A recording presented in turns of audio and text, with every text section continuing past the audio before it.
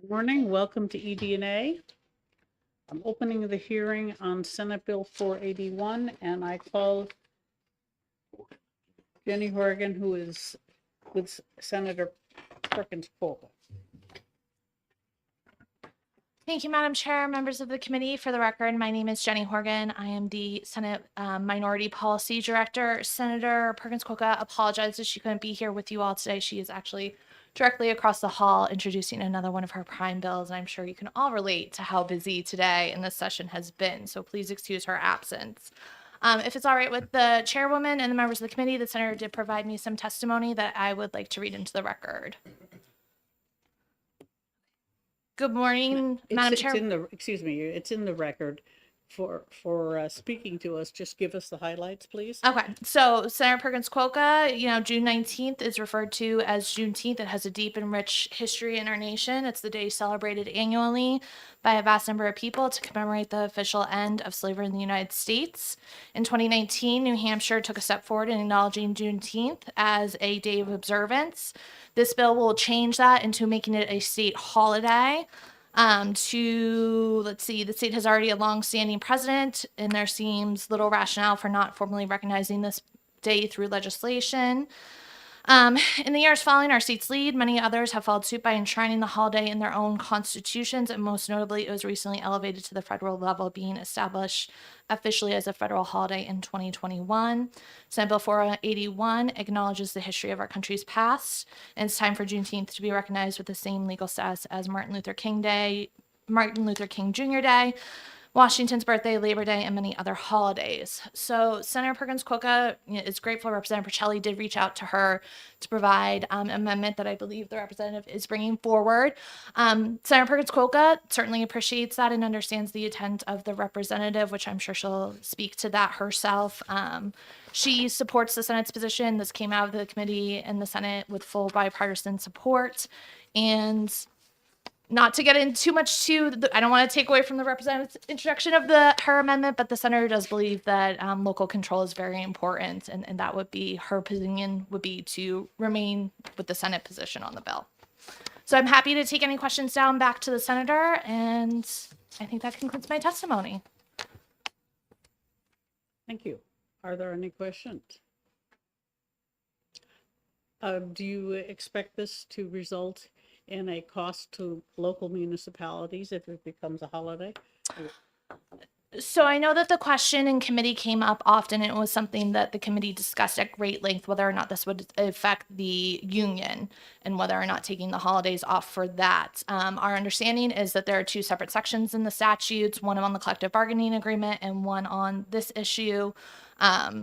So our understanding is that it would not impact the collective bargaining agreement in terms of local. We have not heard from anyone that says that this would impact a cost that I'm aware of, but I'm certainly happy to check back in with the senator and report back to the committee if she has heard any information to that extent. Thank you. Other questions? Okay, thank you very much. Thank you.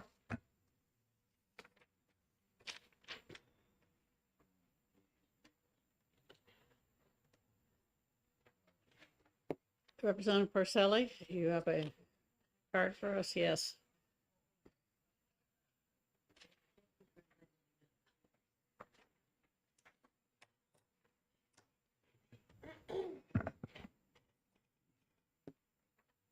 Good morning, everyone. I am Representative Susan Porcelli, Rockingham District 19. I represent Hampton Falls and Kensington.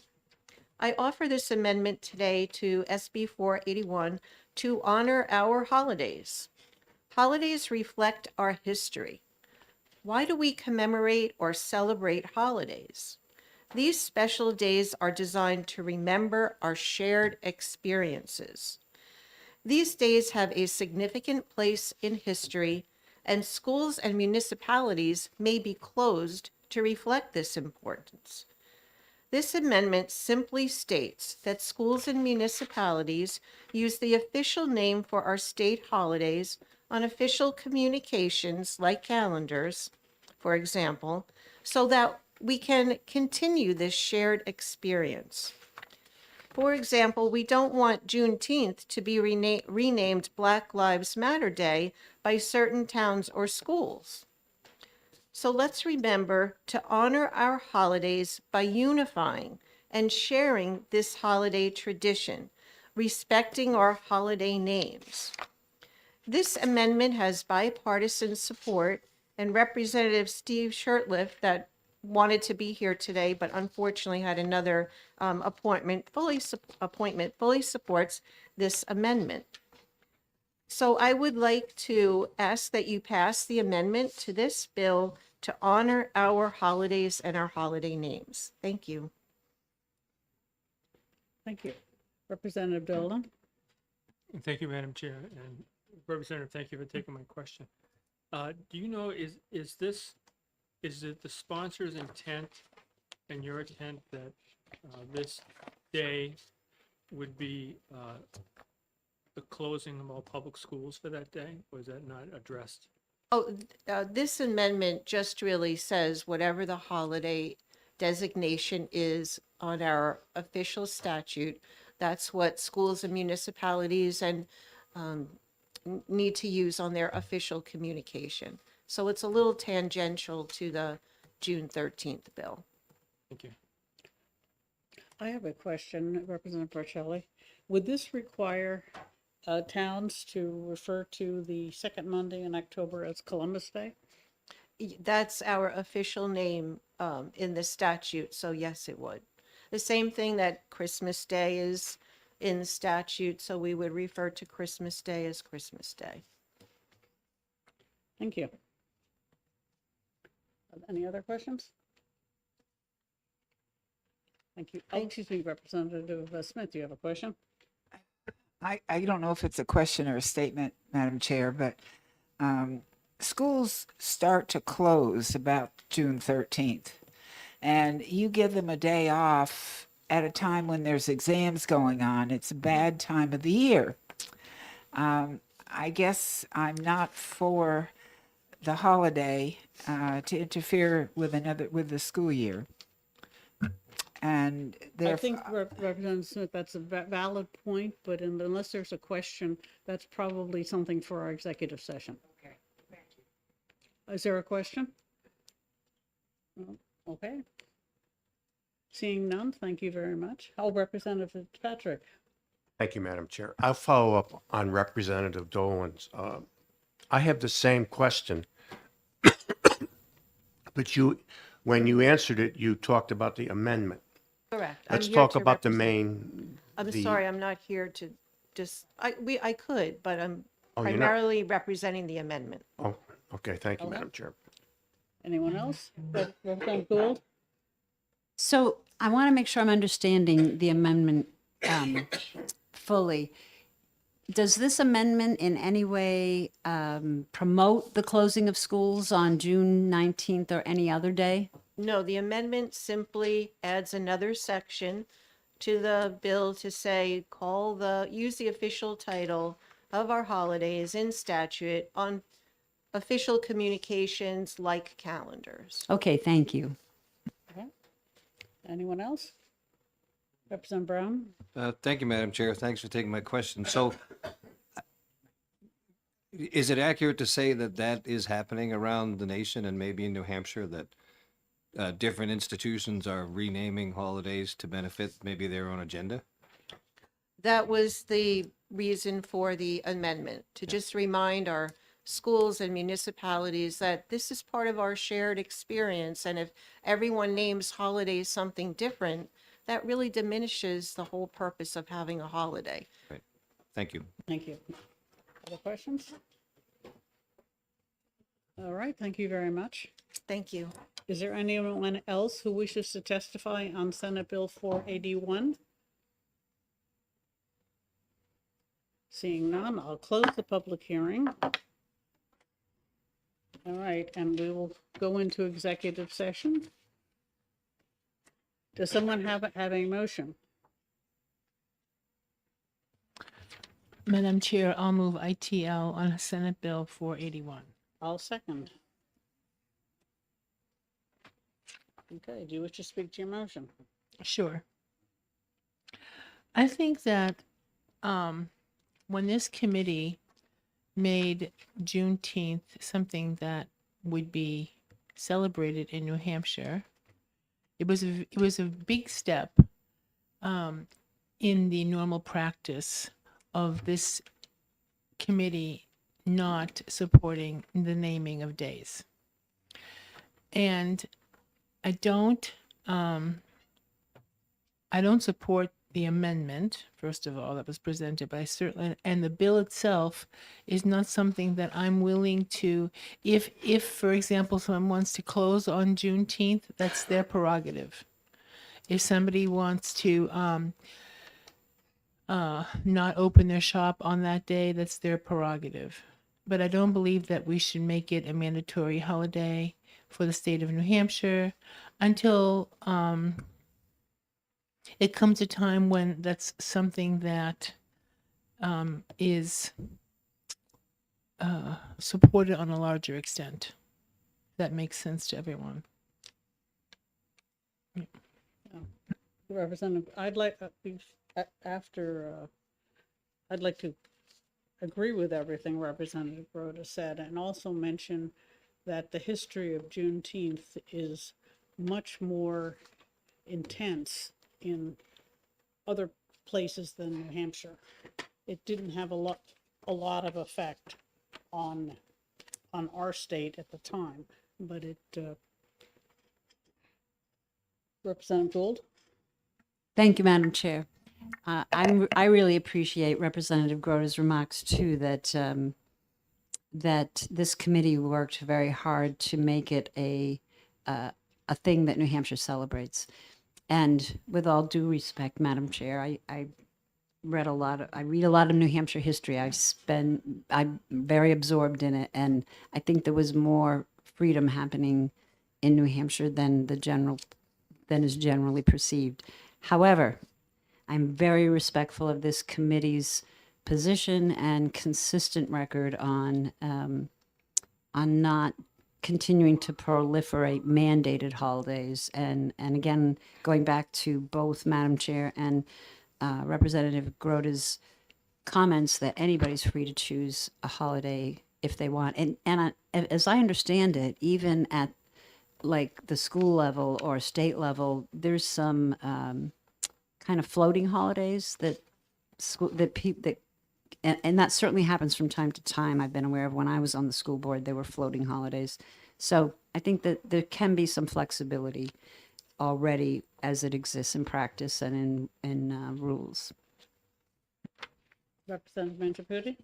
Thank you, Madam Chair. Sorry to come in late, but my 2 cents is I think Juneteenth holiday, how many other states at the school level, and I know in Massachusetts it's a holiday, and it moves the last day of school by 1 day because I know my spouse works in that. So, but that is one of the things that they've acknowledged, just like New Hampshire was the last to adopt Civil Liberty Day or Martin Luther King Day as a holiday. At least I'm glad that we acknowledge Juneteenth as a day of recognizing the contribution the African American or Black community have done in the history. And this is something to look at down the line. I respect the committee's due diligence on how it's done, but it's to be coming down the line. I just would like to see how many other states acknowledge it already. All right, thank you. Representative Dolan and then Shira? Thank you, Madam Chair.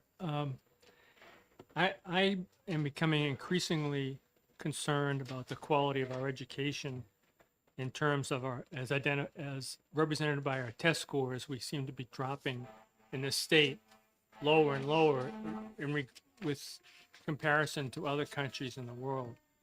So if this gets translated into another day off from school, and I'm not saying that it would, but if it does, then it's going to continue to hurt, I think, our kids' ability to demonstrate their educational prowess. So feedback I would give back to the Senate on this is that if somewhere in the legislation it should be, I would recommend it be acknowledged that if this results in a day off from school, that the school departments around the state ought to consider swapping some other day. So maybe they take a day from the April vacation week or the February vacation week, so that in total, the students don't lose a day. It just gets swapped out. And that way our education may be preserved in the total number of hours in front of their teachers.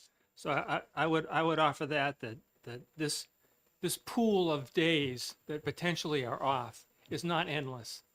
And I think we need to take a stand and say that the children's education comes first, and the memory of whatever we're celebrating, whatever holiday it might be, is comes second. And that so I would encourage the sponsors of this bill to give that some thought to how they would want to implement something like this. Thank you, Representative Schuett. Thank you, Madam Chair. Mindful of what Representative Dolan was just saying, I'm also aware that by putting into that part of the statute, we would create the conundrum as to whether state employees should have that day off and whether they'd have to swap that out for another day because the number of days they are allowed has been limited. And due to the fact that the state did already chapter this as an annual celebration, I think I'm not quite ready to take this step. So I will be voting for ITL also. Thank you. Representative Smith. Madam Chair, thank you. I think that some of the holidays that we have could be like St. Patrick's Day, a great celebration for whatever the holiday is, but it does not close municipal offices. Schools are not closed. Everything is open. It's just those that want to celebrate can celebrate. And I think maybe this is another example of the same type of holiday. Acknowledge it, certainly, and even talk about it in the schools and newspapers, articles, or whatever, but not close the municipal offices, schools, whatever. That's my 2 cents. All right, thank you. Representative Simon. Thank you, Madam Chair. Just one last angle on this conversation, because I do think that the point of contention is just on the closing down of municipal offices, state offices, and things of that nature. The more that we do that, I think we underappreciate sometimes the effect that has on the working public and businesses that usually have to continue working those holidays because they can't afford to close down. And they're the ones actually paying the taxes that pay for the people who are now getting another paid day off to celebrate a holiday that they're not able to. And, in the retail world, that weighs on you a little bit after a while. And so I agree. I think that the celebration being in the public eye, people appreciating the day for what it is and celebrating the day for what it is, but not furthering the disparity really between the government's ability to take another day off when the rest of the public pretty much has to continue working because they can't afford to close another day of business. So for that reason, I'll also be voting ITL. Anyone else? Representative Brown? Thank you, Madam Chair. Just kind of following up on Representative Grota, as a former state employee, so you're probably sick of me saying that, but I would guess that if the union discovered there was another official holiday, they would try to add that to the list of the 10,000 state employees' days off. I don't know if there's a limit on the number of those they can actually have, but I would agree with Representative Simon that we want to minimize the closure of our state offices and town offices as much as we can. There's enough federal holidays that we notice only because we don't get mail delivered that day. Yeah, right. And follow up Follow up? on the history. So looking at the law now, I'm guessing you're talking about 2019, the governmental issue proclamation calling for the proper observance. Do we know what that means? I'm sure some of you know what proper observance means, or am I thinking too hard? Well, it was the day that Juneteenth was the day the Emancipation Proclamation and was spread out and people were notified of it. So it's a day of emancipation. And so we'll see how the schools and other people will be able to celebrate if they're still in session. Representative Nolan? Yeah, thank you, Madam Chair, for recognizing me for an additional comment. If I could amend to the comment I made earlier about the days off of school and the impact to our students, if this does result in a day off from school, then there are endless number of parents that are going to say, I need to take the day off also because I don't want my students home alone. And therefore, there is a somewhat hidden economic impact across the state with parents not going to work or having to take the day off to supervise their children that have the day off. So I just want to add that. Okay. Thank you. Representative Gould? Just briefly, at the risk of my colleague beside me getting upset. Anyway, I wanted to follow up on what Representative Simon said. And I will say that though I've had some brief employment opportunities in kind of official offices, my husband and I have always been self-employed.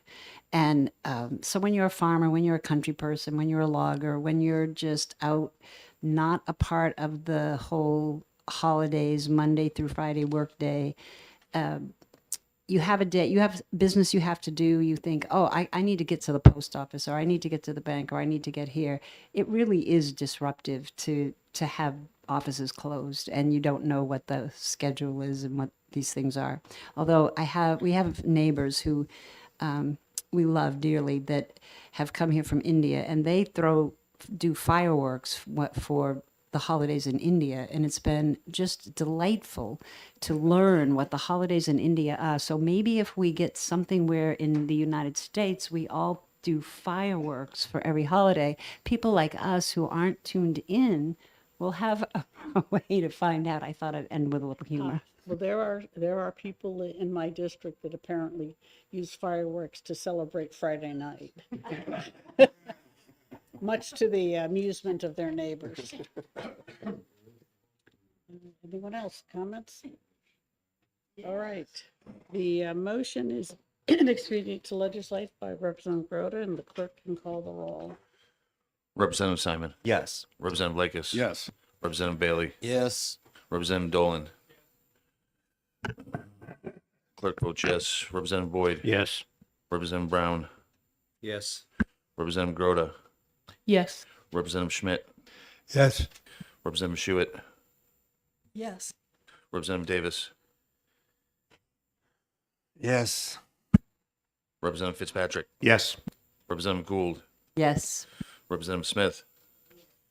Representative Mangiaputi. Yes. And the chair. Yes. 15 yea, 15 yea, 0 nay, sorry. Okay, the motion passes 15-0. Is there any objection to consent? Okay, we'll put it on consent. Correction. It's 16. 16. Oh. 16-0. All right, thank you very much. Okay, we'll put that on consent. And we have 5 minutes before our next hearing.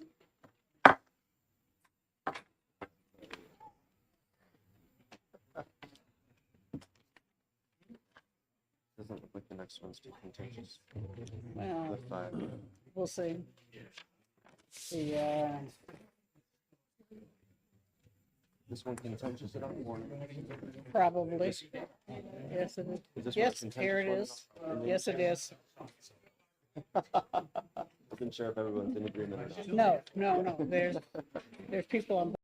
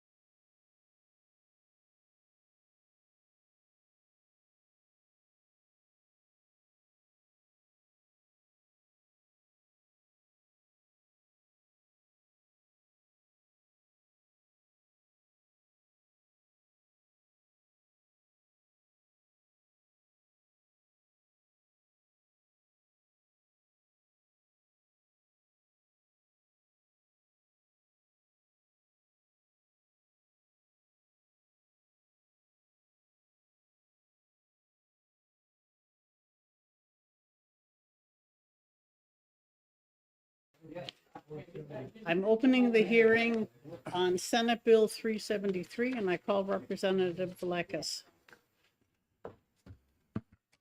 Thank you. For the record, my name is Tony Lekis. I've represented Hillsborough 38, the towns of Litchfield and Hudson. So I'm introducing House Bill 373 relative to the state building code. I'm just introducing it in lieu of anyone else here, and I'm not prepared to answer any questions. Okay, fair enough. Oh, excuse me. You think you were going to introduce it?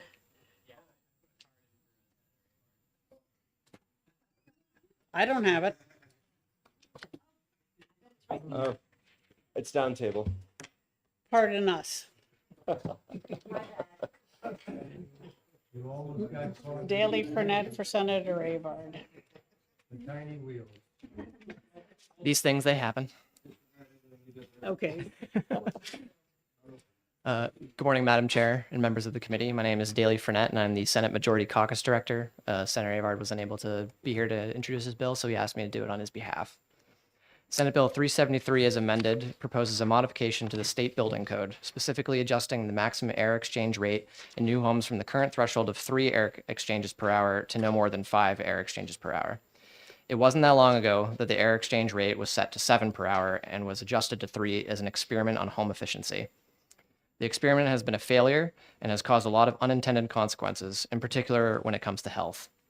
Air exchange is a critical component in maintaining the health, comfort, and safety of home environments.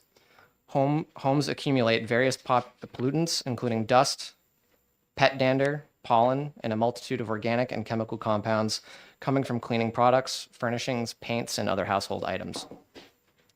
Even routine activities such as cooking, bathing, and indoor drying of clothes can significantly increase indoor moisture levels. Without adequate air exchange, this moisture can contribute to mold growth and structural damage over time.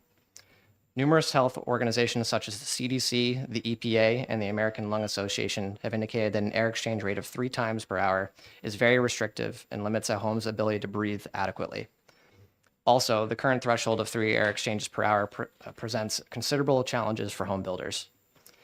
This standard is so difficult to achieve that new homes are routinely failing their exchange tests, meaning that structural modifications may be needed, or more insulation, which increases the cost of home construction and creates more delays.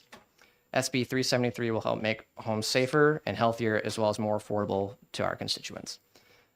Senator Avard asked me to do this on his behalf, but I believe there is some folks here from the Home Builders Association who would be able to better answer any questions that you may have. Thank you. Will not ask any questions.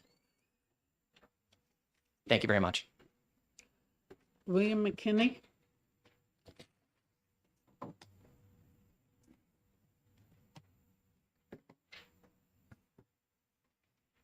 Good morning, Madam Chair and members of the committee. Thank you for allowing me to speak before you today. So the Hampshire Building Officials, I'm Bill McKinney, President of New Hampshire Building Officials Association. So the New Hampshire Building Officials did not support the original version of Senate Bill 373, nor do we support the amended language that we have before us now. Senate Bill 373 proposes to amend the International Energy Conservation Code 2018 edition for only one specific section pertaining to residential dwellings.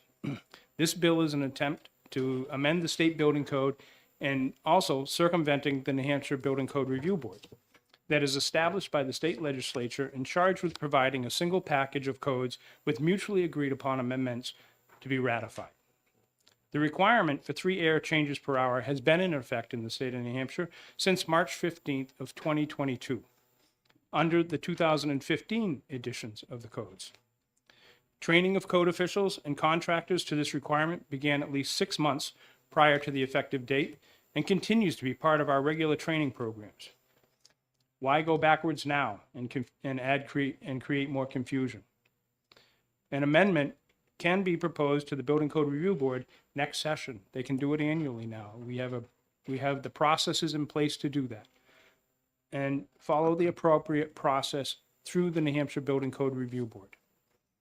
There has been no significant reduction in residential dwellings being built because of 3 air changes per hour. In fact, many communities continue to see increased residential construction to meet the demand for housing. Amending individual code sections through legislation is not wise. This ties the hands of the New Hampshire Building Code Review Board. The amendments are often much more difficult to locate, and as industry standards and codes evolve, conflicts can often arise between what is permitted by the adopted code and what is permitted by statute. New Hampshire Building Officials Association does not support individual amendments to codes through legislation. The New Hampshire Building Code Review Board and their subcommittees spent many months reviewing the package of codes and amendments that is proposed in House Bill 1059, including the 2000 Energy Code. The package was supported by a majority vote of the 17-member Code Review Board. Although not all stakeholders agree with all aspects of the code package that is presented in House Bill 1059, the proposal represents months of stakeholder input at public hearings, work sessions, and compromise to adopt a package of codes that is best for New Hampshire. New Hampshire Building Officials Association asks this committee to not support Senate Bill 373 and to support the codes and amendments the New Hampshire Building Code Review Board has proposed in House Bill 1059. Thank you, and I will welcome any questions. Thank you. Representative Mangiaputi? Thank you, Madam Chair. Thank you for taking my question.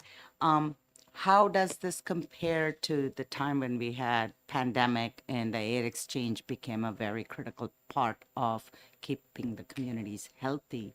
The parts per unit exchange, is this more relaxed or less stringent? I think it improves on the energy code side of it and giving better benefits to the building owners, the homeowners. Again, less air exchanges an hour could result in unhealthier air if you don't have proper filtration. Thank you. I have a question. Is this 5 air changes per hour? Yes, is what they're proposing. And okay, and that is with whatever ventilation is established in the building, Correct. so that if you have air vents or fans or air heat recovery air exchangers, that is part of the baseline that you use when you're testing to see if you meet 3. Correct. Okay. Thank you. Representative Schmidt. Thank you, Madam Chair. Morning, Bill. So I've gotten a number of communications from builders and so forth and so on, talking about the science that too many buildings that are too tight are unhealthy. It promotes the development of mold and so forth and so on. Now, obviously, every exchange in the wintertime is mixed pickles, right? Win some, lose some, because you get better air. You're also paying for heating the outside instead of the inside of your house.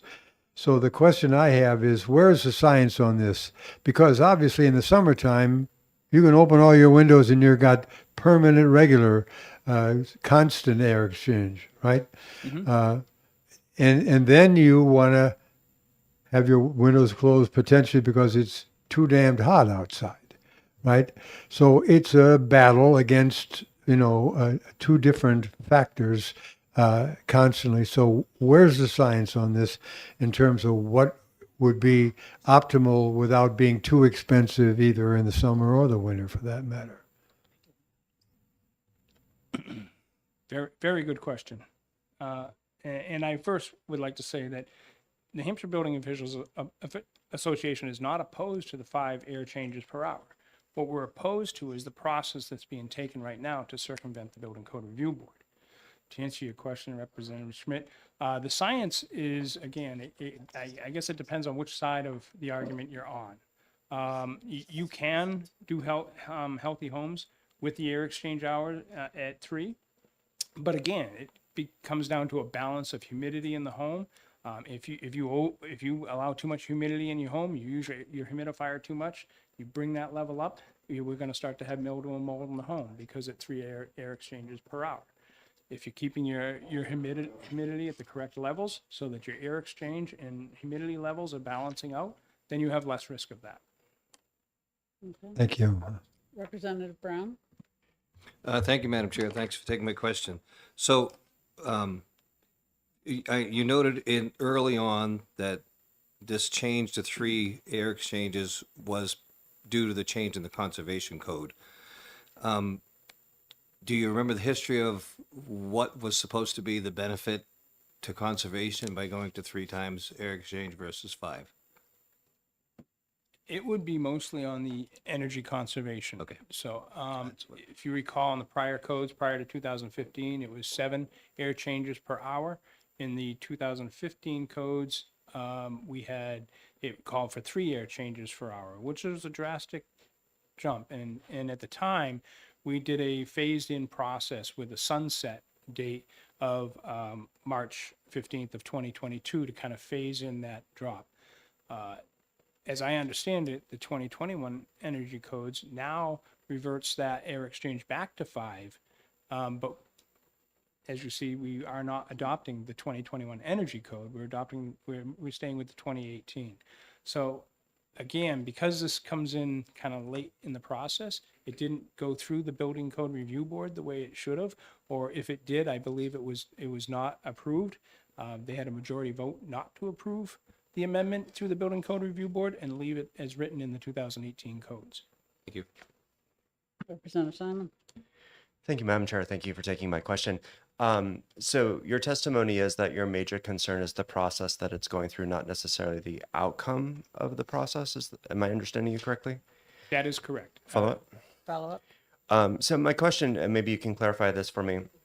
The way that the system is set up presently, was it not put in place that way to assist the legislature in doing the job of adopting code? And that even though the Building Code Review Board goes through their process every single time, that code still has to come to us for our ultimate review and adoption. And at that time, we could change whatever we wanted to at that point. That's my understanding of it. So how would this be any different than that?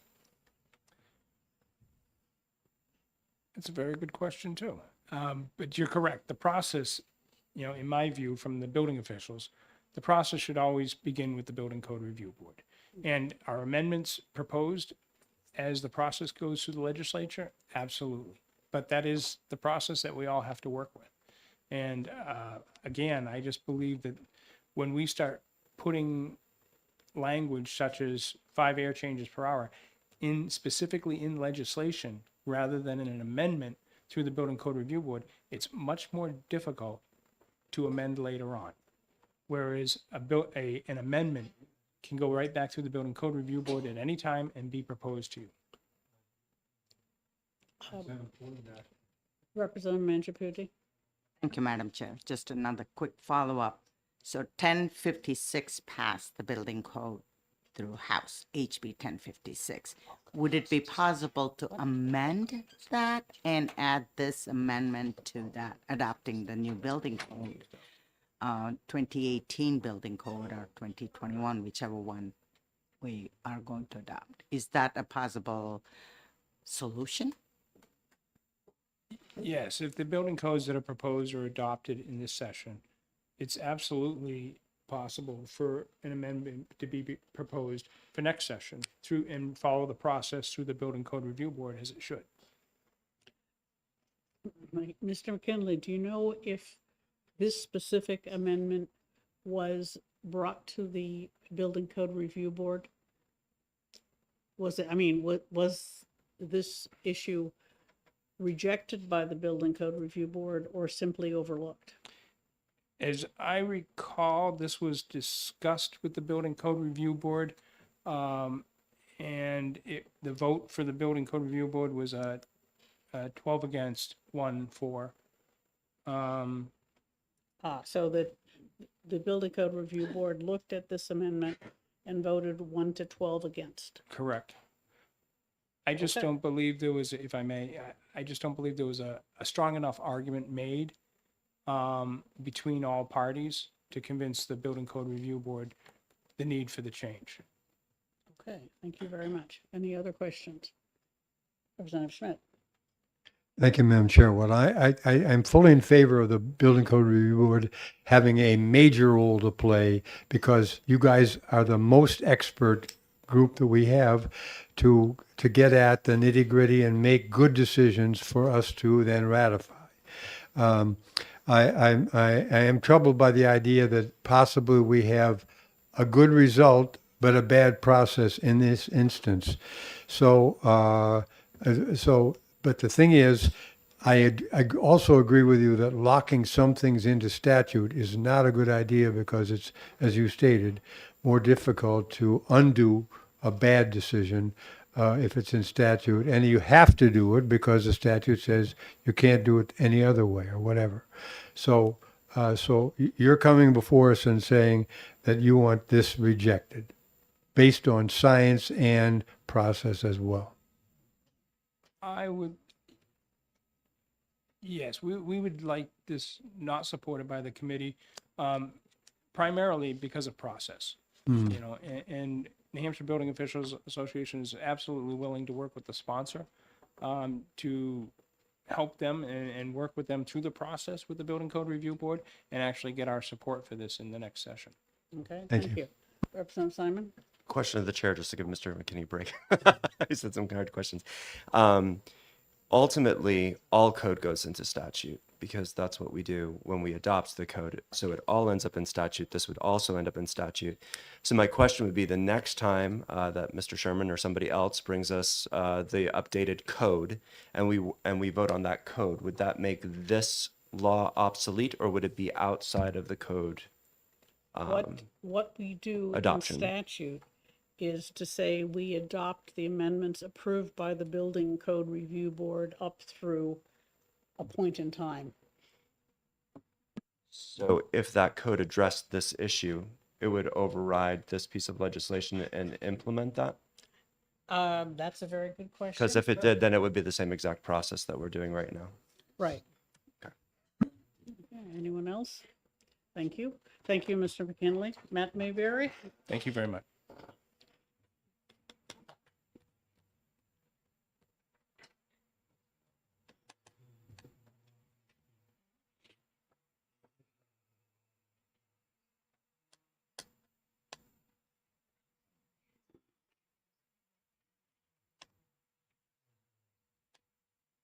Good morning still. There we go, start again.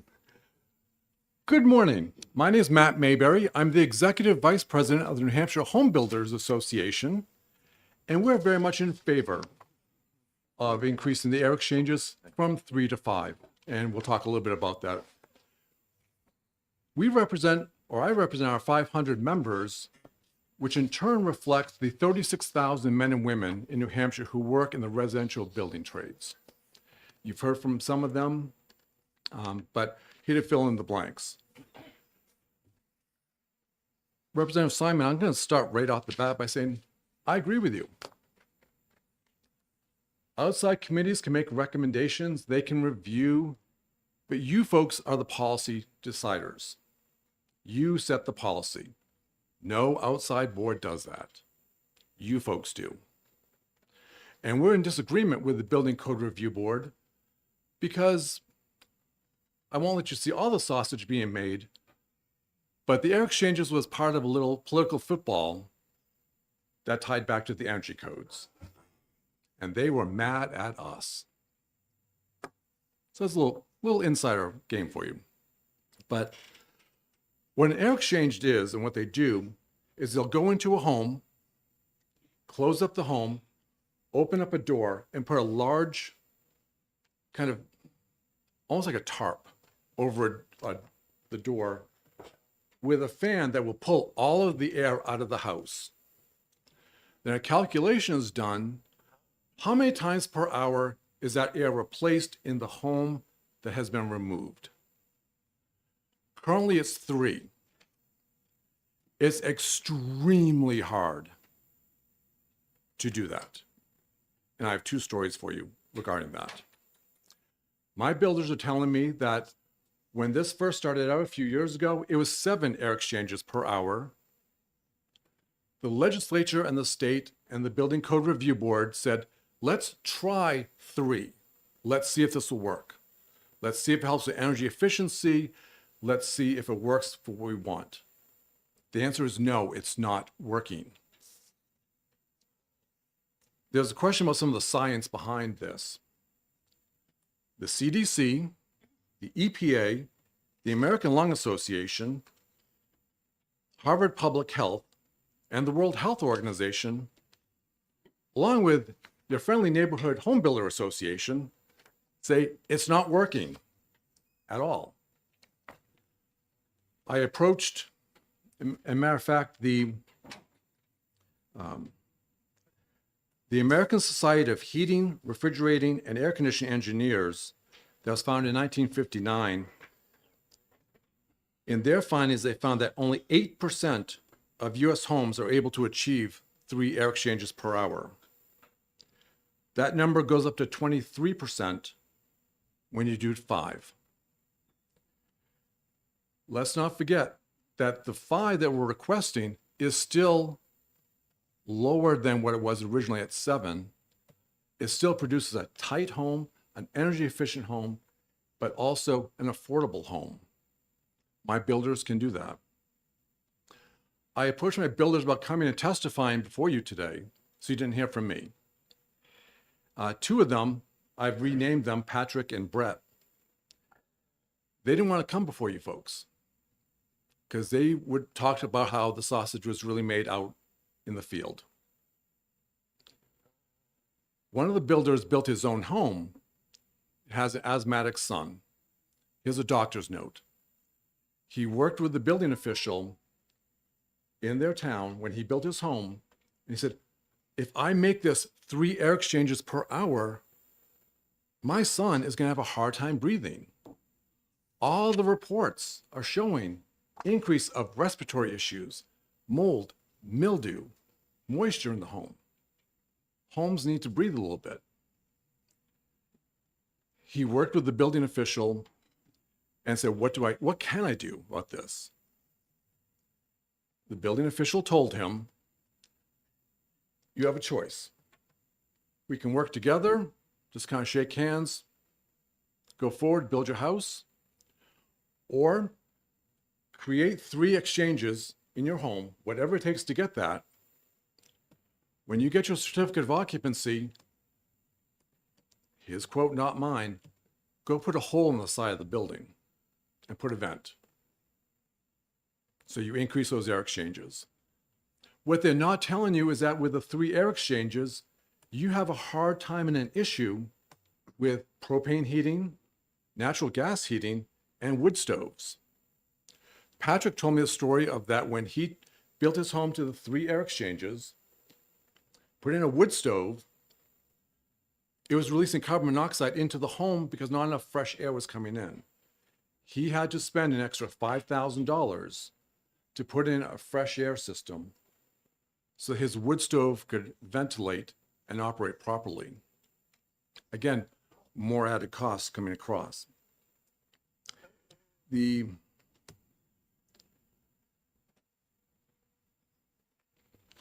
hate when I lose my train of thought. Sorry. But ladies and gentlemen, what we're asking you to do is please compromise on 5 air exchanges per hour.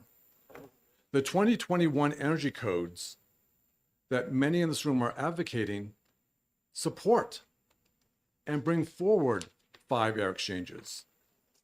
Even the IECC said that 3 was too tight. So this does have an impact. We're willing to work with everyone. Representative, you are very correct that when it goes into statute, it gets looped into the next time we change the codes. It just gets picked up within there. You folks are the policy deciders, not a review board. And I'll take any questions. Thank you. Are there questions? Representative Goley. Thank you, Madam Chair. and Thank you for taking questions. Can you tell me when this issue was brought before the Building Code Review Board? About a year ago, maybe a year and a half ago or so. And it hasn't been brought forward in between that time frame of a year and a half ago and now? I think it first came forward as the home builders expressed concern that they can't meet these 3 air exchanges and asked us to bring it forward through the Building Code Review Board in this latest update to the, what is possibly potentially the 2021 Building Code. So it was brought to my attention about a year, maybe a year and a half ago, Representative. Then we did an amendment that was brought forward to the Building Code Review Board. All Follow-up. right, because I'm just have an issue with bypassing a process we've set here in the state and going before the Building Code Review Board. And I understand the issues you're having, and I feel for that because I think 3 exchanges isn't enough. But since the time frame of the 3 and understanding that 5's in the 2021, I would hope that you folks can get this settled within the next year through the correct process that we have set, instead of coming here to the legislature for something like this. Because I And the question is? would you be willing to do that? Of course, the New Hampshire Home Builders Association brought forward to the Building Code Review Board, I think it was 5 or 6 amendments that we would like to see within the building code. When the home builders came out, and I will just be direct, when the home builders came out against the 2021 Energy Code, there were a lot of folks on the Building Code Review Board who were pretty cranky about that. And so the 12-1, the 1 was the home builder member, because we get 1 seat on there. The architects, the engineers, and all the others who really wanted the 21 energy codes, they were pretty mad at me. So I won't say it's retribution, but it's kind of coincidental. We come out against the 21 energy code, and every single idea the home builders brought forward was denied. Thank you for explaining the sausage. Representative Brown. Thank you, Madam Chair, and thanks for taking my question. So if only 8% across the nation can achieve this, what happens to the builders in New Hampshire? What happens if you don't achieve this? If you can't achieve 3, then what happens to the buyer, the builder, and the owner? They spend more money closing up the house again and again and again until they can get 2, 3. This was a nationwide survey, but in New Hampshire, what I've heard from my builders is they're doing things such as before the blower door test, they're not installing carpet because, as you know, in a forced-side air system, just the pile of the carpet pushes up the vent so air can come back in. So they're not putting in the carpet, going on to subfloor, doing their blower door test. Okay, now we can go put the carpet in. What's happening, Representative, is you're having, from what I've been told, they're doing what they need to do to get to number 3. When they get their certificate, then they do what they need to do to finish the home. Thank you. Follow-up, if I may? 1 follow-up, yes. Thank you. How much does it cost? So every time they rework the house, they have to pay for a test again, or do the contractors do that themselves or hire that out? And what does that cost? They're saying it's adding about $3,000 for every missed test. Representative Mangiapudi. Thank you, Madam Chair. I'm just having a hard time wrapping my head around. On one hand, it's the safety, well-being, health of the individuals living or working in a building. That is why the code is to help a healthy living condition. On the other hand, you're telling me that the home builders are versus home builders association, or building code association, there's a friction. So who's suffering at the end of the day? Is the granite staters who are building. And so how is the builders association doing what they're doing to help their customers to say, your healthy living is important, and how can we work? Isn't that the part of the builder? And, you know, there's a code, and isn't that part of the role that you play? Yes, ma'am. And that's why I'm here. We're representing those home buyers who are having potentially respiratory issues, who have children who are asthmatic, who having issues with heating the home how they choose to, be it propane, natural gas, or wood, or any combination thereof, and electric. So you're correct. We're here because we will build the homes to code. And if we have to get it to 3 air exchanges per hour, then they will. But then they could be telling the consumer, when you go in the house, kind of like your mom did all those years ago, she was correct, open up a window. So any energy savings is literally going out the window now because you're trying to get some air in there. There was a project in which federal money was involved. It was for low-income housing.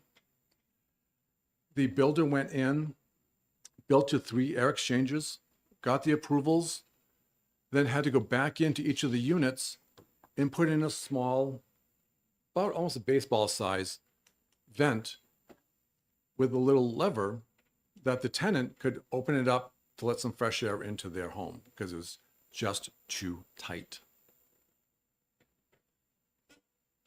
Thank you. Representative Broda has a question. So the 5 exchange is part of the 2021 Energy Code? Yes. Follow up? Follow up. And is there any other part of the code that you were willing to adopt? We have to look at it more, ma'am. I don't have it. I wasn't prepared to answer that question today, but when we talked about the 2018 versus 21 energy codes, the Home Builder Association had asked, we're willing to compromise on that 21 energy code. And we were informed 3 times, all or nothing. I asked. There are some things we like the air exchange. And that's why we kind of waited. That's what we went outside the process.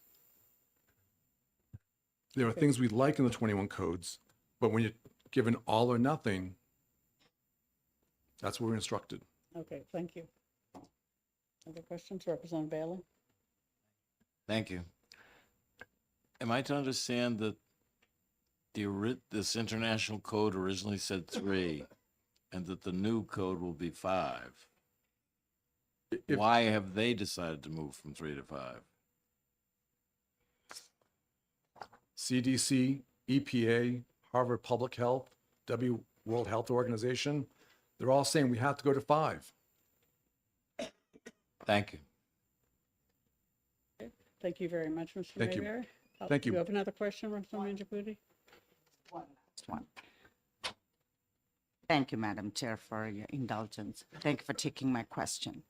In terms of 2021 building code, which Builders Association totally opposed the energy code, wasn't part of the climate change, the World Health, all those supported that too in terms of energy code. So how is that different now, just one piece of it? Anywhere between $20,000 and $94,000 made the difference in that. Because yes, we liked aspects of the 21 energy codes, but not things that would cost the consumer and place consumer debt onto the backs of home buyers between $20,000 and $94,000, depending if Appendix A was adopted by the state or municipalities or not. So Representative, I agree with you. We found things we liked. We found things we wanted to do, but we were instructed is in order to get the federal money, as some people have wanted, it was all or nothing, no changes. Thank you. Sorry. Thank you for your testimony. Thank you, Madam Chair. Thank you, committee. Philip Sherman?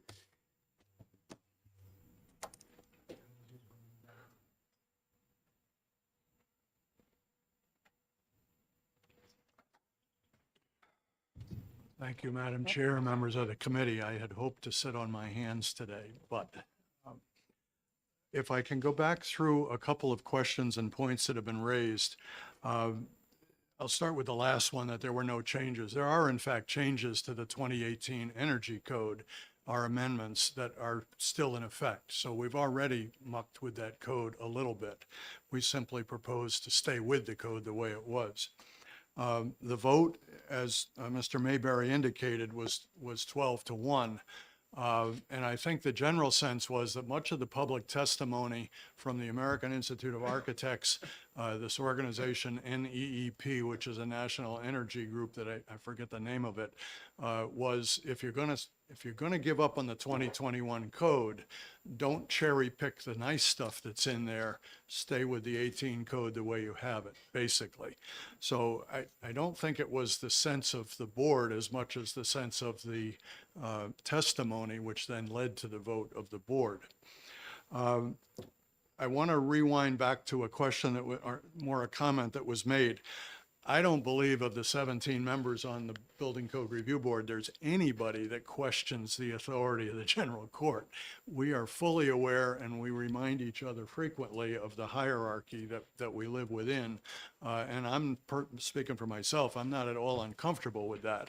I don't need bureaucrats, call it, writing rules without the public's representatives having a very loud say-so. However, if I can put words in my own mouth, I would hope that the general court's view of what we do is to sort of reserve the right for a veto rather than to write the stuff themselves. This does come through a model code process and then massaged by the people on the Building Code Review Board with the expertise to deal with this, and then to the general court, just to make sure that we're not getting out of line. Now, let me get to one other point, and then I'll focus on the problem and maybe offer a solution. The other question was whether this amends the 2018 code, and the answer is yes. The way this is written, we're required to write an amendment to the 2018 IECC. So if in some point in the future, the 28 code is not the state energy code anymore, we'll still be writing amendments to some code that doesn't matter, and this bill would need to be relooked at and fiddled with at that point. Now, my proposed solution, and I don't know if it fits in with the general court schedule, we have a meeting coming up in May. We have another meeting coming up on June 14th. We would have the ability, if the home builders so chose, for them to resubmit that amendment at our May meeting. We could have the public hearing and vote on the 14th of June. It would require, once again, changing the date in HB 1059. It's 1059, not 1056, to June 14th. We're already in need of changing it to May anyway. So the only question is whether that leaves you all and all the other people that come into the mix enough time to deal with that. And at that point, I guess somebody could decide to just pass this bill if we deny it again, or get rid of the bill if we approve that amendment. I do think, I have a copy of the amendment that was submitted, and the justification consisted of 3 words: reduction in requirements. The testimony at the public hearing was heavily in favor of staying with the 2018 code. Given what Mr. Mayberry testified this morning, they may want to add more to that or bring in others to inform the board more than we were informed the first time. So I don't know if that works, but that would be one way to get out of this jam. Thank you. Are there any questions? Representative Lekis and then Gola. Thank you. So I'm trying to, I'd like to know what the justification is for just deciding that you're not going to cherry pick it from, it's not clear what the reason is. I thought the purpose of the board was to make judgment calls, and it would seem like if there are good things in the new code, why wouldn't the board consider accepting them? It sounds like it was just rejected for offhand, almost, if what I heard is the case. We, as you, as everybody else, are trying to find a balance between one part of society that thinks the more regulations on energy, the better, and other parts that are saying it costs too much, it impacts housing, and all the other things that go into the mix. So I don't believe that it was a shoot from the hip decision at all, but this was worked out over many, many sessions, and the premise started with writing lots of amendments to the 2021 code in order to make it sort of equal to 2018 code. That resulted, I think, in 54 additional amendments that were needed to our process. It was going to just break the back of the process. So the decision was to just stay with the 2018 code. But at that point, that side of the argument, if you will, had already gotten the majority of what they wanted. So I think there were people on the board that just said, you know, you've got that much. We're still trying to find some kind of a, it's never going to be a consensus, but at least some meeting in the middle here.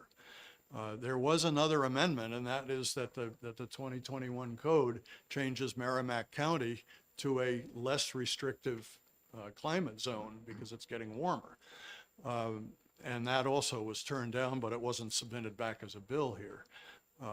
So, yeah, we could write our own energy code and sort of start from scratch, but that's not how New Hampshire has done it to this point. All right, thank you. I'm shocked to hear that the Building Code Review Board is a political body. Representative Goldie. Thank you, Madam Chair. And just a quick, because I saw you nod your head when I asked about the change from the 7 exchanges to the 3 when that was made, and if you could just go over that time frame and how long the 3 exchanges has been in place. So I looked that up this morning before I came, just so I had it with me. The 2009 series of international codes came into effect in April of 2010 in New Hampshire. That set the 7 air changes. I didn't look at what happened before that. 2015, for those of you who are around, remember, was a bit of a tussle getting those codes accepted. Is that putting it politely enough? And that resulted in a series of amendments that were deferred, and they triggered on March of 2022. So on March of 2022, we're on the 15 code, still was amended to 7, and then it reverted to the base code in March of 22 to 3. Then when we came to the 18 code in July of 2022, it still was 3. So this 3 air change requirement has been in effect in New Hampshire since March of 2022, 2 years. The model code has reverted. It went from 7, then it went to 3 for a couple of additions. Now it's going to 5. So somebody out there thinks that there's a problem with the 3. I'm not here to speak about the science. Everybody seems to have their own science on these things, but somebody at the model code level thinks that 5 is a better number than 3. So as with Bill McKinney, I'm here more talking about the process. I think Representative Schmidt put it well. It's perhaps a good answer with a bad process, or a less desirable process. Let's put it that way. Thank you. Any other questions? Representative Simon? Thank you, Madam Chair. I'm in agreement in that I want to be careful how we proceed with process, because what we don't want is 25 amendments coming to this committee, all asking to override the decision of the review board. And we'll have 2 already this year, the 21 Energy Code and then this request here. However, I want to be able to balance that with not just becoming a rubber stamp for the Building Code Review Board, where we don't take up anything that's contradictory to the board's findings, because that's not our job. Our job is to actually review what you've done and make a sound decision on it. So I am still struggling, and there's a question, I promise. I am still struggling to find that balance in this situation where somebody didn't like it and we've been asked to pick it up. You have mentioned potentially going back to the Building Code Review Board with an amendment to address this issue. But where in that process would fit the idea that, well, this is just what the legislative body wants to do, whether the Building Code Review Board wants it done that way or not. So if you go back and you have the conversation and the Building Code Review Board decides that they don't want to do this, but the legislative body decides that it does, or vice versa, what's the benefit then at that point of going back to you for the process? I'm trying to balance those things and figure that out. The benefit would only be the chance that the Building Code Review Board would change their mind and approve this amendment. It would be a resubmittal of the amendment that was previously submitted in August of last year with better backup justification. One quick follow-up.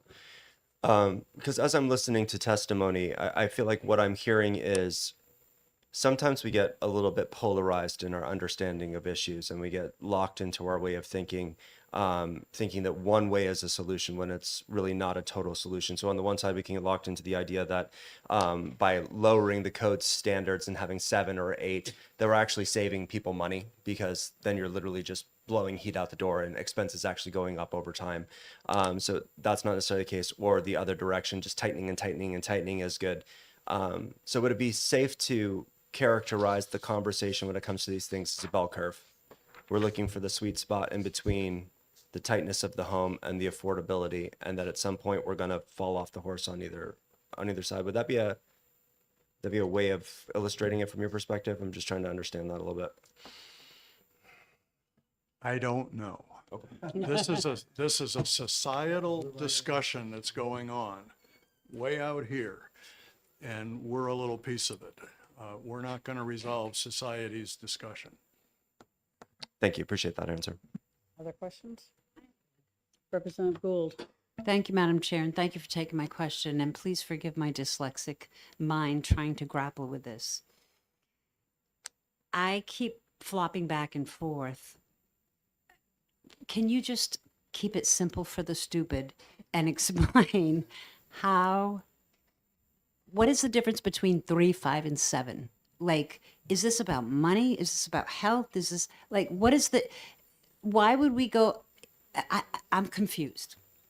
In answer to the first part of your question, I don't know if I can keep it simple, but I'll try. This is a leakage test. It's like blowing up a balloon. They put a fan in the door and they pressurize the building and they see how much air leaks out. And I understood that part. So more air leaking out means you can have more cracks, for instance. Let's just call it that, more leaks. Less air means you've got to construct it tighter. So all of that goes into I don't know how many different pieces there are in a typical house, but it's got to be 7 figures by nails and 2x4s and this. All these things have to come together. Old windows, cracks where the walls much more meet. sealing, and as Mr. Mayberry indicated, that the mechanics of actually doing the test. I keep hearing about the HVAC, the air conditioning vents under the kitchen cabinet or the bathroom cabinet. Those are a problem. It increases the amount of detail work that a contractor has to do to seal up this house. Not to be rude, but Madam, can I follow up to help clarify? What I'm trying to understand is the numbers. My dyslexia is with numbers. 3, 5, and 7. What's better? What's worse? Why is there a Depends on difference? what your criteria is. The tighter the house is, the less energy you will need to heat or cool it. So that you want to have as little air leakage as possible to minimize the amount of energy.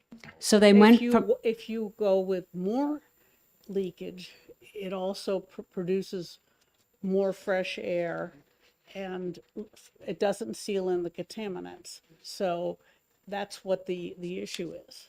Lower is a better number, is a tighter number. If it was 0, there would be no leakage at all. So can I just state So go on. to try to understand clearly? So we had 7, which meant fresher air, but more energy leakage. And that's where we're getting into the political bigger. And then we went down to 5, and then we went down to 3. But now at 3, though it's doing the energy thing, maybe that some purists, whatever you want to say, like, it's causing some health issues. So that's bringing in some, and you're all caught in the middle of all that controversy. And that's why we're being asked to look at this. We went from 7 to 3, and then the model codes and this proposed bill go back to 5. Okay. I don't know why the model code changed that. Some of it may have been health arguments, the CDC weighs in there somewhere, and some of it may be constructability arguments. Representative Schmidt, you have a question? Thank you, Madam Chair. So I empathize with everybody here because life is a confusing series of successive approximations, as we used to say. In music, we're going to sing an approximatura. But how about older buildings? Because most of the housing and buildings have been there for a long time. My home, my building has been there for over 100 years. And so to the degree that we are, you can thank all of us, we're here heating the outdoors in the wintertime, and we're cooling the outdoors in the summertime. But where are they? Are older buildings inherently more friendly to the health of the occupant, but more unfriendly to their pocketbook?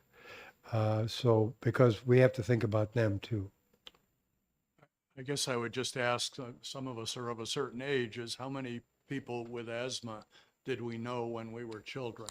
Not that many. In terms of existing buildings, though, again, the energy code doesn't come into play at all until you do a project, till you alter it, change the occupancy or whatever. And at that point, basically, what you do by the new code. So I Right. replace a window or whatever it is. And there are some significant exceptions in the energy code for work in existing buildings.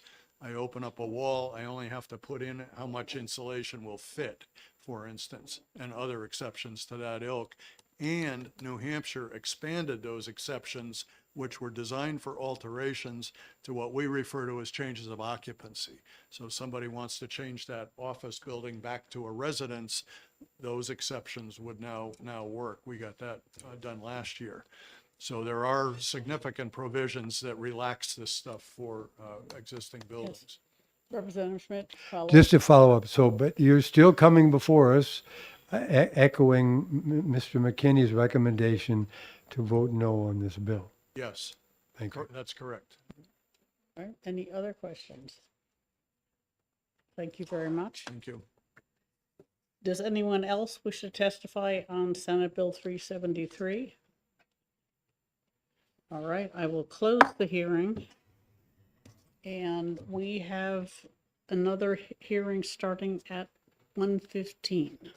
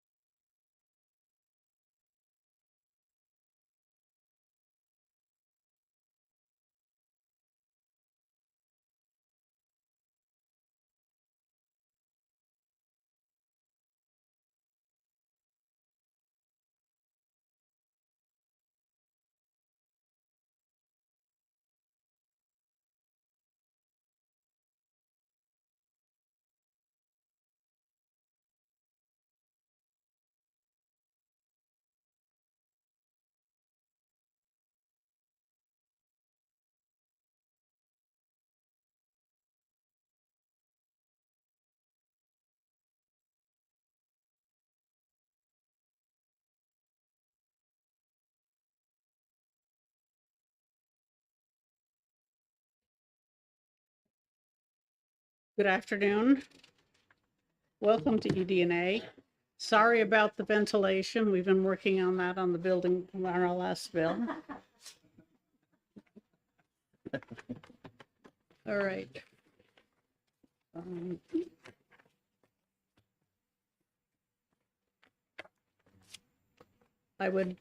We have 4 guests from the Health and Human Services Committee with us today who will be able to give us some more information and possibly ask questions. So I'm opening the hearing on Senate Bill 440, and I call the prime sponsor, Senator Ward.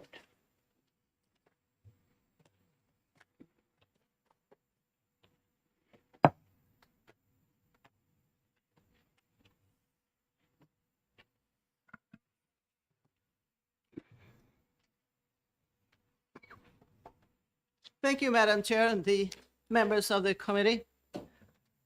Ruth Ward, representing District 8, and I'm here today with the testimony for Senate Bill 440. Doctors of optometry in New Hampshire concurrently practice only what the statute specifically allows. This puts the legislator in the position of making clinical decisions.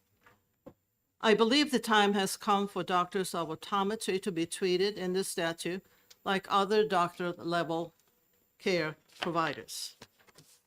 SB 440 does just that. In a nutshell, it authorizes the Board of Optometry to regulate the practice of optometry by determining the qualifications of certain procedures and provides a list of procedures excluded from the practice of optometry.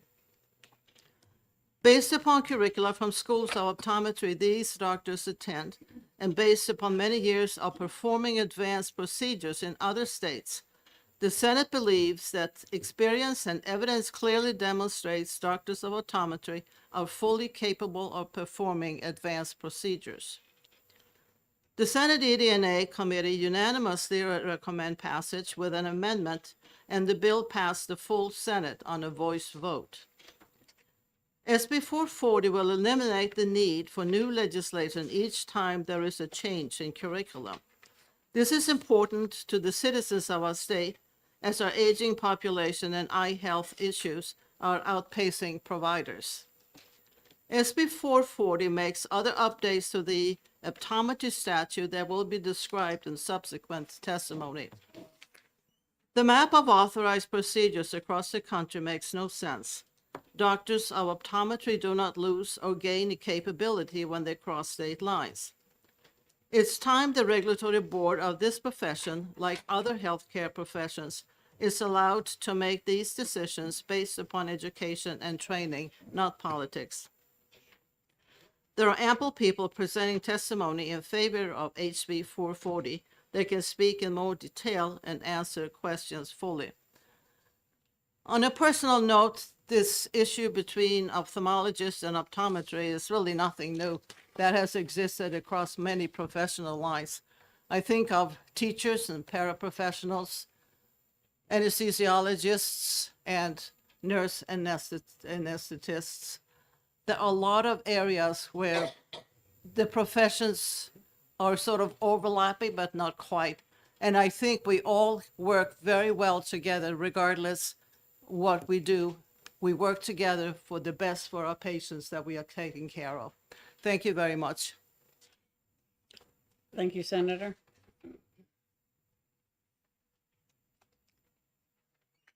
If there are any questions, I think there are people behind me that could better answer them.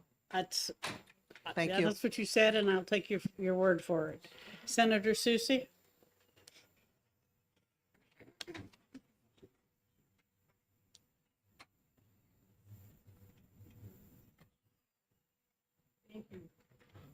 Thank you very much, Madam Chairman, members of the committee. For the record, I'm Donna Susie. I represent Senate District 18, which is the town of Litchfield, and 5 wards in the city of Manchester. And I'm here testifying today in support of Senate Bill 440, a bill that received a great deal of attention in the Senate and a lot of consideration. I'm appearing here for two specific reasons, and I know there are a ton of experts that will get into a lot of the more technical issues that this bill contemplates. But I think the legislation is necessary, and I do think it's long overdue. The medical profession typically governs itself through rules regarding scope of practice. And in this instance, optometry is almost totally defined in statute, making it a lot harder to keep up with advances in science, medicine, and even changes in curriculum that it provided at the university, college level when these practitioners are pursuing their education. There have been a number of things that have been added to their curriculum that are procedures not currently contemplated within the scope of practice by the statute. But I think the other issue for me that is of particular importance is access and access to health care. I think it's something that we are all cognizant of and that we all strive to ensure our constituents have proper access. And in this case, given the ratio of the two professions that we're talking about, I think there are many examples, and some of them you will hear today, where people have had to wait months for referrals to another practitioner, and they have been, suffering with whatever the condition is for a longer period of time. And they're issues that could have been treated by the optometrist at the point that the patient presents. Particularly in rural areas of our state, that is increasingly a problem. It's also a problem in places like where I live in Manchester, a large city that has many practitioners specializing in this field. There are people that are not able to access this critical health care. And your vision is something that is so critically important. I mean, I look around this room, how many folks are wearing glasses? I myself am wearing contact lenses. This is truly important, and the procedures beyond that could easily be treated sooner and closer to someone's home are really, really important. As I said, you're going to hear a lot more specific examples, so I don't want to go on, but the two key issues I think for all of us to consider is one, that we treat this profession a little differently, and also that early treatment in many times for patients will save them both time, money, will also save them from potential discomfort, will also ensure that they have the access to care that we've come to expect and that we hope we can provide in the state of New Hampshire. So with that, I'll conclude my testimony. Happy to answer any questions. As I said, you're going to get a lot more specificity following me. So thank you, Madam Chair. Thank you. Thank you for your testimony. Very good. Representative Porcelli?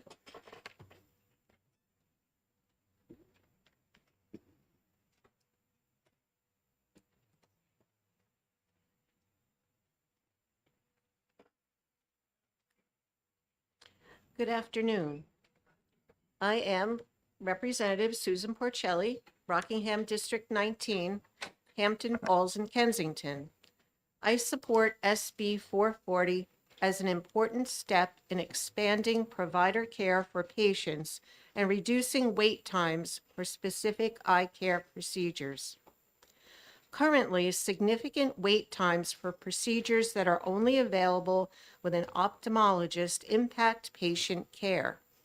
Doctors of optometry are trained to perform many of these procedures in office. All procedures permitted by SB 440 are minor in-office procedures that have been taught in optometry schools for decades and are not advanced eye surgeries. The current optometry statute is outdated, and the statutes should regulate doctors of optometry similar to the way other professions are regulated, which SB 440 does. All other independent doctorate-level medical professions in New Hampshire have board autonomy and are self-regulated. These other doctorate-level professional boards do not need to continue to return to the legislature and this extensive process to update statutes as technology and education advances occur. Doctors wishing to perform these procedures will need to display competency through a process defined by the state regulatory board, as is standard across all healthcare boards in New Hampshire. No doctor will perform such a procedure without extensive education, laboratory learning, and hands-on supervised experience. This bill will update outdated laws and result in decreased costs, improve access to care, and provide patients with much-needed services. On behalf of the professionals of optometry practice, I ask for passage of this bill. Thank you. Thank you. Okay. Thank you. Very good. All right, to all the experts who are going to try and enlighten us on eye surgery in the next few minutes, please respect our time and don't duplicate testimony. We have your written testimony in large quantities, and we do read it. So you need, and please don't read to us that we are all, there's a major test before you can join the eDNA committee, and reading is one of the qualifications. So, so we will start with the Christine Donahue.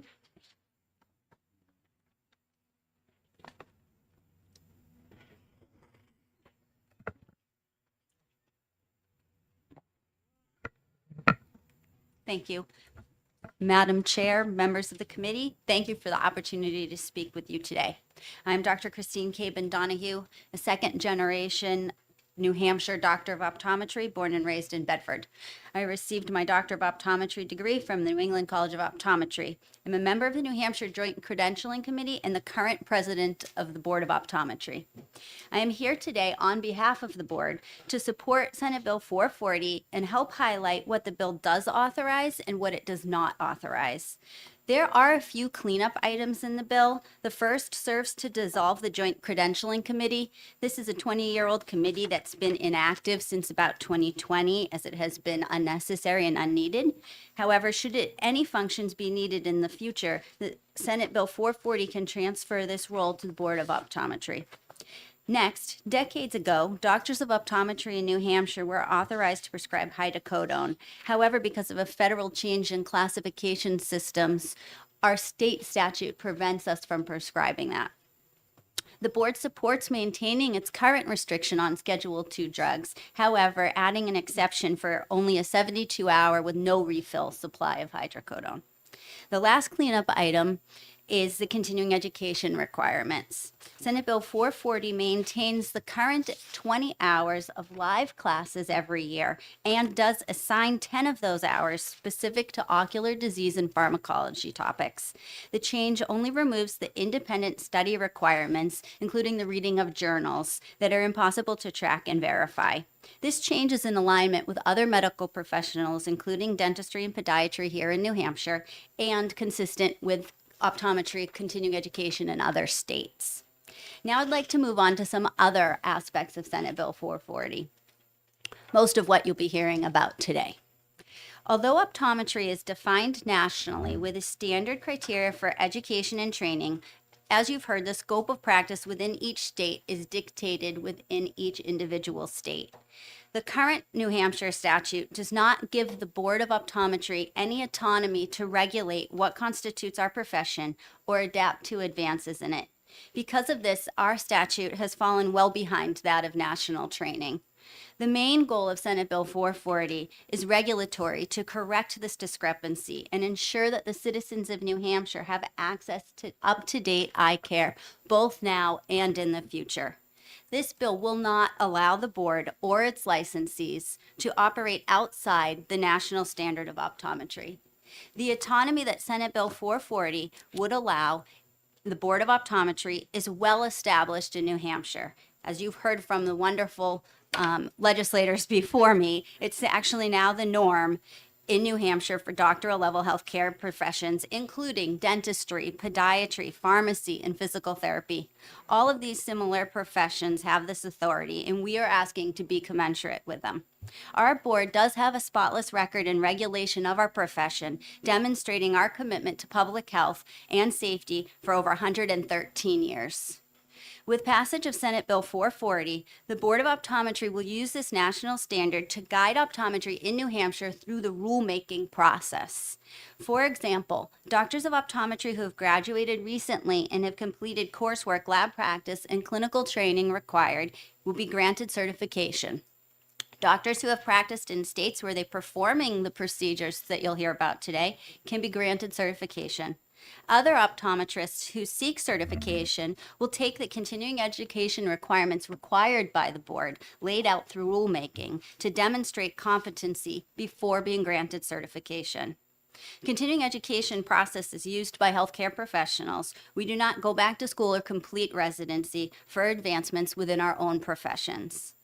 Unfortunately, some colleagues in organized medicine, including ophthalmology, have prioritized a national movement that they call Stop Scope Creep, whose mission is to block any legislation which would advance non-MD healthcare professionals, including not only optometry, but psychology, pharmacy, podiatry, and nurse practitioners, to name a few.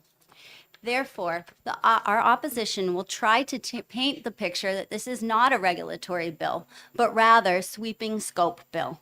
According to our opposition, if you approve this bill, it will automatically allow doctors of optometry to perform ophthalmology's published but inaccurate list of 258 surgical codes. This is not true. Approximately 200 of their presented codes will not be authorized by Senate Bill 440. I have spent hours poring over this document, and I was shocked to see that it was distributed to the legislature and to the public that it is fact. I can assure you, it is not fact. Our bill outlines a robust list of excluded categories. Despite this, the document in question includes dozens of these. Additional inaccuracies are codes related to breaking the nose, removing tumors from the scalp, performing liposuction, and numerous surgeries to remove tissue from one part of the body, place it on another. There are over 30 codes for lesions larger than the eyelid, some larger than the entire face, lesions up to 40 inches in size. We know this is impossible. They know it's impossible, yet they portray it as truth. We did attempt negotiations. We presented 44 codes off their list, asking if any could go unopposed. Their answer, 4 codes, all of which are extensions of current statute and do not offer any compromise or ability to come even remotely close to current optometry school curriculum. We did, however, receive a 41-page response with pictures that you may see here today. Some of these pictures are for procedures that are excluded. Further, some pictures have been left out of the document, including some surgical procedures that doctors of optometry have performed in every state in the country, including New Hampshire, for decades. These procedures do involve the use of some sharp instruments on and around the eye, including needles and ophthalmic drills. Surgical procedures they likely do not want you to realize that we routinely perform safely and effectively. Perhaps this list is a misunderstanding, as they did not go to optometry school and do not have our training. Or perhaps the lists are a calculated effort to scare the public and the legislature, a tactic that has been repeated over the past 40 years when they have opposed every single bill we have put forth. Not surprisingly, here we are again in 2024, them saying the same thing despite optometry's decades of exemplary care to the citizens of New Hampshire. Optometry asks you, as the legislature, to please see through these scare tactics and support Senate Bill 440. Doctors of optometry know what optometry is. Our board knows what optometry is, and the board will regulate our profession logically, methodically, and safely for the citizens of New Hampshire, as we have done successfully for over 113 years. Thank you. Thank you. Yes, Representative Nagel? Thank you, Madam Chair. Thanks for taking my question. You mentioned there's 58 codes now that, 200 and there's 258, but you said that excluded like 200 or something. yeah. And of those 58, what number of those can you do right now in New Hampshire? About 20 off of this procedural code list that they have presented. Leaves approximately 40 up for discussion. Can I ask one more? Follow up. And do you have a list of those for us? We do have a list that we can provide to you. Right, thank you. Yes. Thank you. Representative Schmidt? Thank you, Madam Chair. So I think we need to have these lists, papers, and documents and so forth as quickly as possible.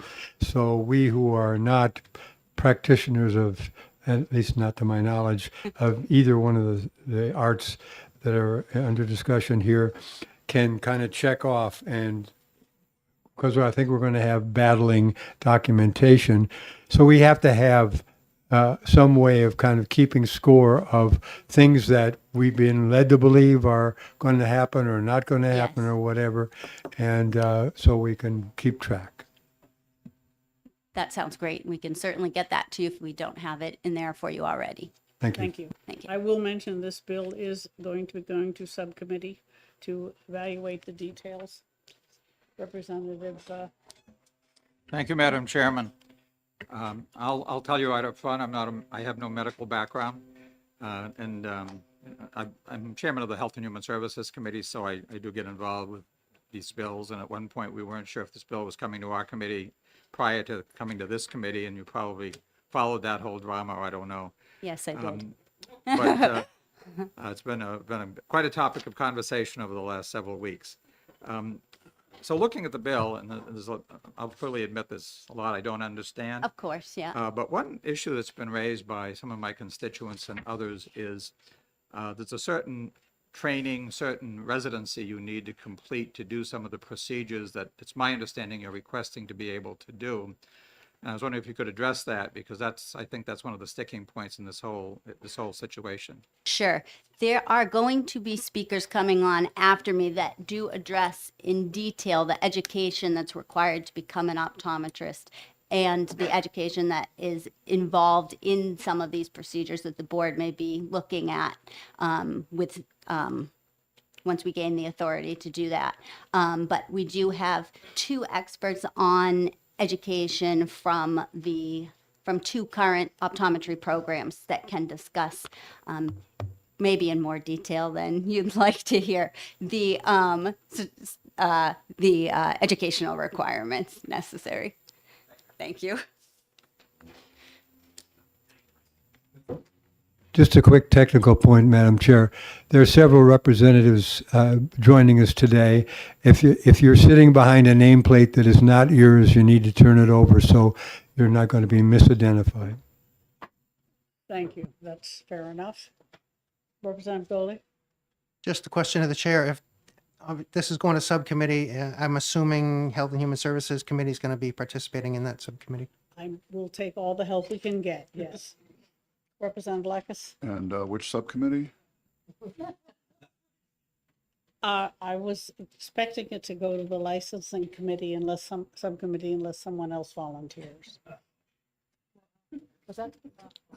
Yes, you will get a great deal of help on this one. Not that we need it. All right. Christine Morse?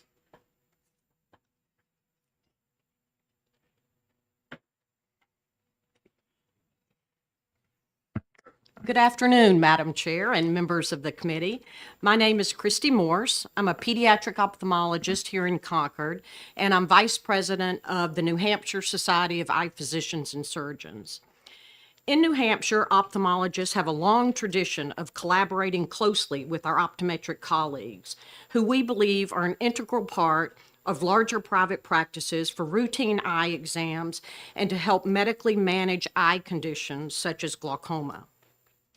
SB 440 includes an exclusion list that dramatically expands optometrists' scope of practice, potentially granting New Hampshire optometrists one of the broadest scope of practice in the U.S. if this is enacted. The information you heard earlier regarding access to eye care from ophthalmologists is actually different from our live experience. 90% of patients in New Hampshire live within a 30-minute drive of an ophthalmologist. A survey of ophthalmologists in our state show that 94% of ophthalmologists can accommodate surgical laser patients within a 1-week time frame. We do same-day procedures and make sure there is appropriate care afterwards, but it's important to note that these surgeries we are talking about are elective, non-urgent surgeries. We can do them quickly for patient convenience, but the majority of our patients choose to schedule them 2 to 4 weeks out. Testimony from 2 states that allow optometrists to perform laser surgery in Oklahoma and Kentucky show that there has been no improved access to care for patients in those states. The optometrists are specifically looking to perform 44 surgeries, including eyelid surgery and 3 laser surgeries, which are performed by comprehensive ophthalmologists, a post-cataract surgery laser, and 2 glaucoma surgeries, all usually performed once in a lifetime.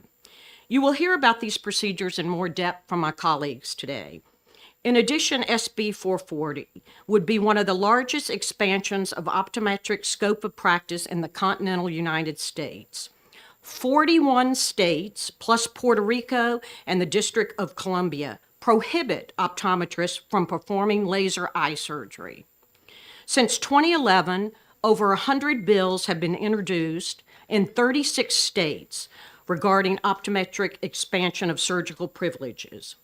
In 2023, 11 states considered optometric legislation, none of which passed, including our neighboring state of Vermont, which voted down similar legislation to SB 440. And they cited inadequate training and insufficient evidence to suggest an access issue. We would be the only such state in New England if this bill were to pass.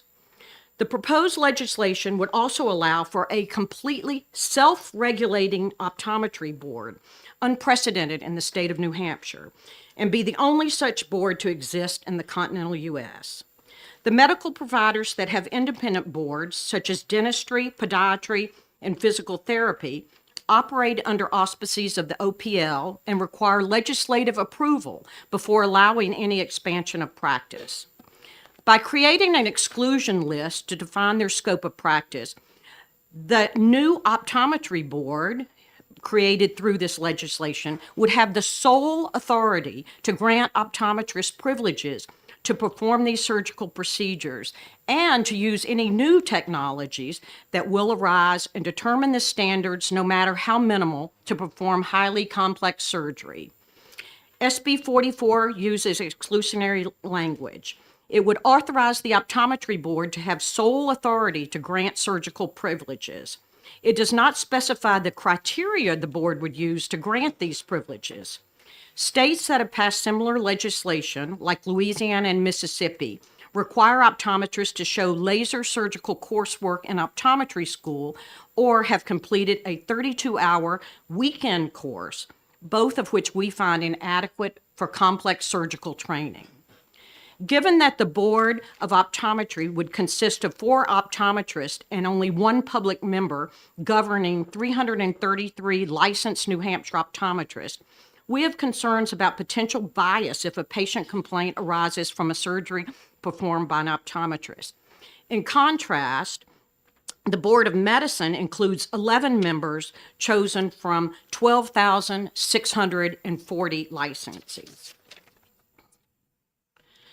The large number of physicians and diversity of physicians practicing in different medical specialties in our states really reassures patients that complaints that are brought to the Board of Medicine can be independently assessed without an unintended bias. It would be difficult to create a similar model with so few optometrists. Ophthalmologists are opposed to SB 440 because we are concerned about patient safety. In 2021, an optometrist in a New Hampshire practice felt that the existing law on glaucoma management was too restricted, prohibiting optometrists from prescribing some treatments, imposed unnecessary restrictions on optometrists seeking glaucoma certification. Collaboratively, we worked in good faith with the New Hampshire Optometric Society to broaden this law. In contrast, SB 440 proposes an optometry scope of practice expansion for which they lack sufficient training, education, and experience. The bill would also offer dangerously broad power to the optometry board and would permit optometrists to perform surgical procedures and use technologies that have not even been invented yet. All of this without allowing review and oversight by the legislature or other appropriate governing bodies within the fields of medicine and surgery, where decades of experience and proper training assure the safety, success, and outcomes that the patients of New Hampshire expect. I respectfully ask that you oppose SB 440. Thank you. Thank you. Representative Ferrara? Thank you, Madam Chair. So were you involved with the negotiations with the optometrist on the possible agreement between these procedures? No, but one of our later speakers was involved. So you can explain to us why you were unwilling to compromise? Oh, no, we did meet with the optometrist and were willing to compromise, but our efforts were rejected by the optometrist. Okay. Well, I'll wait for that question later. Thank you. Okay. Yes, I'm afraid I don't know your name. Thank you, Madam Chairman. My name is Jim Murphy. I'm one of the interlopers from the HHS committee, so I'm sorry if I don't have a name flag in front of me. That's okay. My question, Dr. Morse, is, could you detail to us your training and the number of potential surgeries that you have done throughout not only the course of your training, which I mean was fairly extensive, but also subsequently on live patients? Yes, one of our speakers has those exact numbers and will speak to that. But I can tell you that in training, I performed over 400 cataract surgeries, equal number of lasers. I've been in practice now here in New Hampshire for 30 years.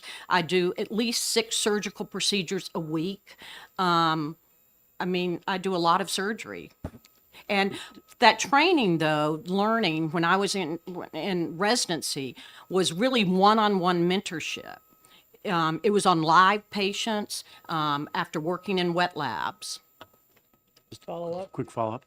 And how many years of residency and training did you have, number one? And number two, over the past 30 years, have you had to prescribe any hydrocodone to your patients? I'll take the last question first. No. I have never prescribed hydrocodone, and that my feeling is that if a patient of mine needs hydrocodone, I better see that patient because something is not right. And as far as education, after 4 years of college, 4 years of medical school, a year of surgical internship, 3 years of residency, and then a fellowship in pediatric ophthalmology and adult strabismus. Thank you. Representative Blackus? Thank you. So if I understood correctly, you said the Board of Optometry would be able to, change the rules or make up rules without any oversight of the legislature. But correct me if I'm wrong, but it looks like it says they shall adopt rules under RSA 541A to carry out the provisions of the section and to ensure safety of the public. And that involves, among a lot of other things, that process reviewed by the legislature. Is there something else here that I'm missing? Well, the board, this newly created Board of Optometry would be self-regulating, unlike the Board of Medicine that has multiple different medical and surgical subspecialty representation. The Board of Optometry would include 4 optometrists and 1 public member. Follow up? Follow-up. Yeah, I understand that, but I just question whether I'm missing something about the statement that no review of the legislature, because that is part of the process unless I'm missing something here. Okay. I was just wondering if But this, that Board of Optometry would be created through this legislation. understood. All right, thank you. Representative Rhoda? Thank you. I believe that that Representative Lucas is referring to JLCAR, because all of rulemaking goes through the authority of the Joint Legislative Committee on Administrative Rules. My question to you is, there are other professions who have their own boards that govern themselves. So what's the issue with the optometrists having their own board? Well, the Board of Nursing has 39,018 nurses in our state. The Board of Medicine, as I mentioned, 12,640. Dental, 4,327. And optometry has 333 licensees. There are 100 podiatrists. 108, yes. Thank you. Representative Schmidt, you have a brief question? Thank you, Madam Chairman. So you've already announced that this is going to subcommittee, and I'm hoping you'll engage fairly quickly to explain that we cannot get into a lot of specifics and help guide the testimony. But my question is, are there any states which have expanded eye treatment or care in this country that have done it right, which you look to compare with the document that we are potentially You will be adopting? hearing from one of my colleagues to address that. Okay, thank you. All right, thank you Thank you very for your much. time. Angelique Sawyer?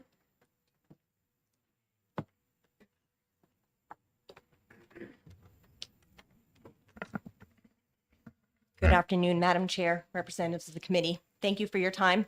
My name is Dr. Angelique Sawyer. I'm originally from Nashua. I'm now an optometrist and practice owner in rural northern parts of our state, having office locations in North Conway and Berlin, where I've practiced for the last 10 years. I am here today to ask for your support for Senate Bill 440 because it is what my patients and the citizens of New Hampshire deserve in order to better meet their eye care needs. Before I get into the rest of my testimony, which I know you have written and I'll try and shorten as much as possible, I would like to respond to some of the questions if I may. First, I would like to point out that there are 12 states that allow laser procedures. That means that there are 38 that do not 41. Perhaps they haven't been keeping up with the states that have already passed that authority this year. Vermont did not pass that authority. However, Vermont did have the recommendations and very specific outlines of the recommendations for the Office of Professional Relations. That did not pass. The other bills that were mentioned in other states that did not pass were for political reasons. As was mentioned, there's a national campaign labeled Stop Scope Creep, that their only purpose is to stop advancement from anybody who is not an MD. That is why bills have failed and why this takes very long time for this to go through and happen. But 12 states have been successful. We are picking up pace, just as everything that has come before us. Eventually, all 50 states have passed that legislation. The legislation to instill dilating drops, to treat with prescription medications, to provide oral medications, to treat glaucoma. All of those started one state at a time, and eventually 12 states got there, then 50 states got there. All 50 states allow those things. I firmly believe that in my lifetime, all 50 states are going to have the ability to do these procedures because this is the current curriculum. I was taught this in my schools 15 years ago. It has been the standard in curriculum for years and will continue to be so. I hope that I don't have to wait another 20 years before I'm seeing this happen in New Hampshire and for my patients. When we did sit down, and I was in the negotiation meeting, so I can answer any questions there. When we did sit down, it was made clear by them, and that was already made clear today, that they believe we're creating a new board. We are not creating a new board of optometry. As you know, there is a board of optometry already in place that consists of 4 optometrists and a public member, and that has been there for 113 years, as we have heard. The only thing that is new is what we are permitting that board to do, which puts them on par with other independent professional regulations, professional healthcare providers in the state, as we have mentioned. Optometry is being treated differently than all of the others, and there's no reason for that to be the case any longer. We are not creating a new board. When we sat down for that negotiation meeting, the opposition asked, what is OPLC? They do not even know what any of this is. They do not know how we are regulated. They think that we're creating a new board and that we're going to operate in a vacuum. That is not the case. The board will continue to be the board that it is. It will continue to be subject to the other regulations of OPLC, and it will be bound by the legislature, by the statute that is still in place. There is a very broad range of exclusions that optometrists will not be able to do that are outside of the purview of optometry, that is outside of our optometric education. The board cannot subvert those exclusions. There is still precautions that are in state and that are putting those parameters in place. So for that, the last thing I want to say in response to what has come before, the 4 procedures that were brought forward were specifically told that those were being allowed because they did not consider those procedures to be surgery. The 44 procedures that we were requesting that are within our training and education, they considered to be surgery, and they made it clear that there is a line in the sand. They will not allow non-surgeons to do surgery. Even though there are non-surgeons that are doing surgery in the state, they will not allow non-surgeons to do surgery. That is their line in the sand that comes from the American Medical Association, that comes from the American Academy of Ophthalmology. So there was no room for negotiation beyond those 4 codes because they consider those surgery, and everything else, as far as they're concerned, is off the table. Are there other states that have done this successfully? Yes, there are 12 states that have. But to answer your question, none of them will tell you that they are doing it successfully because as far as they're concerned, every one of those states is wrong. None of them should be allowing surgery. That is what we're facing. So I won't go into all of my testimony here, but I will ask you to please understand this is an access issue. That is really what my testimony was meant to focus on. I practice in North Conway and in Berlin. In your information, we've provided you a state access map. They've said that 90% are within 30 minutes. I can tell you 100% of my patients in my Berlin office are not within 30 miles, within a 30-minute drive. It is an access issue. A 2022 article by the American Academy of Ophthalmology indicated that the number of ophthalmologists in the US has remained stable since 1990. Meanwhile, the patients over 60 is steadily increasing. Another article published in September of 2023 by the American Academy of Ophthalmology found that from 2020 to 2035, the total ophthalmology supply is expected to decrease by 12%. And the total demand is projected to increase by 24%, resulting in a supply and demand mismatch of only 70% workforce adequacy for ophthalmology. That was the second worst among 38 medical and surgical specialties. And that workforce inadequacy, it plummets to only 29% when we are looking at rural and non-metro geographies. It is a real issue. I can tell you that every day. In my 10 years practicing in the North Country, I've seen the only provider that was the only ophthalmologist in Coos County retired, just closed his doors. In 2015, that was in 2015, together with the local hospital, Androscoggin Valley Hospital, I was able to recruit an ophthalmologist from Southern New Hampshire to come up and provide surgery in Berlin, cataract surgeries to patients 8 times a year. However, that travel became too burdensome, and that was abruptly discontinued in 2021. And we've been unable to find anybody else willing to travel up there to provide care to these patients. The hospital has launched a nationwide search. They're unable to find anybody to come. They had one candidate come and interview for a full-time ophthalmology position in Berlin, and that person later declined the opportunity. Since I don't have ophthalmology in the Coos County area, for several years now, I've had to refer patients a minimum of 1 hour from Berlin to get to an ophthalmologist. There are 2 options for a general ophthalmologist within 1 hour of Berlin.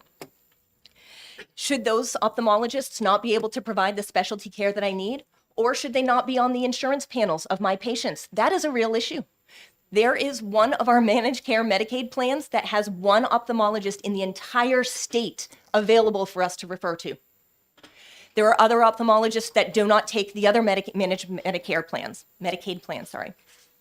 So when I have access issues, when I have insurance issues, for many years, I've had to have my patients from the North Country travel 2.5 hours to Dartmouth But at least that used to be an option, because guess what? Dartmouth has closed to referrals.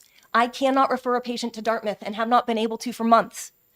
They've not only closed to external referrals, they at times have been closed to internal referrals, where optometrists within Dartmouth cannot refer to ophthalmology specialties in Dartmouth. If you look at the map, you will see that there's 2 counties, Coos and Sullivan, that do not have a single ophthalmologist. There are 2 counties, Grafton and Cheshire, 2 more counties, Carroll and Belknap, that have only 1 ophthalmologist for the entire county. There are 2 more counties, Grafton and Cheshire, that are home to Dartmouth. However, when Dartmouth stops taking referrals and you exclude those Dartmouth providers, we have a total of 4 ophthalmologists covering 6 counties, 6 of the 10 counties in New Hampshire. This is an access issue. Now, we can't avoid the need for ophthalmology. There are so many procedures that are outside the scope of optometry that are still beyond those exclusions that we need to refer to them. I can't avoid that. But we can treat the things that we're able to treat that are within the training and education of optometrists. When I was in optometry school more than 15 years ago, I was trained on these procedures. I was able to do them in Oklahoma where I did my training. I've done these procedures on patients. Yet now 15 years later, I need to refer. Just a week ago, I had a patient who was in my office, had a skin tag or a papilloma on their eyelid that they asked me to remove for them. I told them, I have the training, I have the knowledge, I have the experience doing this in Oklahoma, but I can't do that for you in New Hampshire. Oh, but I do see that your nurse practitioner, that's your primary care provider, who I also see as my provider, she can remove that for you. Nurse practitioners, they can remove skin tags. The patient said to me, but you are my eye doctor. I said, I know, it doesn't make sense to me either. There are so many reasons to support SB 440. It reduces patient cost, travel, wait times, and increasing access issues to care. It increases continuity of care. It eliminates duplicative healthcare services. It also makes the Granite State a more desirable place to live. On the contrary, you will hear only one argument in opposition to SB 440, which is a false claim of threat to patient safety. This is a false claim because in numerous other states, and for more than 30 years, doctors of optometry have been performing these procedures safely. This is a false claim because the opposition will say that we do not have their appropriate education and training. What they actually mean is that we do not have their education and training, which is true. We know there are significant differences between the education and training of optometrists and ophthalmologists. However, that does not make them the only ones capable of performing the procedures outlined in SB 440. We do not want to be ophthalmologists, and SB 440 contains a long list of exclusions to make that clear. We are simply asking to perform procedures that are within our education and training, that have been demonstrated to be safe in many other states, and which are of benefit to our patients. Before I close, I ask that you allow me to read a letter from a Wolfboro resident who couldn't be here today. But this is a patient of a dear optometric colleague of mine at Wolfboro Eye Associates, and a copy of that I believe is available to you. It references one of the in-office procedures that we would be permitted by SB 440 to perform, called a capsulotomy, which removes the cloudy vision-limiting tissue that can develop after cataract surgery using a YAG laser. She writes, after a very long and challenging wait to receive a YAG capsulotomy here in New Hampshire, I feel compelled to encourage legislation to allow the procedure to be performed by an optometrist. When my vision became cloudy, I made an appointment with the ophthalmologist who performed my cataract surgery. I was scheduled and examined, but I couldn't be seen for the YAG treatment for 6 weeks. This was not waiting on a referral. They saw their surgeon and they still had to wait 6 weeks. During this period, the condition grew worse. What made this extremely difficult is that I am a retired 77-year-old who lives alone in a rural area and has vision in only one eye. I was unable to drive and became dependent on others to complete the most basic errands like grocery shopping, banking, and social activities, such as traveling to visit family. I was unable to read or pass the time with my usual activities such as writing, painting, sewing, or even preparing meals and keeping my house clean. I couldn't read emails or texts. Although others told me that the correction of this cloudy condition was quick, painless, and instantly effective, I still experienced a prolonged sense of anxiety, considering my eyesight was on the line. Eventually made it to the Concord Eye Center, but I wondered why I had to endure such a long, frustrating stretch when such an impressively large facility exists. Whatever the reason, the proposal to allow YAG capsulotomy to be performed by local and well-trained optometrists would certainly alleviate the suffering of those whose quality of life is diminished by limited vision. Thank you for your attention and concern, Pamela Hanson, Wolfboro. So I ask you to limit unnecessary hardships such as this for the citizens of New Hampshire, for my patients, and for your constituents. I ask that you please vote in favor of Senate Bill 440. Thank you for your time.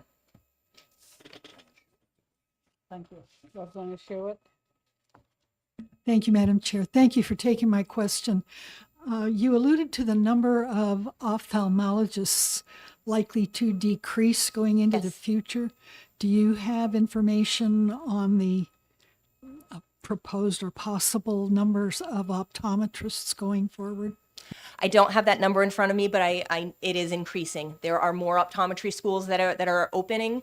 In the last 15 years, I believe that there have been 6 or 7 new optometry schools that are opening, and the numbers in each class is growing each year. So the numbers of optometrists are continue to steadily increase.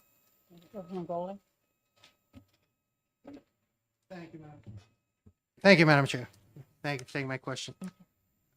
I look here at a number of electives that you will be able to do if this passes. And can you tell me if all of these that are listed in this legislation are the same ones that are allowed in the other states that allow these procedures, like Oklahoma? There are variations. Everything that would be permitted by SB 440 in New Hampshire is permitted in Oklahoma. Other states, there are varying degrees. There are 12 states that are permitting laser procedures. There's specifically 3 laser procedures that are of consequence that we're discussing here, that we're targeting. The lid procedures, there is a wider variation of what those lid procedures constitute. That's where the majority of the variation in those procedures come up. And so I can't say that every state that there are more states that allow lid procedures. There are 12 that allow lasers. There are 19 that allow lid procedures. And so within those 19 states, there may be varying degrees as to what specifically lid procedures are permitted. Thank you. Follow up? Follow up.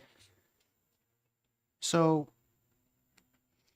out of all the states, how many states include this whole list that you have here in this piece of legislation?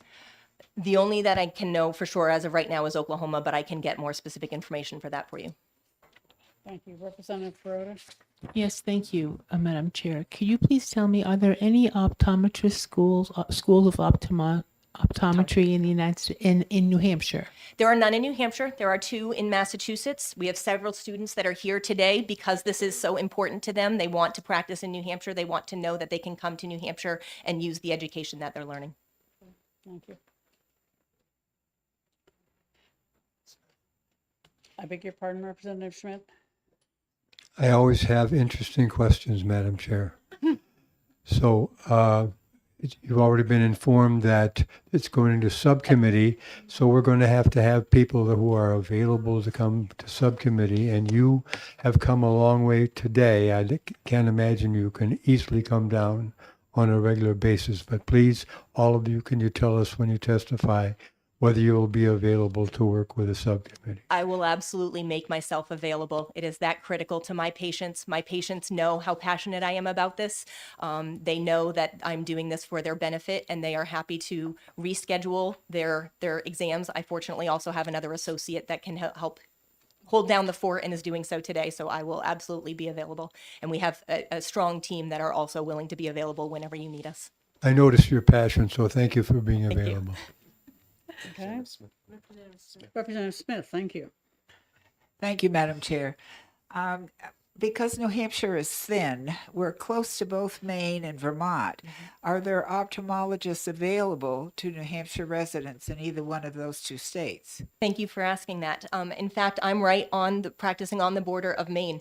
My number 1 referral source for all of my glaucoma patients has been Maine Eye Center in Portland.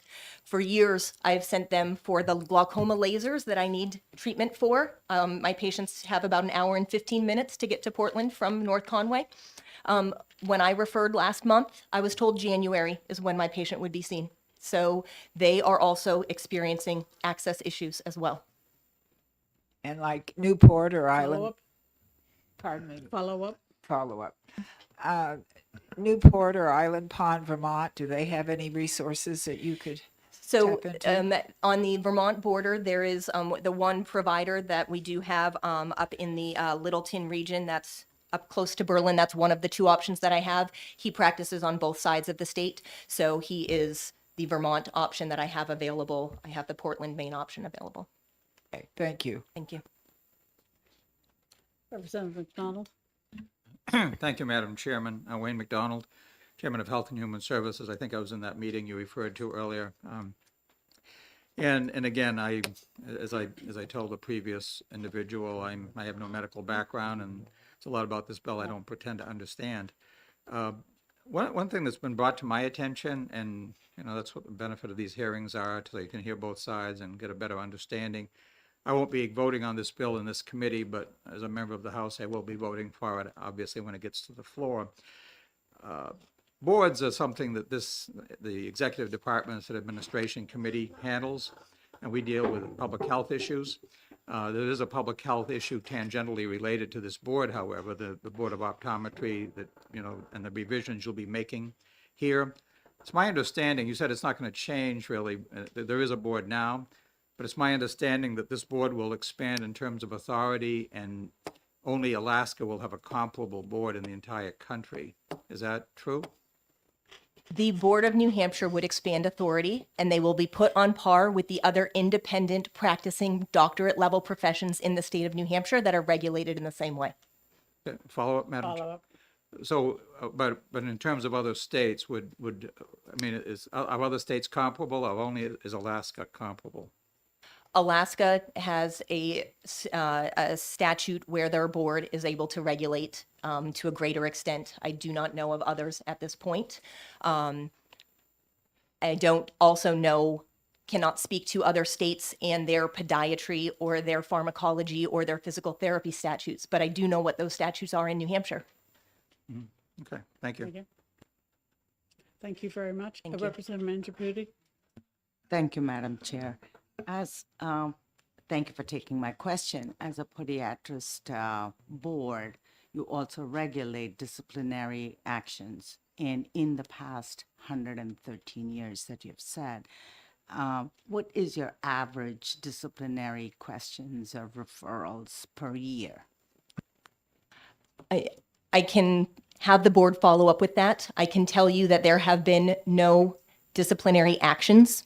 I do not know the number of things that are brought before the board that do not rise to the level of disciplinary action, but I can tell you that there have been 0 actions taken. I can also tell you that in every scope practice that across the country, whether it's the dilating drops, the therapeutic eye drops, the oral medications, the treatment of glaucoma, or these surgical procedures, there has never been a repeal or rollback of the optometric statute that has been gone forward. We proceed with caution, with safety, and with our patient's best interests in mind. Thank you. Thank you. Thank you. Aaron Fogel?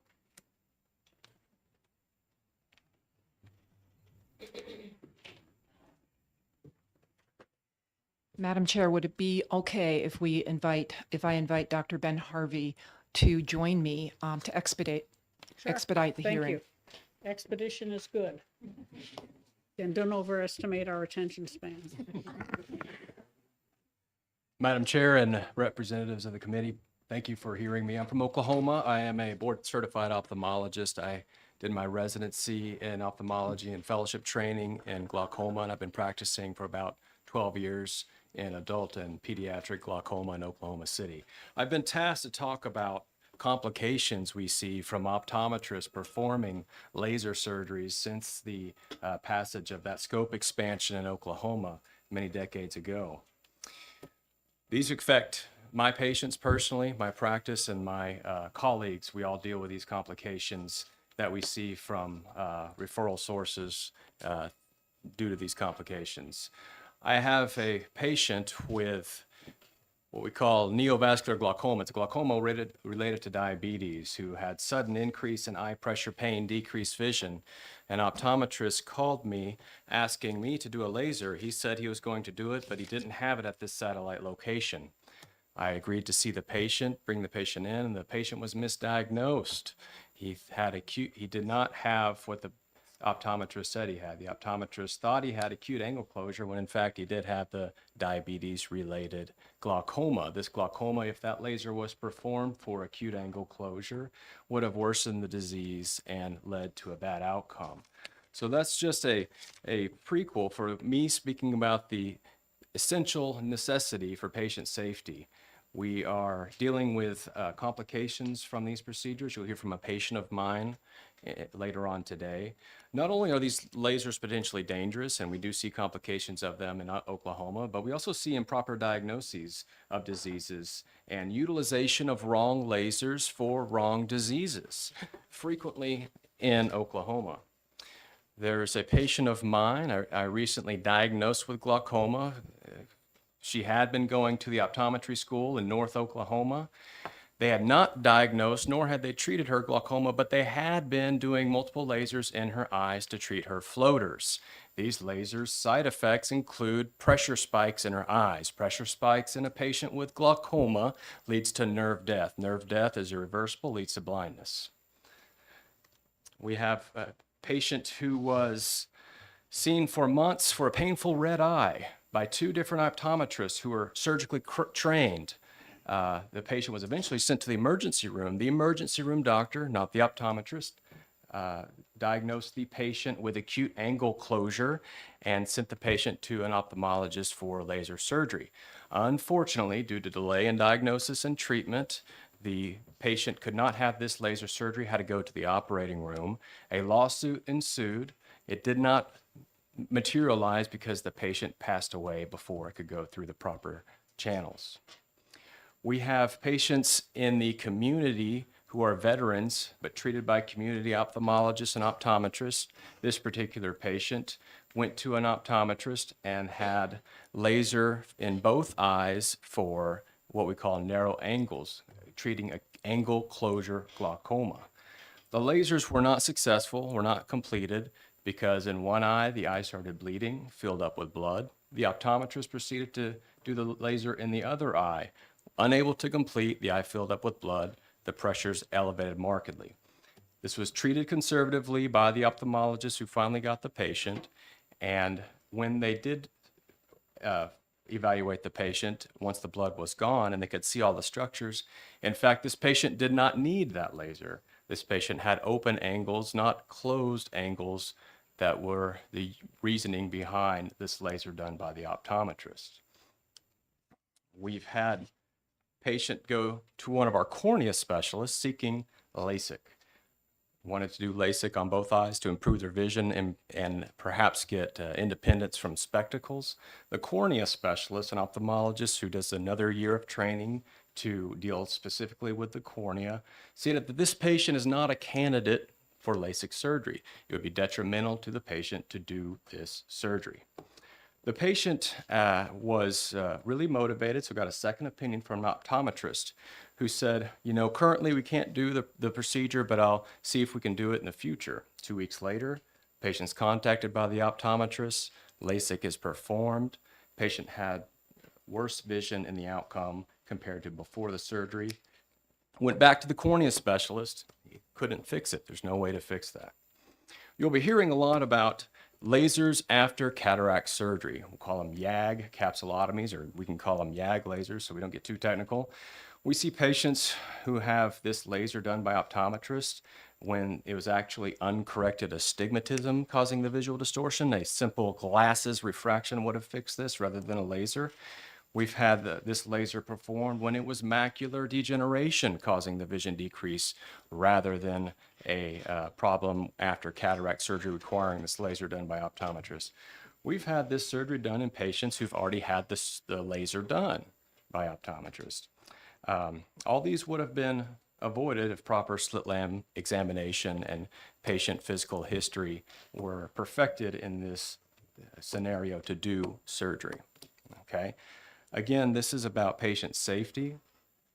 It's about ensuring that they get the best care and the highest quality care possible. I thank you for allowing me to speak. I have a question. How do you, how do you reconcile those comments with the report that there have not been very many disciplinary issues in Oklahoma? Is that incorrect, or did I misunderstand? No, there haven't been very many disciplinary actions. Why? The board has not taken care of these. Does it not ever reach the board, or does the board know about it and not do anything? I couldn't tell you that. Did you report the cases that came to your attention to the board? One of the cases malpractice? One of the cases has already been presented, and there was a lawsuit, and you'll hear about that later. Some of the other cases were from my colleagues. Some of the cases had necessarily an improper procedure done. For example, doing a open angle glaucoma procedure on an angle closure patient and vice versa. Reporting that to the board. I've reported things to the board in the past and had no traction, so that's something I don't do regularly. Thank you. Representative Murphy? Thank you, Madam Chairman, and thank you for taking my question. It sounds as though you have a referral practice of sorts with multiple subspecialists. What percentage of your referrals in that are complications do you think come from optometrists versus ophthalmologists? Referrals from ophthalmologists versus optometrists, it's not a large portion of my practice of either one. So I would say a very small percentage of my total practice are patients referred from complications from ophthalmologists or optometrists. Thank you. Representative Gould? Thank you, Madam Chair, and thank you for taking my question. You gave us examples of complications and problems from surgery from optometrists. Do you have the number of the similar complications from I'm going to say that wrong, from your profession in the same time period in Oklahoma? You know, I do not. That can be made available, and it's made available because we have an independent medical board that oversees that, and these physicians also have a local state medical association, not of ophthalmologists, that oversees that as well. Thank you. That number would be helpful if you could get that for us to compare. Dr. Fogel? Can you say your name again, please? My name is Erin Fogel. Thank you to the members of the committee and Madam Chair for allowing us to give our testimony this afternoon.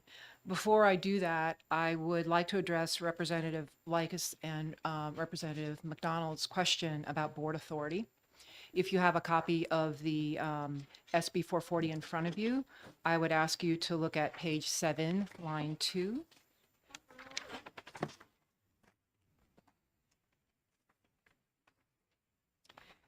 This is a new section in RSA 3276-D, which reads, unless otherwise specified in this chapter, the board shall have the authority to determine what constitutes the practice of optometry by persons licensed under this chapter, and shall establish the credentialing requirements which shall be fulfilled before a person may be certified to perform ophthalmic procedures for the practice of optometry. That language completely eliminates any future legislative oversight of optometry, delegating your role to the new board. That new section is contrary to normal process, to not give agencies and boards the ability to make their own oversight laws. And to that end, the notion of a new board having authority over surgical procedures in New Hampshire is very likely in direct conflict with RSA 3291 under the New Hampshire Board of Medicine statutes.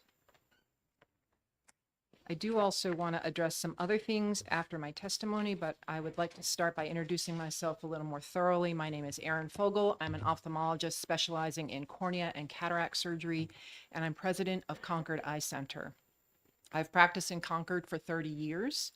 I'm here to speak in opposition of Senate Bill 440. So when I meet people outside of work, and they ask me what I do, I generally say I'm an eye surgeon, because most people don't know the difference in the skill set or training between an ophthalmologist and an optometrist. And since we're here to talk about an eye surgery bill, I want to tell you what goes into becoming an eye surgeon and how that differs from the training of an optometrist.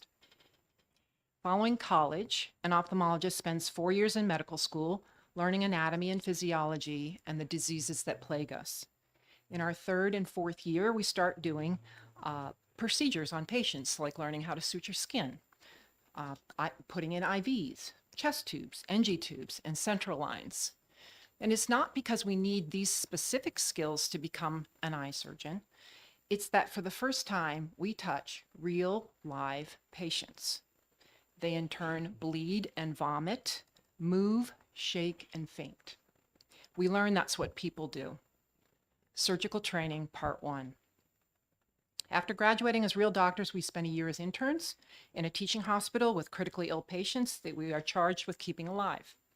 We speak to them about their medical and surgical treatments, the risks, benefits, and alternatives, and counsel them when they've run out of options. Surgical training, part 2. Our 3-year residency program in ophthalmology is the most formal and intense period of training. We're heavily supervised, tested, and pushed to absorb the knowledge necessary to diagnose and treat complex eye disease. We build our surgical skills not just by listening to lectures or practicing in the lab, but by additionally watching our senior residents and attending physicians. We begin to do parts of surgical cases, adding steps as we gain skills, until we're deemed competent enough by our attending physicians to do the entire case as the primary surgeon. We then mentor younger surgeons, teaching them what we've learned, because nothing solidifies your knowledge like teaching. We meet patients in our clinics, gaining their trust until they consider us their eye doctor, and if needed, we prepare them for surgery. We celebrate our successes with them and learn how to handle and talk to them about our complications. This is surgical training, part 3. For our programs to maintain accreditation, we must graduate with a minimum number of cases performed as the primary surgeon in a variety of areas. At this point, we spent 8 to 10 years in post-college training and more than 17,000 clinical hours. This is what goes into making an eye surgeon. In contrast, an optometrist spends 4 years in optometry school, learning how to measure and fit glasses and contact lenses. They learn to screen for and diagnose eye problems. They have lectures in surgical procedures, but there are no opportunities for hands-on surgical training with live patients, as nearly every optometry school in this country is located in a state that does not give them surgical privileges. In their course curriculum during optometry school, less than 5% of their credit hours are devoted to laser and surgery. In their supplementary weekend course, only 8 hours are devoted to hands-on teaching of 8 different procedures. That's 1 hour per procedure on plastic eyes that don't move, shake, or faint, and that don't have minimum standards or number of cases to become certified. If you'd like, I'd invite you to turn to page 8 in your white booklet. There you will see a picture of a photograph of an optometry student practicing suturing techniques on a chicken breast. While this may be a starting point to learn how to hold the instruments and tie a suture, it can't be the beginning, middle, and end of training for suturing the eyelids or skin around the eye. But it is if you never train on live patients. First of all, you don't have to anesthetize a chicken breast. Chicken breasts don't bleed, so there's no opportunity to practice cautery skills, a powerful tool that can melt tissue and cause permanent injury to anything it touches if it's not used properly. There are no eyebrows, nose, or cheeks to get in the way of suturing a chicken breast, so there's no real-life experience developing hand postures needed to suture in the small, tight space around the eye. The chicken breast isn't going to move, blink, or ask if you're done yet. Finally, I doubt anyone's hand is going to shake when they approach a chicken breast with a suture. But the first time you do this on a live patient, your hands will definitely shake. And you want a mentor sitting next to you. You don't want to be doing this in your office by yourself. The second picture you see there is a plastic eye mounted in front of a laser. Some patients ask if we take out the eyeball and do surgery on it and then replace it back all while they're asleep. As ridiculous as that sounds, it would make it easier, just like lasering a plastic eyeball. No movement, blinking, or pulling away to contend with. Plastic eyes have no variability in the way the plastic reacts to the laser. There's no need to change laser settings and no opacity, cloudiness, or atypical anatomy to cloud the view. We have heard optometrists say they want to practice to the highest level of their training, but in my opinion, most of them have been given false expectations by their training programs who say this training on chicken breasts and plastic eyeballs is good enough. It simply is not. Optometrists call themselves primary eye care doctors, not eye surgeons, for good reason, because they aren't. But the average New Hampshire citizen hasn't heard the lengthy description you've just heard. They don't know the difference between the two specialties. They depend on the legislature to license appropriately, so they are guaranteed competency when it comes to who performs their eye surgery. Senate Bill 440 proposes to bypass the training needed to perform safe, effective eye surgery.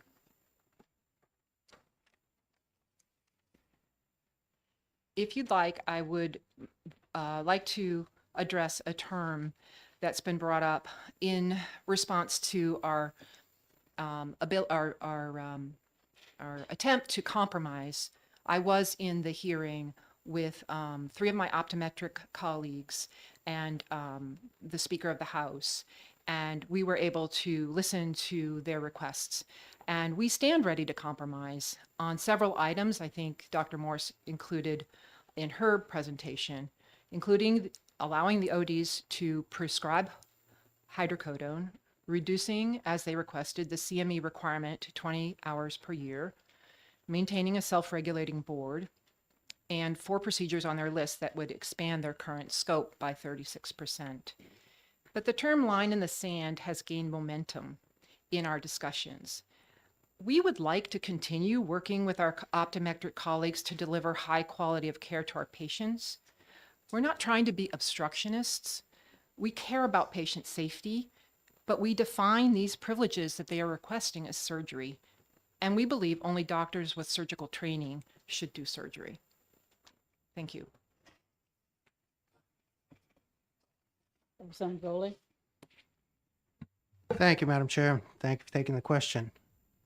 And I understand specifically that this is about patient safety. Access is important, but increasing access doesn't necessarily increase patient safety. So my question is, will you be able to provide this committee Bless you. with those topics that you discussed, willing to compromise on so that we can look at them? Because I agree with you 100% that when you get into surgery, and especially surgery around the eyes, correct diagnosis and making sure you have a competent person doing that procedure is important. So I would like to have, if you could get us that information. Correct me if I'm wrong, Dr. Correnti, but I believe that's all in the blue book that you have, the blue informational materials. Yes, it probably is. If we can't find it, we'll get back to you.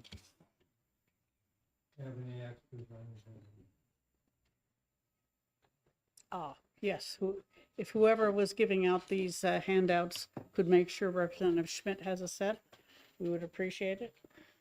Thank you. Okay. Thank you very much for your testimony. Cliff Caudle.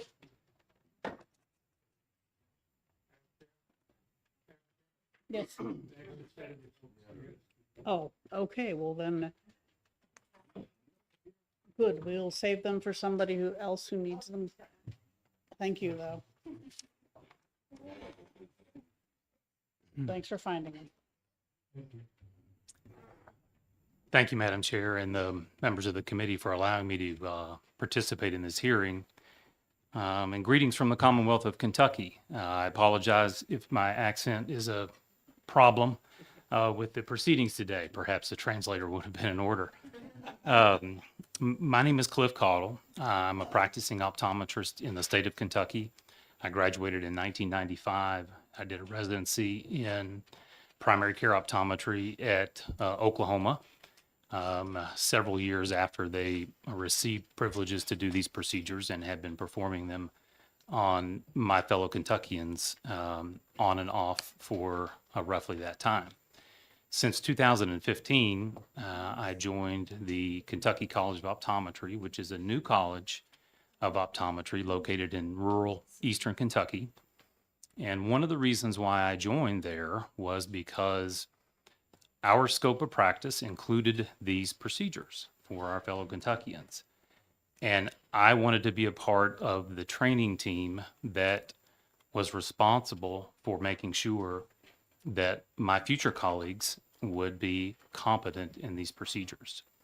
So I want to make sure that the committee understands that a lot of the foundational training that students receive in optometry school is in the areas of anatomy, physiology, pharmacology, pathology, okay, and optics and other refractive issues. Those are the foundational things that any surgeon needs, any healthcare provider needs. And those things have been in optometric education long before I came into this profession.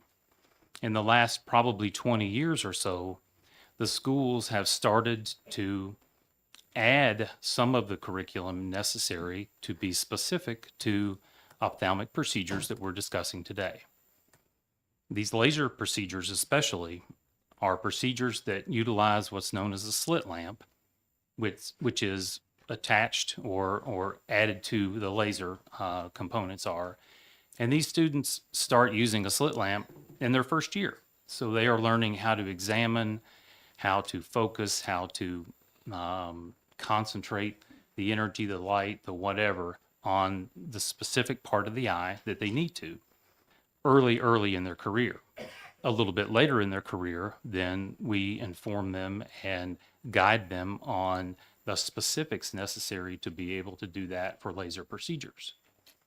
So currently, I am the course director for 2 courses at the Kentucky College of Optometry. One of them is Ophthalmic Surgery 1, that's lasers, and Ophthalmic Surgery 2, that's injections and periocular procedures, okay? So what we do in those courses is build upon the foundational knowledge of anatomy, et cetera, right? To make the curriculum specific for procedural care. So yes, we have didactic or lecture classroom activities that are involved in the diagnosis, the decision to perform the procedure, the correct management of complications, et cetera. And then we have an extensive hands-on laboratory work that we do in order for the student to be provided with the foundational skills necessary to be able to, again, focus on the correct tissue, to understand the laser settings, and understand informed consent and the process of a surgical procedure for that day. Additionally, in my state, I also supervise what's known as the Expanded Therapeutics Clinic, in which we perform these procedures routinely at the Kentucky College of Optometry. And I want to step back just for a second and address one thing that I heard as a representative of Kentucky. I'd like to go back a little bit to the access issue. It was mentioned that there was no reports or little reports of access problems in Kentucky. In Pike County, where I practice, if you know what Kentucky looks like, it's that little point on the very eastern part, right? There's not much around there, and currently the wait time for someone to see an ophthalmologist for a procedure like we're discussing today is 6 to 9 months, all right? Now, the patient can travel 2 to 3 hours to have this done, yes, but that's part of the access that we're talking about here. So in my state, one of the reasons why this institution was developed and placed there was specifically because of the access. Our bill was known as the Better Access to Eye Care Act, right?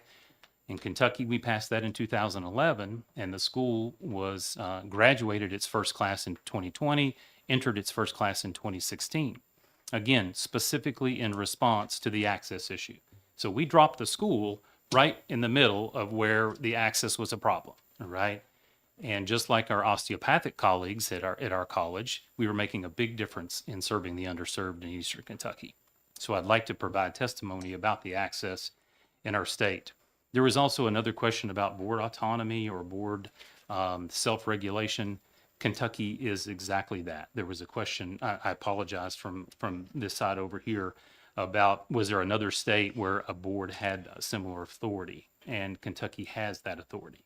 The Kentucky Board of Optometry has the authority, I believe exactly what verbatim what is written in this one in terms of it's the body that governs the practice of optometry.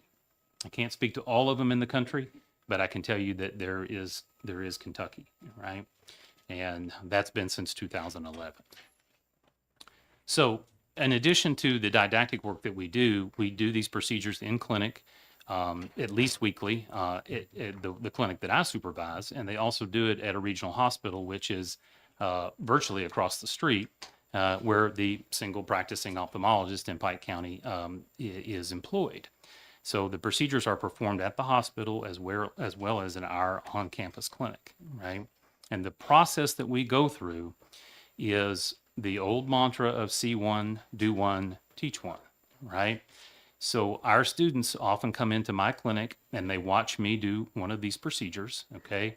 The next one, then I am right there with them like an angel on their shoulder, watching them punch that button for the first time to do these laser procedures or do an injection. And I will say with certainty, because I'm the one who does it, that these folks do it correctly, they do it safely, and they do it under my auspice, all right? If they're not, then they're asked in a way as to not alarm a patient, and we say, well, let me take over for you for just a second, or let me take a look for a second. But I'm the one responsible for providing the care to those patients, but I'm also responsible for providing the care necessary to be able to train these students to do it. And I take it very, very seriously, and so do my colleagues in the other schools. And I want you to understand that this is not, from our standpoint, this is not a political issue. We are training these students to do these procedures in preparation to get them to go out and provide the care and provide care in areas where they need this access, right? Getting in the way of this is going to slow down the ability for optometrists to be able to do this in the state of New Hampshire, just like it did in the state of Kentucky.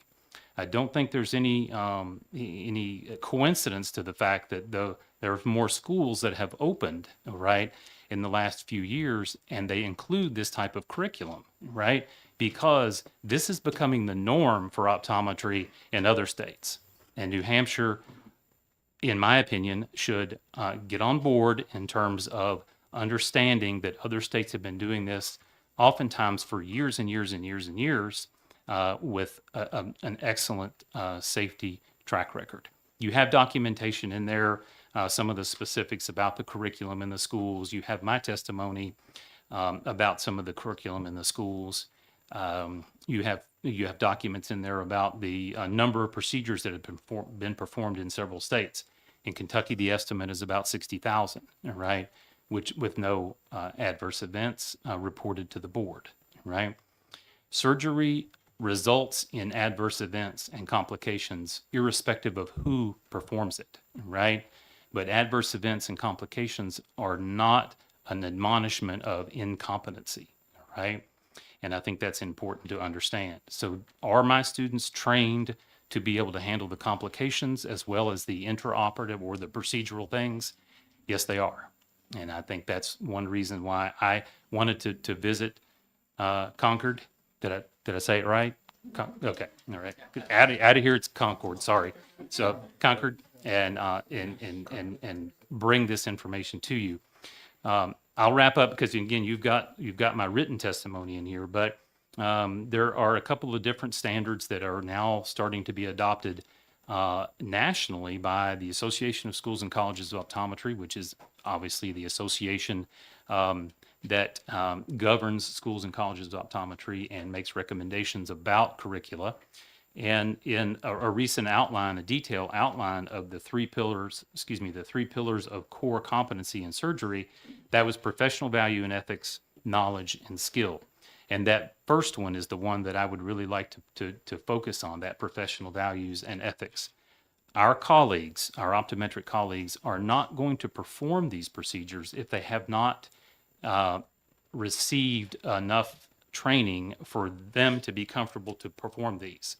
By licensure, our medical colleagues, can do virtually any procedure, but a primary care physician, for example, is not going to undergo a neurosurgical procedure in a hospital, right? Because she has not received the appropriate training to do that, although by licensure, she can do that, right? And our colleagues are going to be very similar. If they don't have an interest in this, if they don't have a acumen for it or whatever, our colleagues are not going to do that. And our board is going to ensure that that happens. So I want to try to give you some solace here that this is going to be handled professionally, and that our colleagues are certainly have the same professional values and ethics that healthcare providers have across this country. And lastly, the accreditation body that accredits all of our schools and colleges through the U.S. Department of Education is coming up with some standards that will include these types of procedures as well. So the schools will be incumbent upon the schools to make sure that this type of curriculum is involved in moving forward. Some of the older schools, that's something that they have to change a little bit more than some of the newer schools. But now all of this, as a profession and as a group of schools and colleges, we have a commitment to be able to provide this type of training. And I thank you for your time. Thank you. Representative Grota? Thank you, Madam Chair. Thank you, Dr. Cottle. Sure. Can you please tell me how many students do you have graduating every year from your school? We matriculate about 60, and our graduating class is anywhere from 58 to 63, just depending on how successful they are in the program. Follow up. And how many years is the program? It's 4 years.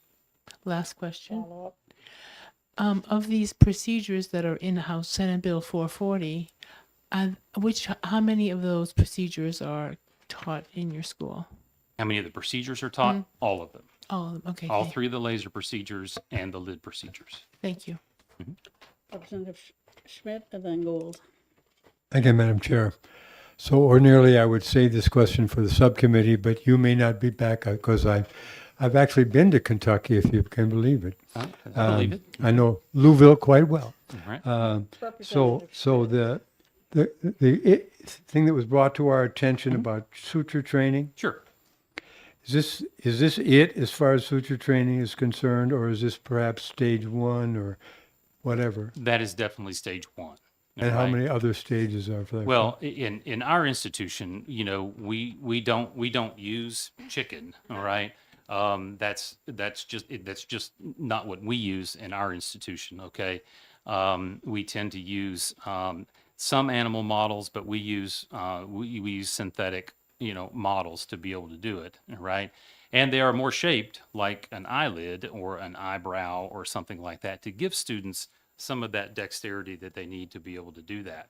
But yes, the stages are essentially, models. I'm not going to provide you not factual information, right? But the next step to that is that when they become fourth years and they're in their clinic with me and we remove a lesion that requires a suture, right? Then they perform that along with me. And the other picture about the eyeball, the synthetic, that's also just an initial stage. It is accurate and is an initial stage, yes. Thank you. Mm-hmm. Yes, please. Thank you, Madam Chair, and thank you for taking my question. Of course. I am looking up that one of the university colleges of optometry has an ocular surgery fellowship where they get an opportunity to do a lot of procedures, in a training mentored apprentice setting. Is that something that is common, or is that unusual? And would that be maybe an avenue for making this expanded scope acceptable to everyone? Right. No, thank you for the question. It is not common, and it is not common yet because the need is not out there yet because of the reduced number of practices, or excuse me, the states that have that scope of practice. So a year of specifically in these procedures that they already have so much foundational information on, I don't believe is a requirement to be able to competently and safely do these. Representative Gold? Thank you, Madam Chair, and thank you for taking my question. Of course. The first 2 points I had, you've covered, which is that that the scope of teaching, the using of the models, is a very early stage. That's not the entire scope of training in your facility. Right. And the second, I think, just got covered, and that was that different schools have different levels of. Just like I'm a social worker, trained social worker, I can go to one college and become a great social worker, other colleges, not so much. Sounds like the same would be true in this field. But my last question that hasn't been yet covered, how has it gone since 2011? Have you seen a lot of malpractice suits? Are the boards having to cover a lot of problems in Kentucky? Right. No, thank you for the question. There is a letter, I believe, in your packet from the board outlining the number of procedures and the lack of any disciplinary action or increase in malpractice rates. I can't specifically provide you that, but it could be provided from the state board if that would help in the subcommittee discussions. But I believe there is one letter in there talking about the number of procedures and the lack of disciplinary action. But if further, action is or further information is required, I'm sure that the state board would be helpful with that. Thank you. Thank you. Representative Goley? Thank you, Madam Chair. Thank you for taking my question. I had asked before a question as to how many other states have the same language as we have Sure. in this bill here. Was told only Oklahoma. And in your testimony, you asked for us to get on board with the other states out there and going forward. Right. And is it my understanding that the only state going forward with this is Oklahoma? And if it is, can you at least tell us what the difference is, what Kentucky has compared to what this is before us? Yeah, I don't believe that statement is accurate, that that's the only law that's like that. Our law is almost verbatim what Oklahoma's is, as is Louisiana's, right? So I can speak to those because I have knowledge of those, but they're not the only ones. They were for a long time, right? But after Kentucky went in 2011, Louisiana was very soon after that, right? And other states started seeing the wisdom of the addition of these procedures. And those laws, those regulations are extremely similar to Kentucky's. Briefly, and follow up on this question is, in your estimation, how many states would include all of these procedures that are here in this piece of legislation? Of the 12 states that allow laser procedures, I would say 80% of them allow all three of them, and there are a couple that restrict them to one or two procedures. Thank you. Representative Nagel? Thank you, Madam Chair, and thanks for taking my question. I have a question. In the training process, is there any point when the training wheels come off and your student is the primary surgeon before they graduate? Yes, sir. So generally what happens is, as I mentioned before, I would do a procedure. The student then does a procedure or starts a procedure or maybe finishes mine, after I've started it, and so that I can get an understanding of how they're performing. And then the next one, if I feel like they're ready, and that may take one or two of those, but the next one, then they do the procedure from start to finish. Follow-up? How many would they do before they graduate? It varies. It really does vary because it depends on whether or not they do the on-campus rotation with me. If they do them in other locations, they may have different numbers than we have there. Can you give me like an approximate number? No, because I don't think that would be, I don't think that would be factual to give you a number that every student receives. Representative Simon? Could you give a minimum, at least? No, sir. No. Okay. We Thank don't you. have, we don't have a minimum number. Okay. Thank you. Okay, Representative Brown?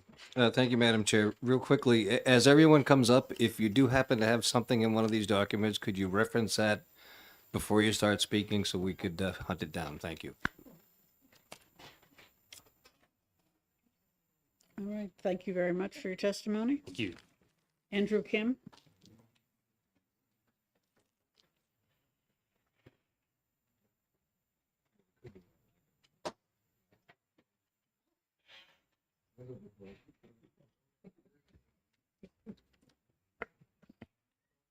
Good afternoon, and thank you for taking the time to hear my testimony.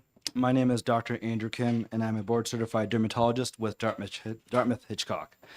I'm also a clinical assistant professor of dermatology with the Geisel School of Medicine, and I'm also the president of the New Hampshire Society of Dermatology. I'm in my 7th year of practice as a dermatologist here in Concord. Many of you may be wondering, why is a dermatologist here talking about SB 440? And I'm here as a concerned physician who relies heavily on the expertise of my ophthalmology colleagues on a regular basis. As a dermatologist, I routinely refer my patients to ophthalmologists for second opinions, as well as co-management of ocular conditions, many of which require surgery in or around the eyes. Even as an expert of the skin who has had extensive training on surgery in or around the eyes and the eyelid itself, I require the expert knowledge of my ophthalmology colleagues to help make tough clinical decisions as well as carry out surgical treatments on my patients. When I refer my patients to an eye specialist, I expect nothing less than a medical expert in the diseases in and around the eyes. When a patient sees their eye doctor for a skin lesion removal, I want their clinician to know that it is not a skin tag, but rather a pincus tumor, which is a form of basal cell skin cancer. That's a real-world example of one of my patients who had an optometrist perform out of state this kind of a removal, calling it a skin tag. This led to a delay in diagnosis, tumor growth, and a much more riskier and complex reconstruction than what would have been initially necessary. Patients may not and often do not make the distinction between an ophthalmologist and an optometrist. About 10 to 15% of the time, I recommend my patients follow up with an ophthalmologist for further care. I find out after the fact that they have seen an optometrist instead. They do not know that a doctor of optometry, who rightfully calls themselves doctor, is not a physician who has gone to medical school and the subsequent rigorous residency training. I have personally seen harms from lapses in care due to fundamental knowledge gaps between these two very distinct but complementary professions. With so many of our patients none the wiser, I fear that patients will unknowingly allow someone with less training and expertise to operate on such a vital part of their body should such legislation come to pass. An argument has been made that optometrists can perform certain procedures and that they have the training to perform certain procedures, but that doesn't mean they should perform certain procedures. Just because you know how to drive a car and went through driver's ed doesn't make you skilled to drive on black ice in the middle of a blizzard or the wisdom to know that that is a bad idea. I have had training in blepharoplasties, which is surgical eyelid lifts in medical conditions, and I've had only about 6 of these procedures in my residency training. It overlaps a lot with the type of training and surgical procedures that I do in routine surgical excisions and suturing. That being said, while 95% of my outcomes would probably be good, in the 5% of the chances that we have a negative outcome, I know that I am ill-equipped to manage and deal with these complications when I know I have far more expert surgical colleagues who can deal with this. And that's why I don't do that in my practice, even though that was part of my training. Many arguments have been made in the sake of expanding scope of practice. One has been access to care. In my 7 years of practice here in Concord, New Hampshire, I have personally not experienced significant access issues with ophthalmology, having referred hundreds of patients to them. While I have seen wait times, and in cases where it has been excessive in my opinion, calling those offices and speaking to the ophthalmologist has resulted in faster access for my most critical patients. I believe that this proposed legislation is a clear danger to our patients, and which is why I've taken the time out of the busy, middle of my busy clinic day to be here today and ask that this piece of the legislation be opposed. I would also like to add that I would also not want to confuse access of care with quality of care, the same way that you wouldn't choose to have the first available person redo a renovation of your house. You wait for the right person with the right skill set to do so. I believe our patients deserve no less. Thank you.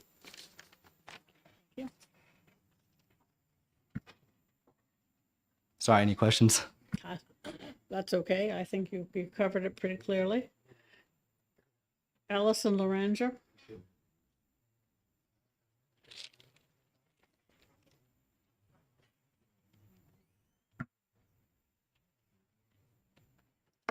Hello, Madam Chair, members of the committee. Thank you for the opportunity to speak to you today. I am Dr. Allison Loranger, born and raised in Bedford. I graduated from UNH and then attended the New England College of Optometry in Boston. I live in Goffstown and practice in Manchester at New Hampshire Eye Associates. I'm here today to ask for your support of Senate Bill 440, a bill to modernize the regulation and the practice of optometry in New Hampshire. Like other doctoral level healthcare providers in New Hampshire, doctors of optometry practice independently. We prescribe topical and oral medications, order labs and imaging, perform minor surgical procedures, diagnose and treat ocular diseases and emergencies. We take after-hours call and dictate the treatment and management of our patients. In these after-hour calls and in the emergency appointments that we see either in our daily clinic or after hours, we manage the complications of these procedures already. We are trained for that in optometry school, and we practice that in our clinics. While there is overlap between the professions of optometry and ophthalmology, we remain independent of each other, and each profession has its own regulatory board. It is inappropriate for another profession to attempt to dictate which parts of our skill set we can and cannot use. But unlike other independent doctor-level healthcare professions in New Hampshire, only optometry does not have board autonomy and is required to pass legislation and to overcome opposition from a separate profession to be permitted to use our education and training, which is why our opposition wants a lot in the statute so they can maintain their monopoly on us and their control over our profession. Senate Bill 440 is not progressive or novel legislation. Optometrists have been performing the procedures permitted in this bill in dozens of states and for more than 40 years with safe and effective outcomes. As you've heard, 12 states have laser authority, 19 allow removal of eyelid lesions, and 42 have injectable authority. Senate bill would allow only minor in-office surgical procedures that have long been a part of the curriculum in optometry schools, which none are complex eye surgeries performed in a hospital or ambulatory setting or under general anesthesia. The Board of Optometry must ensure that the appropriate regulations and certifications are in place for each licensed optometrist, and that is done through rulemaking. The fear-mongering only serves to allow organized medicine to control markets and prevent competition, which ultimately drives healthcare costs up and restricts access. The procedures authorized by Senate Bill 440 have been performed hundreds of thousands of times by doctors of optometry in other states, some since the 1980s. This rhetoric from the opposition aims to continue to restrict qualified eye doctors from providing care to New Hampshire citizens in a climate of growing provider shortages and access issues.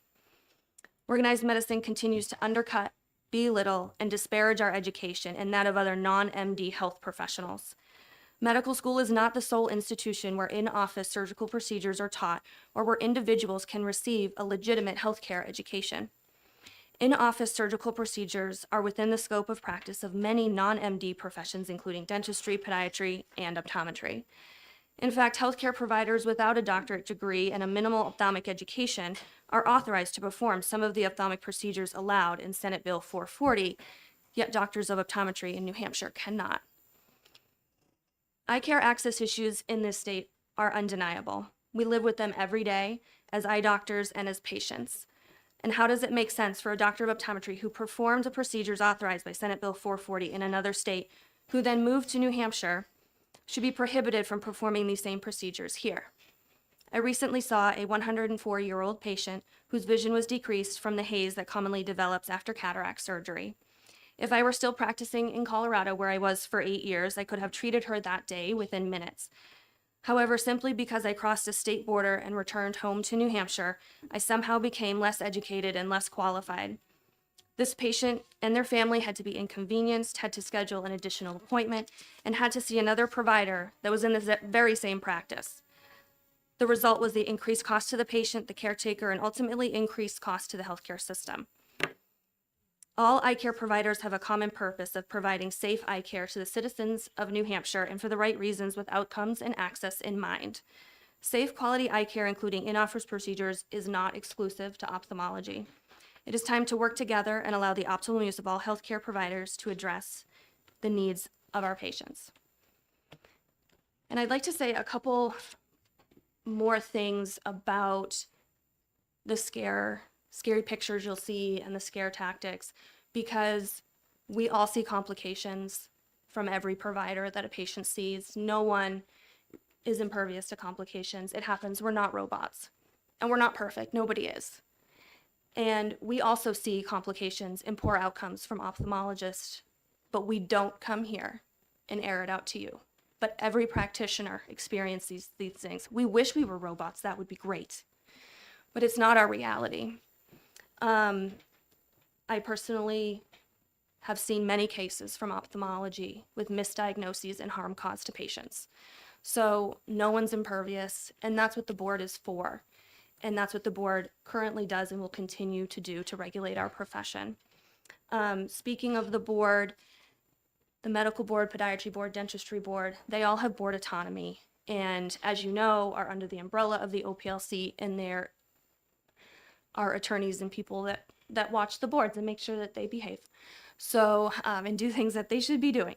So we are the only ones that are restricted in statute and cannot advance with healthcare advances and in our profession. And no profession should stand still that does not help anybody. As far as, yesterday I had a patient faint on me in clinic. And I have lots of patients that move around and squirm, and they are very nervous, and I empathize with them. I would be too if I had someone removing a big piece of metal from my eye, or trying to clean up their large corneal abrasion that they have. So we are trained, and we see patients that move a lot as well on a daily basis. And we're seeing them in a microscope, and this is the same microscope that is used with the laser. So we are thoroughly, I see 25 patients a day on this microscope. Thank you for hearing me today. I have one question. You keep talking about procedures authorized by Senate Bill 440. When I look at it, all I can see is a list of things that are not allowed. Where does it specify what is allowed? Well, that would be for the board to decide, like the other boards do for dentistry and podiatry and for medicine. Well, then you shouldn't say that they are authorized by Senate Bill 440, because that's incorrect. They wouldn't be excluded by Senate Bill 440. Thank you. Sure. All right, thank you for your testimony. Sure. Vicki Rutledge.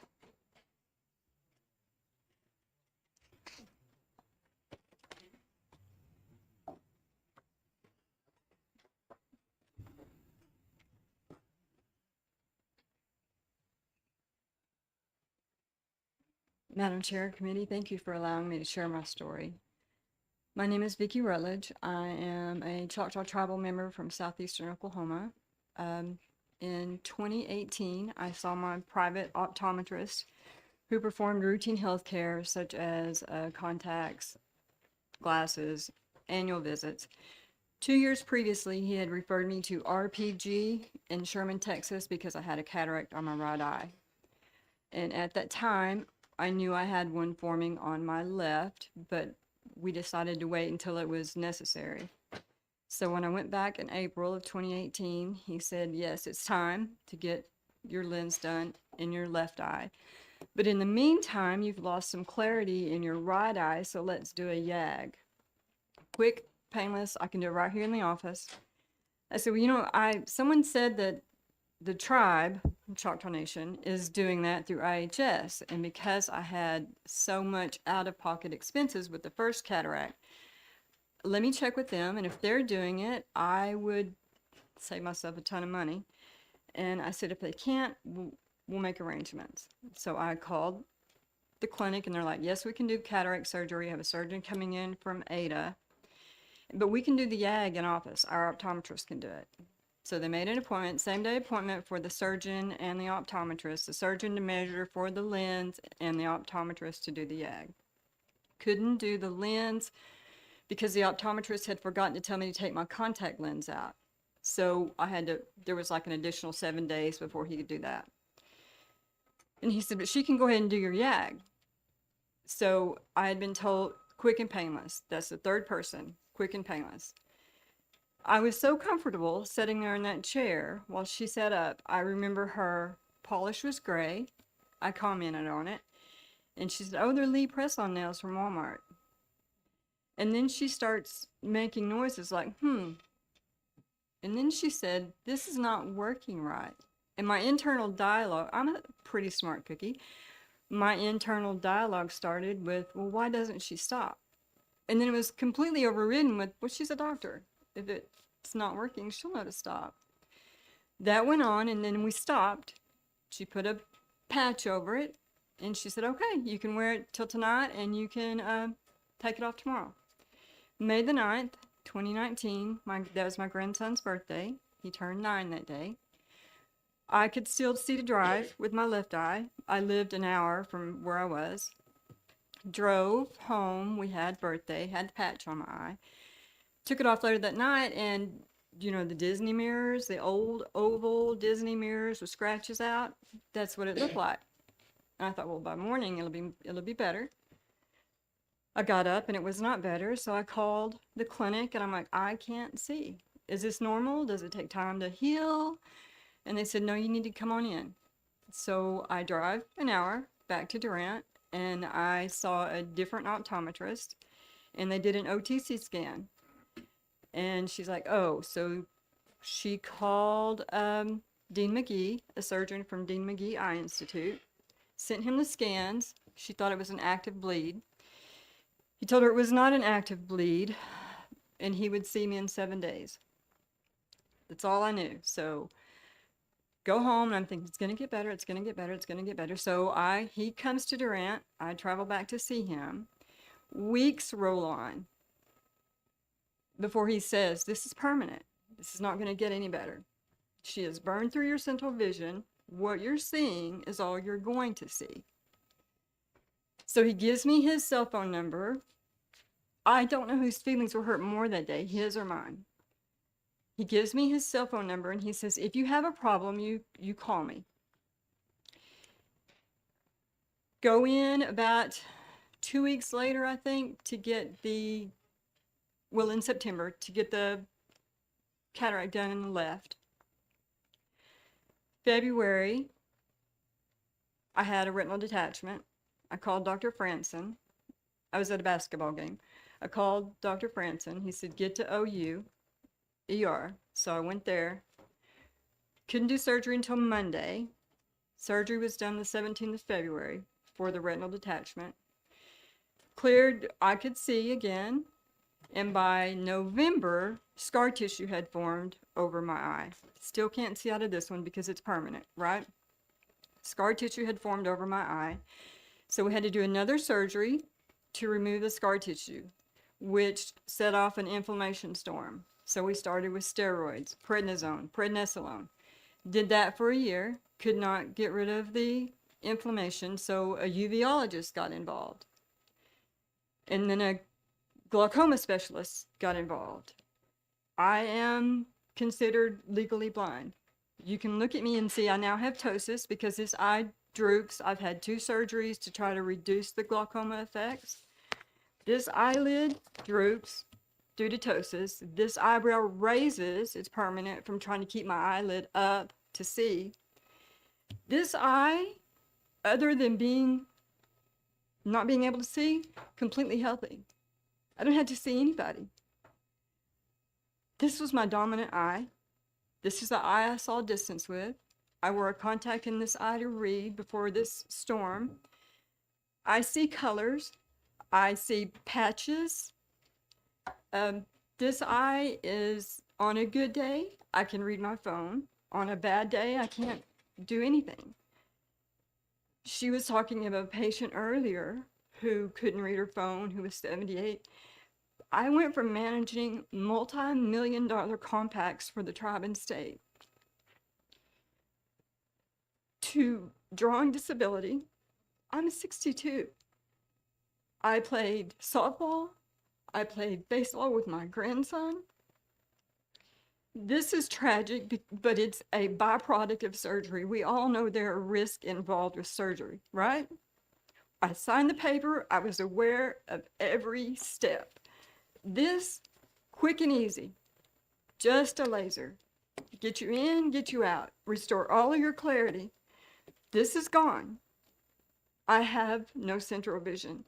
So I listen to what's right and what's wrong and who's right and who's wrong. I filed suit after I worked for the tribe. I prayed about it, talked to my director about it, didn't want to lose my job over it, till it got to the point where my director, my executive director, is like, you file suit. Contacted a personal injury attorney. The optometrist that did this was under contract for IHS, so it went through federal court. We mediated. She paid me over $600,000, and she had to admit negligence. I don't know where it was reported. I don't know if it was reported. I know she's still doing them today in Oklahoma. She's still doing them for IHS, so I don't know what the reporting system is.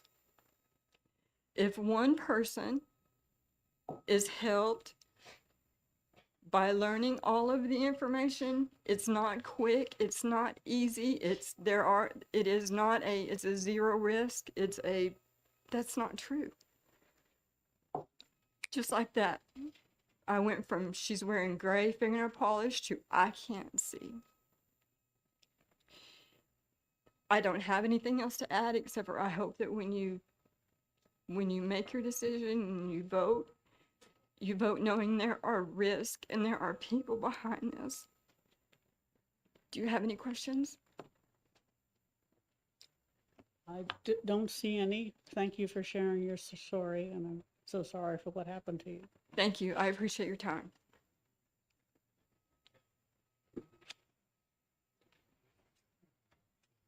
Joseph Shetler.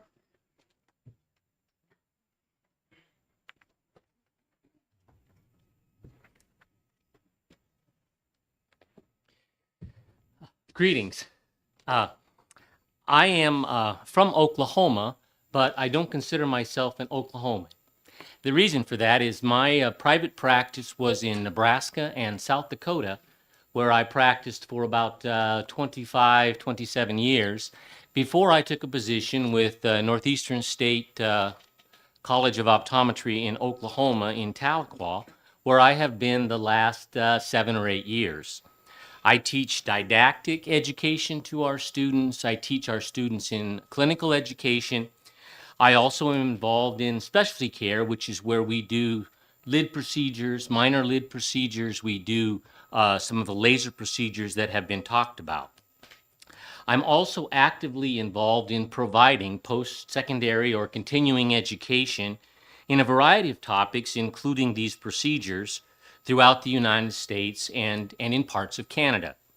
Now, I did delineate a lot of what I was to say because one of the instructions was don't duplicate, and a lot of that has been well covered, so I'm going to proceed along. But my practices previously in Nebraska and South Dakota were located in states at that time that could not provide these procedures that we are talking about.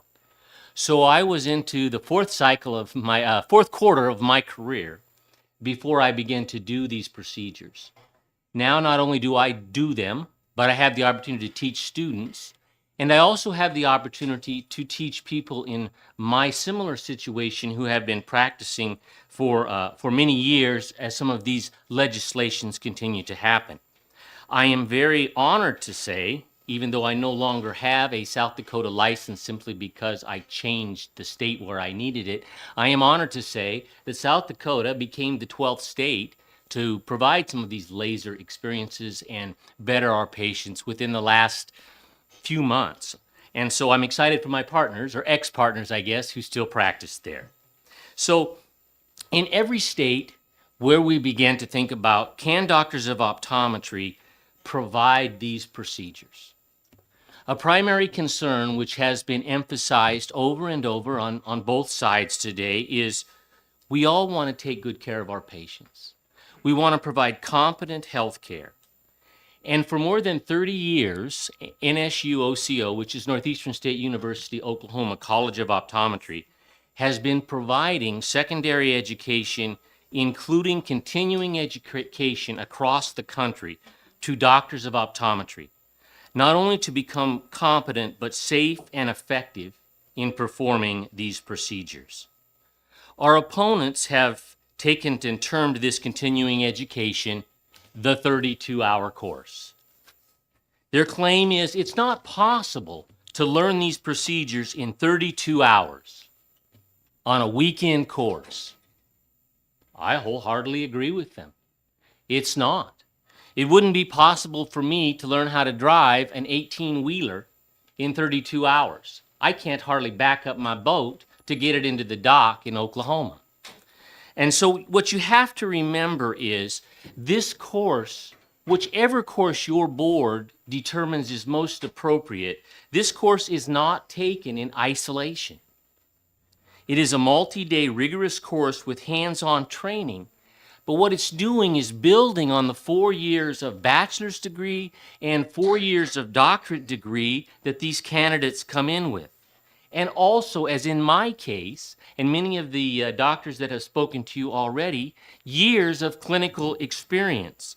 Years of clinical experience managing these cases preoperatively and postoperatively, even though the legislation, board, whatever regulation of that particular state would not allow me to do those procedures. When I began to manage cataract surgery postoperatively and preoperatively with an excellent cataract surgeon 40 years ago, which is about how long I've been practicing, it was an entirely different procedure. The eye was laid open from one side to the other. The risks were astronomical. Astronomical is an inappropriate word, but the risks were high.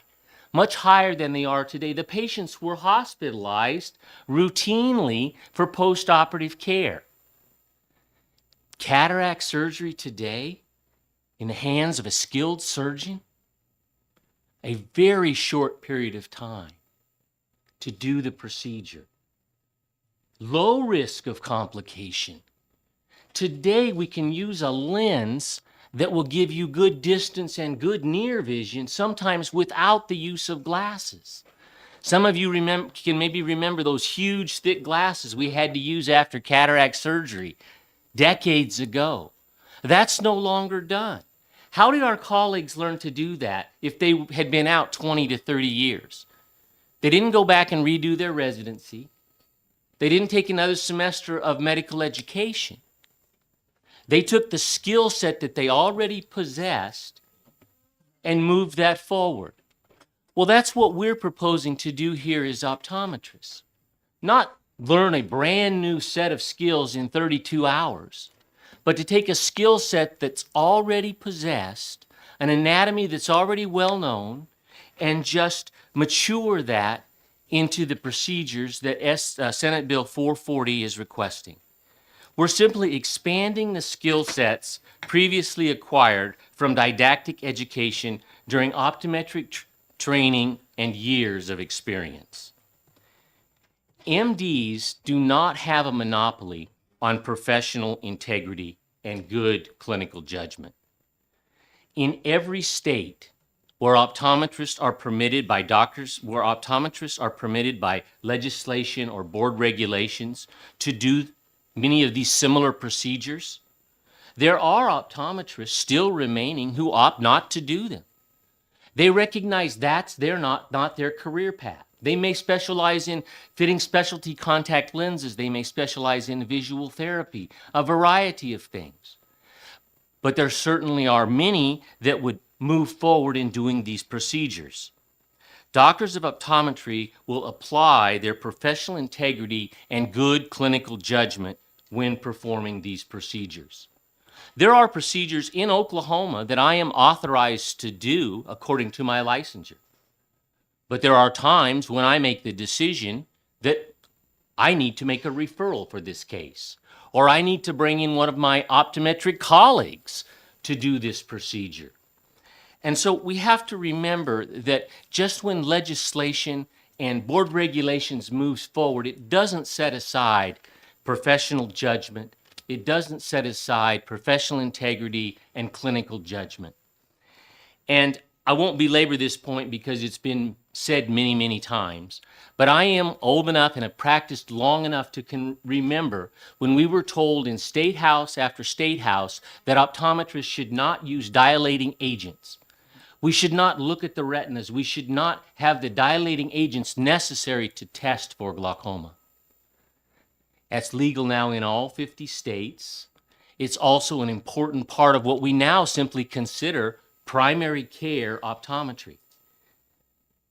And as was mentioned, when oral medications, the use of glaucoma agents, our ability to remove a corneal foreign body, this is part of primary care optometry in all 50 states.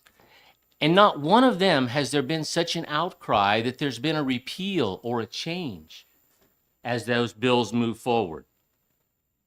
Time has proven that what optometrists came to their state houses to say over decades has been correct.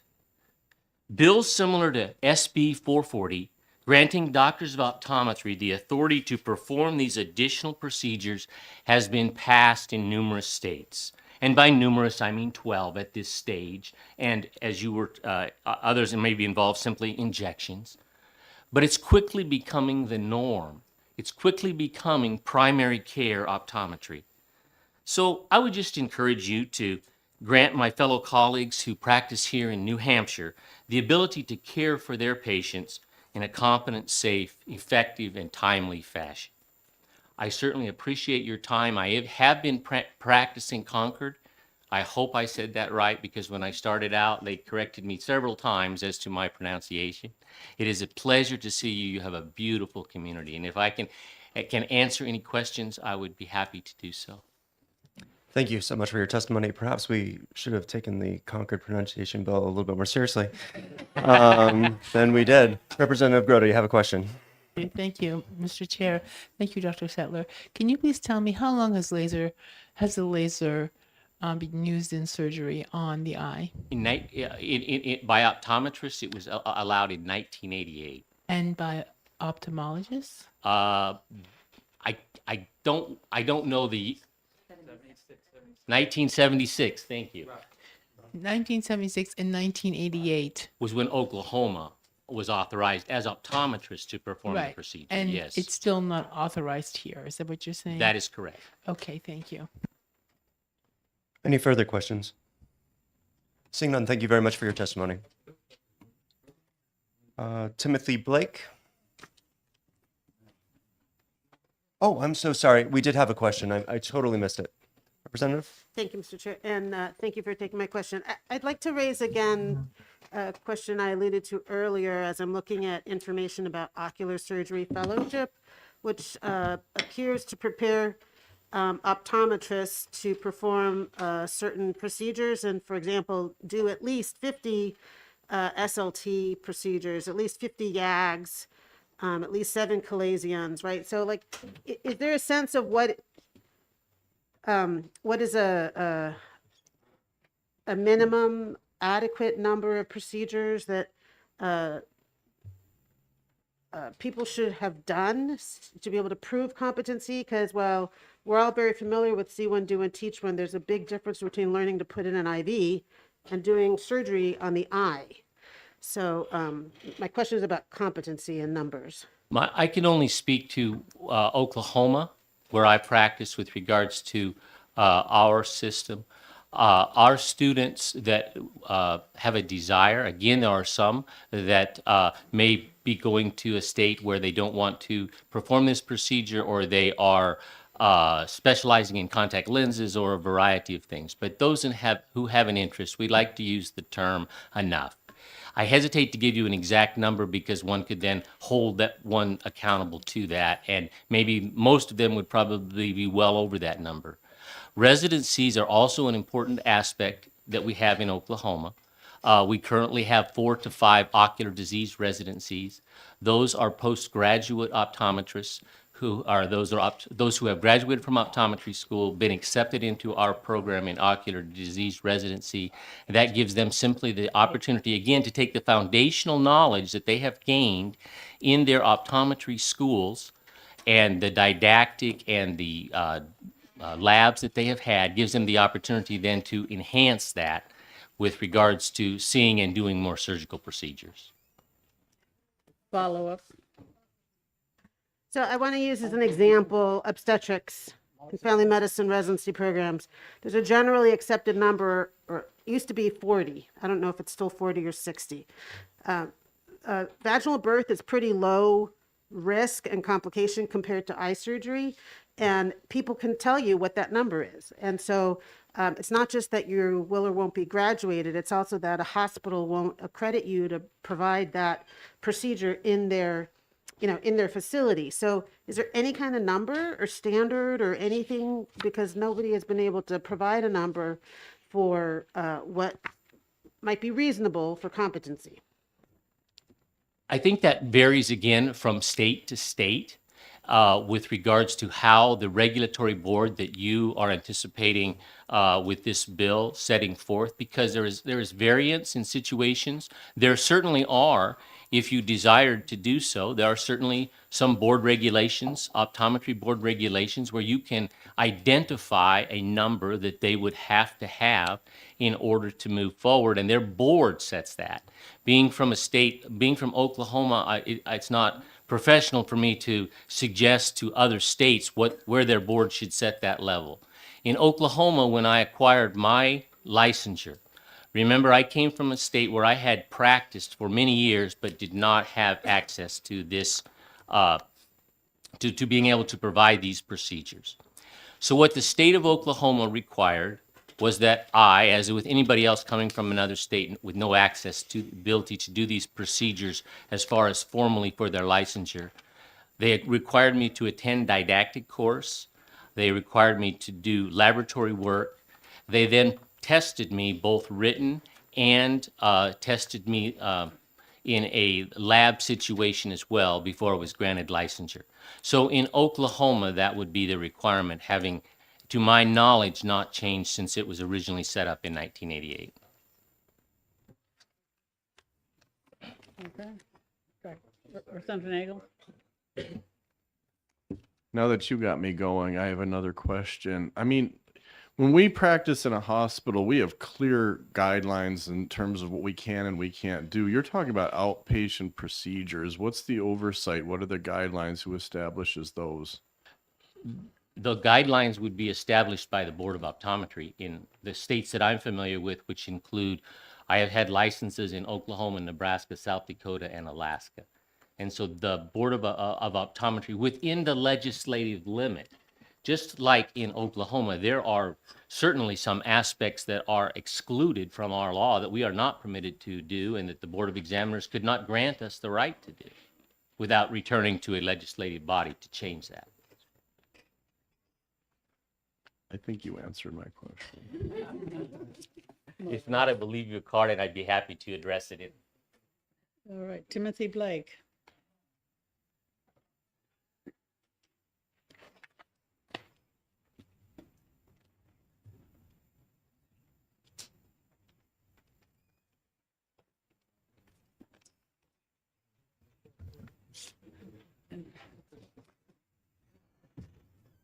Good afternoon. I'm Timothy Blake. I'm an ophthalmologist for 18 years at Nashua Eye Associates. I appreciate the committee's attention today. Nashua Eye Associates is a collaborative effort of 7 ophthalmologists and 7 optometrists.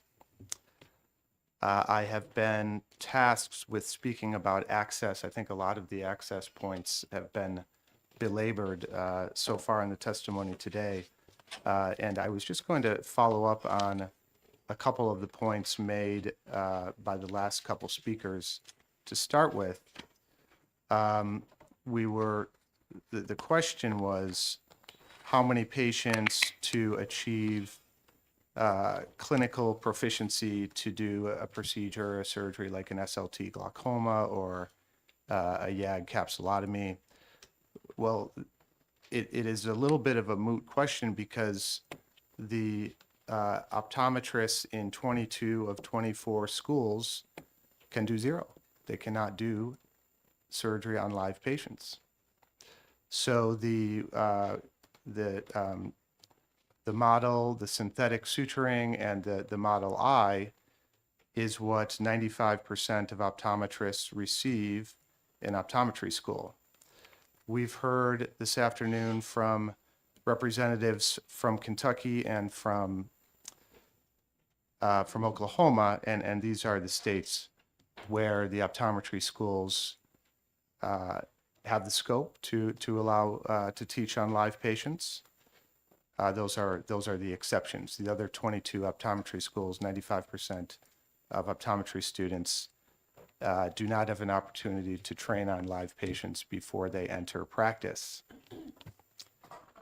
The gentleman from Kentucky mentioned an accreditation body, perhaps in the future, with forthcoming guidelines on these very questions. It seems to me that we're putting the cart before the horse, that we should have the guidelines in place, what's necessary to achieve clinical proficiency before we allow the procedures. And then I also just wanted to comment quickly on on the concept of preventing competition, ophthalmologists, the House of Medicine, controlling markets. And as I'm sure many of you may know, as physicians, we are compensated by insurance companies. We have no control over pricing. We're paid according to the Medicare allowable or commercial insurers that use the Medicare allowable as a guideline. So we can't set our prices. We cannot collude, so to speak. I think it's hard to call that a monopoly. As an extension of this idea, were we to introduce optometrists into the surgical market, so to speak, this would not introduce competition to decrease prices. The allowable would be the allowable, the cost would be the cost. So that would not be a downward pressure on prices. I'll take just a couple minutes to maybe give a little different perspective on the question of access. So laser machines and maintenance on laser machines is expensive. A YAG laser costs in the range of $60,000. Maintenance on the order of $9,000 per year. Do the optometrists who serve our rural communities have the number of patients needed to support purchasing a laser? One model is to pool capital among optometry offices in disparate locations to purchase and maintain a laser. This is not an access solution. And then secondly, does the number of patients in a rural location support the number needed to treat and achieve adequate skill and proficiency? There is a whole body of studies, body of knowledge that demonstrates that one of the most important predictors of surgical complications is low surgical volume. Surgeons who do fewer surgeries than a critical threshold have more complications.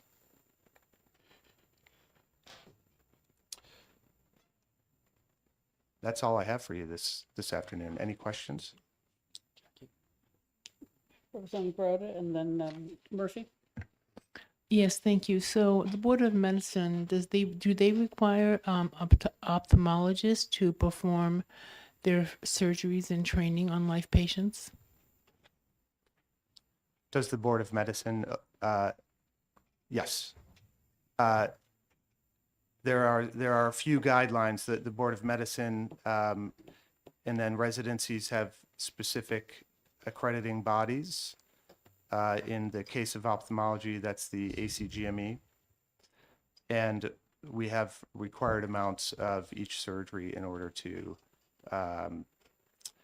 be considered competent. That is the first level of training to competency and doing those that given number of procedures, and then your surgeon, the staff has to also sign off that you're not only competent but that you're ready to treat patients in the real world. I have a follow-up. Follow-up. And how has the laser technology improved since it was first initiated, since it was first started? Not sure I could speak to that. There's a lot of different lasers for a lot of different applications. I think that there's been certainly improvements over the decades. Thank you. Representative Murphy? Thank you, Madam Chairman. Thank you for taking my question. First question, my question is, you have an office that has both optometrists and ophthalmologists, is that correct? Correct. How do the optometrists feel about this bill going forward? We haven't talked about it much. Thank you. Follow-up? Follow-up? Yeah, I think it's a good question insofar as in our office, we have comprehensive ophthalmologists, we have glaucoma trained ophthalmologists. So there are, when I see a patient that has progressing glaucoma in our practice, I'm having that patient see one of the glaucoma trained ophthalmologists. So it would be hard to make an argument in our practice there's a demand for optometry to be doing glaucoma lasers. Follow-up? Follow-up, thank you. In orthopedics, my practice, you would have to have at least 25 or 50 joints per year in order to qualify for continuing to do those procedures. For the reasons that you mentioned, that there are increased risks with the few of the procedures that you do, basically. But my question really is one of the access versus the quality part of what we're talking about today. I don't want to get into the ophthalmologist versus the optometrist. My focus has always been what is the best thing for the patient. And from what I'm hearing from you, can you speak to the question in my mind is from the patient's perspective, the quality of care versus the access of care, which one did they prefer, and where do you see the difference being between the two? Yeah, it's an important point. Obviously, we are, as has been said many times here today, our number one priority is patient care and patient safety. And access is not important if we don't have quality of care. I think the point becomes even a little more important when you consider that in these states where optometry scope has been expanded. These are a lot of the big square states out west and the Midwest, Alaska, Wyoming, Alaska, the two lowest densely populated states in the country. New Hampshire, being a small state, is actually in the upper half of population density. So from a population density standpoint, New Hampshire is in pretty good shape as far as access to an ophthalmologist. Thank you. Representative Booty?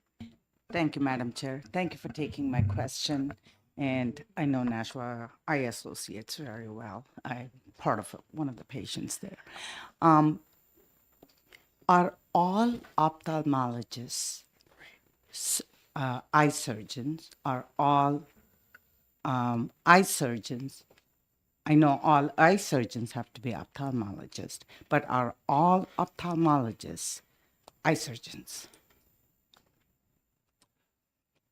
There are ophthalmologists that are medical ophthalmologists that are not eye surgeons. Some subspecialties such as neuro-ophthalmology does not do surgery, and in some cases retina specialist don't do more involved retina surgeries. Thank you. One follow-up. Thank you, Madam Chair. So the scope of practice for ophthalmologist is defined by a specialty. Similarly, would that be something that optometrists are also saying? Not all optometrists are going to be practicing laser or doing surgery. Is that a true statement? Well, it's true it to the extent in a world where optometrists were being trained to do these procedures. Thank you. Representative Schmidt? Thank you, Madam Chairman. So, my question is whether you think that the status quo is immutable, that we're not going to see any expansion of optometrists' ability to practice. So, is that your view that that's the case, or do you see that it is inevitable that the optometrists are going to get some additional procedures in any case, and that we have to get it right if we're going to be one of the states that's going to move forward in this direction? What do I want, or what do I think is going to happen? I think I can impute a certain desire on your part, but I won't do that. Yeah. I want you to answer. Well, I do think it's important that anybody doing surgery have the training to do it, and so I think we can agree on some procedures that are beyond the current scope of the optometrists, but without the appropriate training, it's hard to agree to procedures or to support them doing procedures that cut, penetrate, alter tissues inside the eye. Follow up? Follow up. So we're going to have to, there's going to be a subcommittee, and we're going to have people participating who have a very strong background, but also different positions on the spectrum of acceptance, whatever. I believe you said you're from Nashua, and so it's relatively nearby, a lot closer than Kentucky or Oklahoma. So would you be possibly one of those subcommittee participants so that we can have your expertise help us to get... I look forward to it. Thank you. Thank you for your testimony. Thank you. David Cabin? Madam Chair, may I respectfully request that I switch places with my colleague, Dr. E., who has to get out. Certainly. Thank you.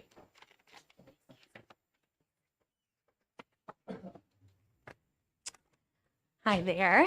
Thank you so much for letting me go ahead and speak. And my apologies if I watch the clock a little. I have to go pick up my son from daycare in a little bit. We're running into our time limit too. Well, perfect. So I'm going to go fast. First of all, just thank you so much for the opportunity to speak with you. My name is Dr. Jessica Eade. I'm an optometrist and I practice in New London, New Hampshire. And I basically just wanted the chance to tell you a bit about my background before I practiced here in New Hampshire. I'm not from here. I'm originally from Texas and Kentucky. I attended optometry school at the University of Houston. During my time in optometry school, I spent years managing complex medical eye conditions. During that time, I treated patients in Texas, but also in Louisiana and Oklahoma. So even though I was in a state where I wasn't able to do lasers in Texas, I still got many, many live human experiences of these procedures in other states where I could do it. So as a student in a state without those same allowances, it still can be done and is done. That's how I got those live experiences as a student, was going to other states.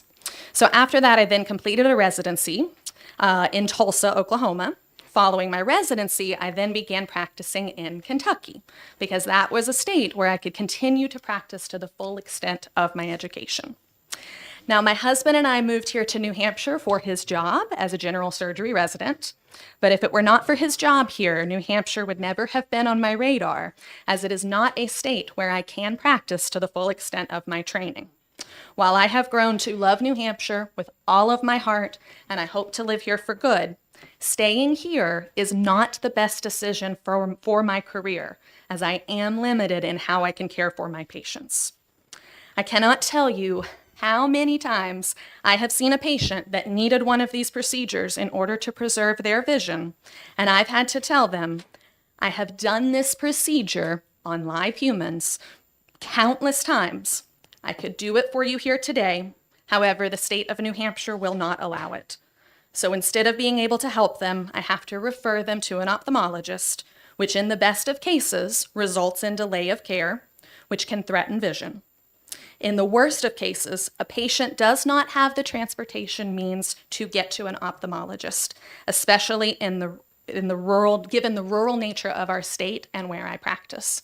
So to hear anyone that practices in this state say that there is not an issue with access to care is just stunning to me, because I see it every day in my practice. Please listen to me when I say there is a major issue with access to care for my patients. And so this is becoming more and more of a problem, as ophthalmologists in our region are so busy that many will not accept new patients, as we've discussed already, causing us to have to refer them even further away. The problem is only getting worse. A solution is so obvious, which is to allow us to practice the way that we were trained. In my case, allow me to practice in New Hampshire the same way that I have practiced in Louisiana, Oklahoma, and Kentucky. If New Hampshire wants to attract the best doctors to the state and to take the best care of their residents, it is imperative that we are allowed to treat our patients to the full extent of our education. Thank you so much. Thank you. Okay. Laura Gonzala.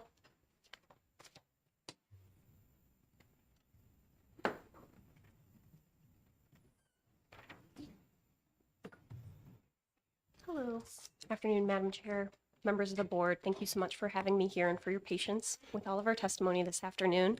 My name is Dr. Laura Gonzala. I'm a fellowship-trained oculoplastic surgeon, brand new at Dartmouth, and I'm happy to wax rhapsodic on my training from aerospace engineering to medicine, but in the interest of time, I will suffice to say that I did indeed graduate from the 26th grade.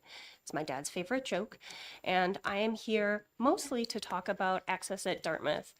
I am one of 4 new ophthalmologists starting this year at Dartmouth. One of them will also be practicing at Mount Ascutney. She'll be splitting her time. 2 of us have already started, and as to the concerns about aging ophthalmologists, I am the oldest of the 4 new ophthalmologists. So we have some time. We additionally have started the first ophthalmic residency in the state of New Hampshire, and we will be graduating our first class this year. So we have 8 ophthalmologists in training at Dartmouth, seeing patients at the hospital, through the Good Neighbor Clinic in Lebanon, and they also rotate at the VA. And I will also be joining the VA later this year. And as to that point, I did want to clarify that the VHA Eye and Vision Care Directive 1121 does not allow for optometrists to perform laser or incisional surgeries at any VA facility, even in states like Oklahoma, where by state law, optometrists are allowed to perform those procedures. They're not allowed to perform them at VA facilities. That's just federal policy. As for myself, I'm an oculoplastic specialist, and I can and have been seeing patients referred for eye lesions within a week. And I talked with Dr. Michaelak yesterday. She's our newest retina surgeon, and she confirmed that if someone is referred for an urgent retinal concern, she will see them within 24 hours. And Dr. Schultes, one of our residents that's here today, somewhat wearily confirmed that because he was on call at the time. In summary, Dartmouth is growing. We're dedicated to safe, timely, and effective patient care.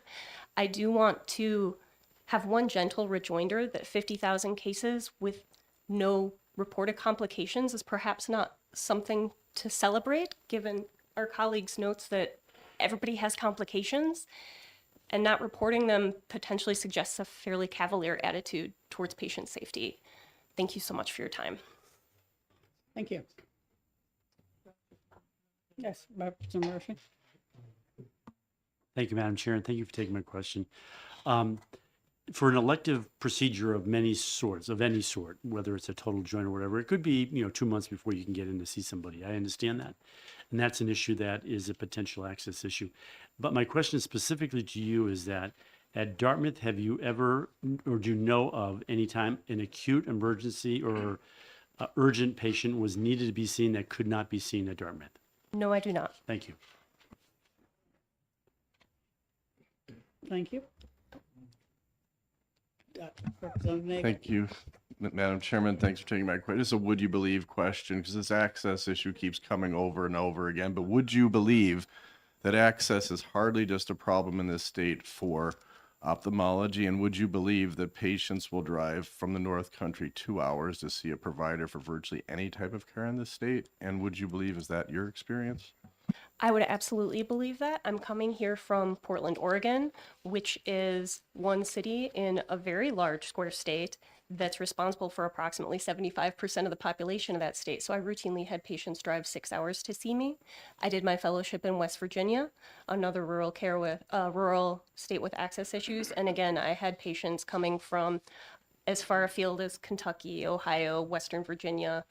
It's medicine in general. I agree. Thank you. Thank you again. All right. David Cavan? Thank you, Chair and committee members. I can't hear you, your microphone. Okay, well, see. Age shows. There we go. Thank you again for allowing me to address the committee. My name is Dr. David Caban. As I said, you can probably tell by my white hair that I've been here a long time. I started practicing in 1977, October, and I recently retired in mid-2021. I want to say that this is at least the third time that I have been here in Concord to testify about a bill in support of an optometric statute. I will also say that 3 of the speakers who have spoken were in the same room with me opposing those bills. But in spite of them, you did in fact pass them, all of them, over time, and the outcomes have been, I think, exemplary. Quick introduction, and then I'll get to the point because I know it's running late. During the final years of my optometric career, I thought it would be good to give back to the community. I sold my practice and moved on. So I had the honor and privilege to serve as the Associate Medical Director of Eye Care Services for the Amoskeag Health Center in Manchester, New Hampshire. This is a federally qualified health center. It serves the most needy, the most underserved population in the state, and I want to address access because frankly, I am quite upset about the testimony that we don't have access issues. We do have severe access issues. So I'm going to stop talking about myself, and I've been asked by the current director, Dr. Jillian Peabody, who is now the director of the Amoskeag Eye Clinic, who couldn't be here today because she's in a dentist's office, who's not an MD, by the way, but who's cutting her mouth open to take out wisdom teeth and so forth. She's asked me to make a presentation, and I will quickly do it, and I'm going to cut out some of it, but you have her written testimony. She basically says that her father was a physician, her mother a retired nurse, and that's why she decided to come back to New Hampshire to practice optometry. She asked for your support in Senate Bill 440. She says, I have experienced in Manchester, a city of 100,000 people, roughly, I believe. I have experienced significant difficulty in finding the specialty care my patients desperately need. Our current optometry statute, as you know, and I won't belabor it, prohibits what's in Senate Bill 440. So let me get right to her stories. She has 2 of them. For example, she says, just last week, now I got this a week ago, so it was 2 weeks ago. I had an uninsured patient with a months-old lump in his eyelid causing him discomfort. He was a simple injection into the lesion, which would be allowed by Senate Bill 440, that she had been trained, I'm going to say, speaking this in the first person, that I had been trained to do could have been completed the same day for this patient, and it might have resolved the condition. Instead, my patient had to refuse my suggested referral to a local ophthalmologist because the ophthalmology consult and injection was cost prohibitive. These are people with no money or little money. As one of my patients has put it to me, I can barely afford a loaf of bread, let alone an out-of-pocket referral to an ophthalmologist. Case number 2, and I'll be ending this, okay? I'll give you an example of a patient I regularly see and could treat, safely treat, with a procedure that I was trained to perform in optometry school, but cannot perform due to the current statute in New Hampshire. I'll call the patient Sam. Sam first saw me when I was a 4th-year optometry student intern at the Community Health Center, the Manchester. She was my student intern when I was medical director. Sam came in covering her left eye in tears. This is the patient. Her husband had recently passed away, and over the previous week, she had developed a debilitating headache, nausea, blurred vision in her left eye, and severe eye pain. Our colleagues in ophthalmology have spoken about this and all the misdiagnoses that we've made. But here's the story. This patient had been misdiagnosed by the ER, who told her that she was having migraines brought on by her husband's death. She went then to her primary care physician, an MD, who told her, oh, you've got an eye infection. And he prescribed Tylenol and an antibiotic. And guess what? She ended up in Dr. Peabody's clinic a day or two later. And Dr. Peabody, who I'm testifying for, immediately diagnosed her condition as acute angle closure glaucoma. Angle closure glaucoma is a potentially blinding condition where the anatomical area in the front of the eye that normally drains fluid gets blocked. And this can cause rapid rises in pressures, and it is truly an ocular emergency. I immediately administered topical and oral medications that we had in the eye clinic and which I am authorized to prescribe by former legislation that we were opposed on 20 plus years ago by the ophthalmologists, 3 of whom have already testified against this bill. Okay, so she used those medications to just delay the problem. I lost my place, sorry. So basically the definitive treatment, Dr. Peabody speaking, the definitive treatment for this condition is an in-office laser procedure that I was trained, Dr. Peabody, to perform in optometry school. You might think the story ends there, that I performed the laser procedure and we saved Sam's vision. That is not the case. Our current law again prohibits this. So, Dr. Peabody states, only ophthalmologists can perform the procedure, but Sam, a single working mother, did not have insurance to cover such a procedure at a local ophthalmologist's office. She couldn't afford it. Instead, Sam had to drive over 60 minutes, I'm assuming, and I don't know, perhaps to Dartmouth, away to receive a laser treatment from an ophthalmologist who agreed to do it at a reduced price. This procedure saved the vision in the left eye of the patient. But with angle closure, you need to treat the other eye relatively quickly because it's likely to occur in the other eye. And so it was recommended to the patient, but faced with the $1,000 bill plus and a over 60-minute drive, Sam told me, Dr. Peabody, that she had to refuse the second procedure because she couldn't afford the cost. This is happening in Manchester, New Hampshire, in a clinic that serves 16,000 uninsured or underinsured people. So it's not an issue of access just in those counties that Dr. Sawyer mentioned. It's everywhere. To make it final, I've been trained to perform this laser procedure. If Senate Bill 440 passes, our health center could procure funding through a grant of a private foundation. As medical director of eye care, I can tell you that is exactly true. We have many foundations, Cogswell and others, that would immediately pay for a laser. And we could have offered it to not only this patient, but to our patients immediately. I have countless stories of other patients who require the same services that I'm trained to do, but prohibited from doing. And I chose to come back to New Hampshire. It would make sense if I could do them. And then she just goes on to ask your support for Senate Bill 440. My experience is just one of many reasons why I respectively ask that Senate Bill 440 be passed into law. Thank you for your time, Dr. Jillian Peabody. Any questions, please? Yes, sir.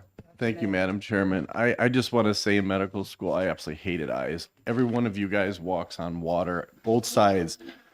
How hard is it to diagnose a narrow-angle glaucoma? How hard to diagnose? Yeah, because it's been kind of brought up that it's... Yes.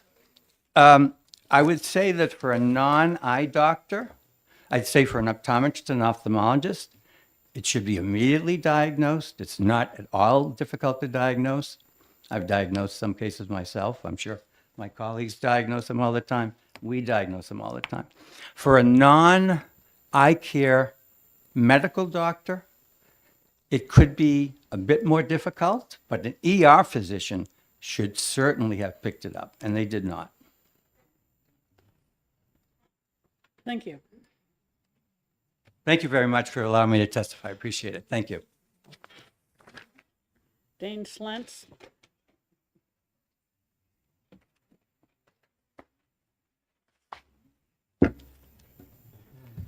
Good afternoon, and thank you for having me here today. My name is Dane Slentz. I'm a board-certified ophthalmologist and fellowship-trained oculoplastic surgeon. And Senate Bill 440 is dangerous to patient safety, and I will get into that with an example in a second of how the exclusionary language will actually harm a patient. But before I do that, I just want to clarify a couple things as well. A lot of what was brought up earlier today was regarding the list of procedures that were performed. And Madam Chairman, you hit the nail on the head when you talked about the exclusionary language, because when you look at the eyelid section, it doesn't say they can fix an outward turned eyelid. It doesn't say they can fix an inward turned eyelid. It doesn't say they can fix a stye. It doesn't say they can fix a papilloma. It says what they can't do. And that's why that bill is dangerous. And the initial list that was generated was when a group of ophthalmologists and I all went over those possible procedures that we do as a collective specialty.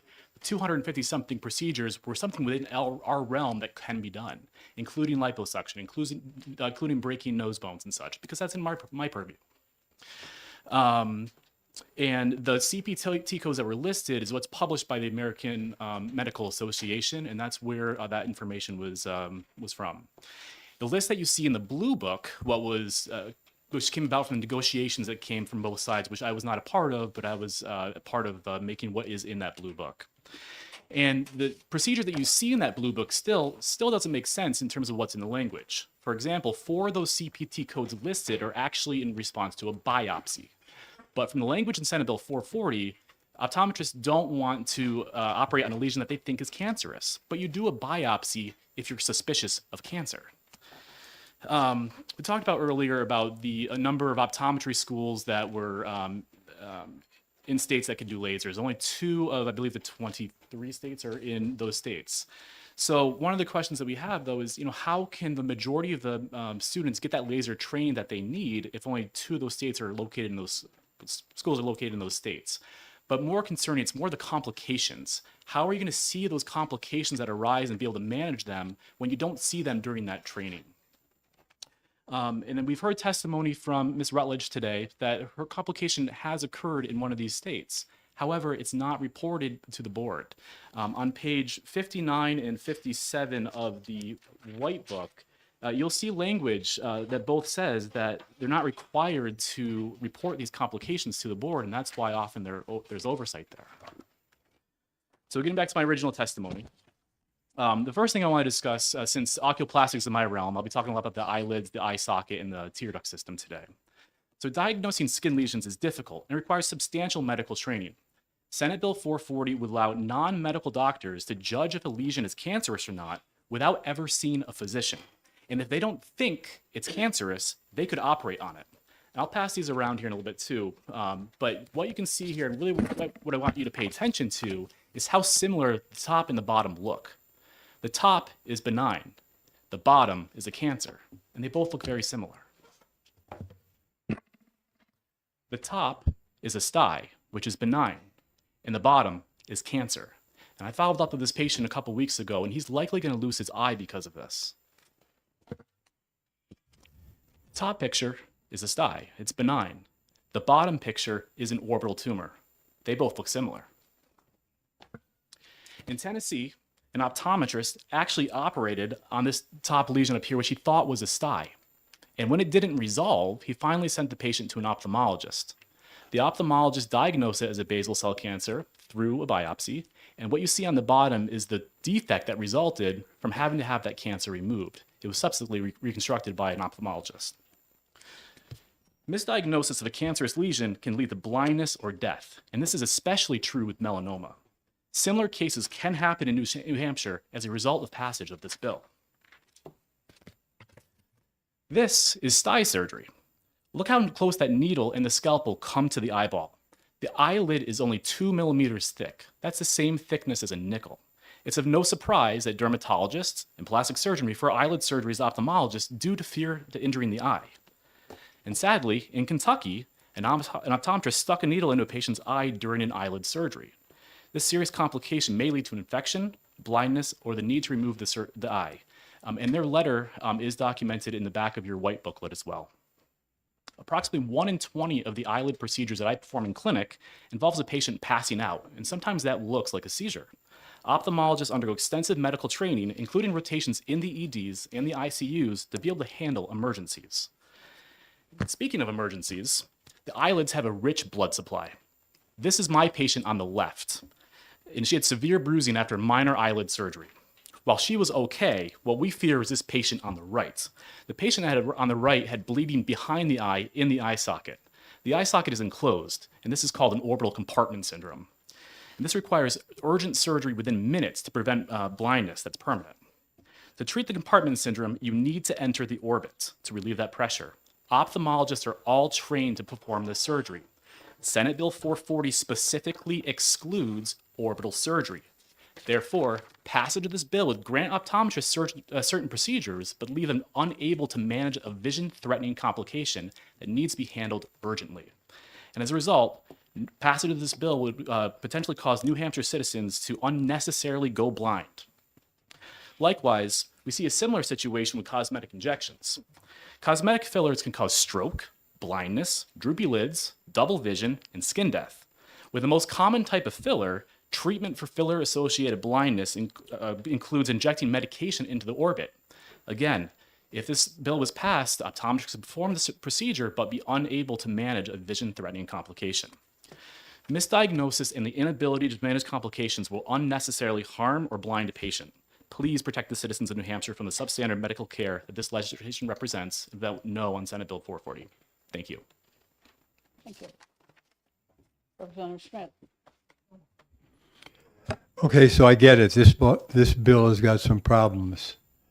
Is it fixable? Because we're not going to vote on this bill. Okay. Representative Schmidt, I think that's beyond his scope. Okay, that's your opinion. My opinion is different.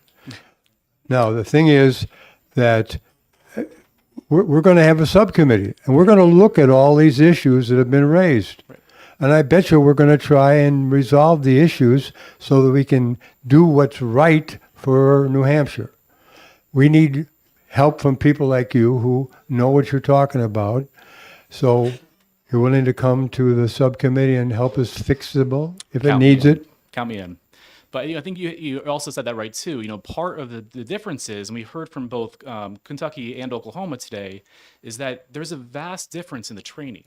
In the states that optometrists can perform surgery, there's no minimums. There's no requirements that need to be met. Whereas in medical school and ophthalmology residency, which is ACGME approved, you have to meet certain guidelines to be able to perform these surgeries safely. And that's why we are all here today. Thank you. See you at the subcommittee. Representative Murphy. Thank you, Madam Chairman, and thank you for taking my question. The language, as you referenced accurately in the bill, is exclusionary to what can be done. I don't know how many procedures are done in ophthalmology, but where's the delta between what would be potentially done, could be legislated to be done, versus what is excluded right now?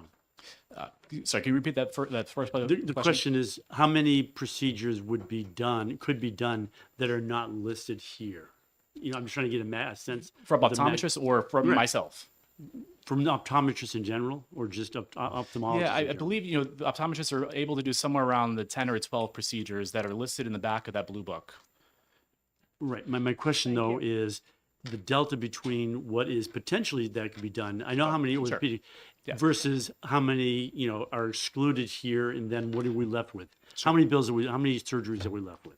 So, I think if I'm understanding correctly, and please correct me if I'm wrong, but, the concessions we made would include 4 other procedures that they asked for, I think would be reasonable because it'd be extensions of what they're doing, but not meeting the definition of surgery, because we do feel that it's harmless because we feel that they're not adequately trained for that.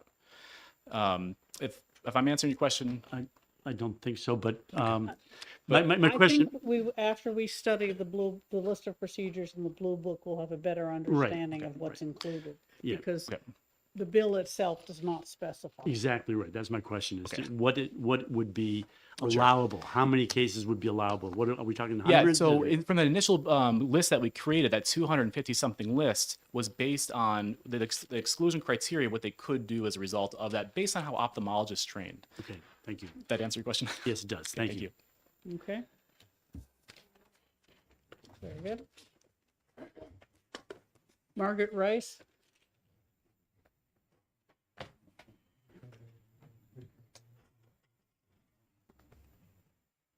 Madam Chair and members of the committee, thank you very much for the time today. I'll try and keep it snappy.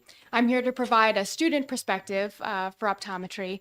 My name is Maggie Rice, and I'm a resident of Keene, and I'm a fourth-year optometry student studying at the Massachusetts College of Pharmacy and Health Sciences in Worcester.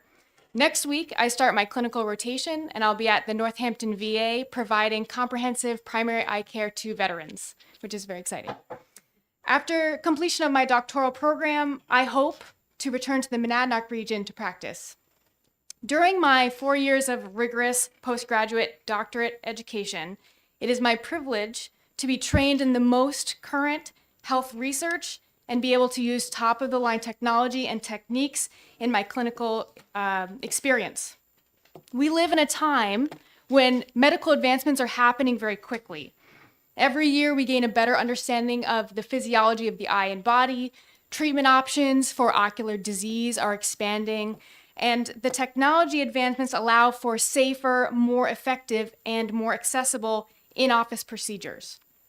My optometric education and training is preparing me to be able to utilize the most current technology and techniques, and it's positioning me to be able to use the most current technology, but also grow and advance in the future.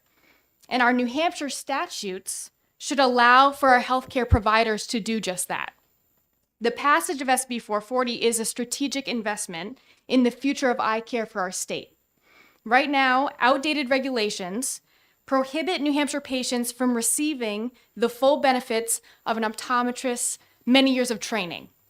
And as a result of this, optometrists who want to practice to their fullest capabilities are encouraged to look elsewhere. And I think Dr. Eid spoke to this. So I'll give you an example as well. I am the only student in my class of 50 in Worcester who is from New Hampshire. And I'm only one of a few who is even considering New Hampshire as a place to move to practice and raise a family. So unless these regulations are corrected, New Hampshire will continue to struggle to attract top quality healthcare workforce that it needs and deserves. The passage of SB 440 doesn't only mean that New Hampshire residents would have better access to care now and in the future, but also that students like me would see the state as a place where we can be the absolute best future doctors for our patients. And that would really be a wonderful thing. So I encourage members of the committee to vote yes on SB 440 because it corrects restrictive and outdated healthcare laws. It will draw the best and brightest healthcare providers to the state, and it also expands access to high quality healthcare for all of New Hampshire right now, but then also in the future.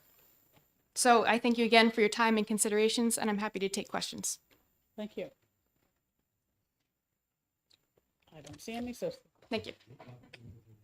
Catherine Miranda.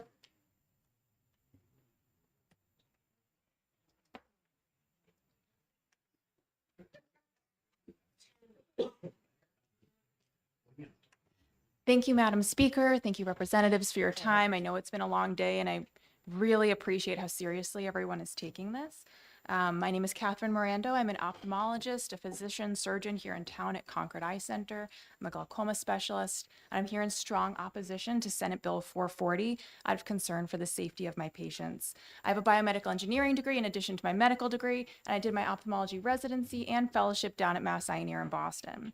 I wanted to quickly touch on a couple of things that were mentioned to maybe clarify a bit. There was mention that we're not going to attract good optometrists to the state because we're not offering the things that they want to do. That's simply not the case based on the numbers. If we look at all the optometrists who left New Hampshire, none of them have filed CPT codes or laser codes in states elsewhere, meaning they're not leaving because they can't do laser surgery. And the numbers of optometrists are continually growing in our state. There's also a question about providing care to underinsured or low income patients. We actually have, I'm not sure if everyone's aware, there are numerous programs. There's Eye Care America through the American Academy of Ophthalmology. In my society with glaucoma, we have Glaucoma Society Cares, where we volunteer to provide free eye surgery to underinsured and low income patients. There was also a comment earlier about that these surgeries are just a natural progression from the didactic training, was the wording. I think that's sort of likening a pilot who maybe goes to flight school and sits in a classroom but has never flown a plane, then saying it's a natural progression from the didactic level while never actually having hands-on training in a plane. I would liken the change in the surgical field over time, and ophthalmologists learning new procedures to maybe switching from, not that I fly a helicopter to a plane, you know, you're already operating on living, breathing humans in the same spaces and just transitioning to more upgraded procedures.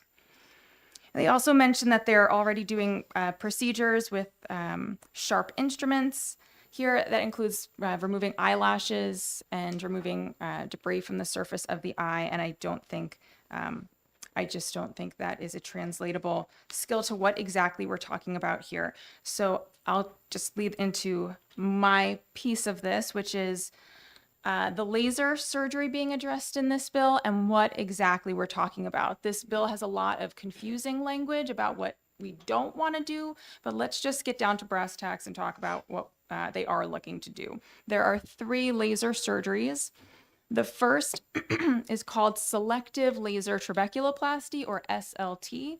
This is a laser used to lower eye pressure electively in glaucoma. It's not an emergency, usually used for people who have dementia or difficulty with arthritis in administering their drops. In order to do this laser, the laser beam is aimed at this structure that is 0.5 millimeter thick. This probably looks like nothing to you, but there's a thin line here in the middle. It's very tiny. If you aim here or you aim here, not only will it not work, but you can cause damage. In order to do this laser with one hand, you hold a lens on the eye that has a mirror that flips and reverses your image. With your other hand, you aim the laser at the spot you're treating. With your foot, you are pressing a button to apply the laser, and you do about 100 shots. In between every few pulses, I'm adjusting the power so that I don't cause damage or treat too little. It's a very active process. The second type of laser that they want to perform is called a YAG iridotomy, or an LPI.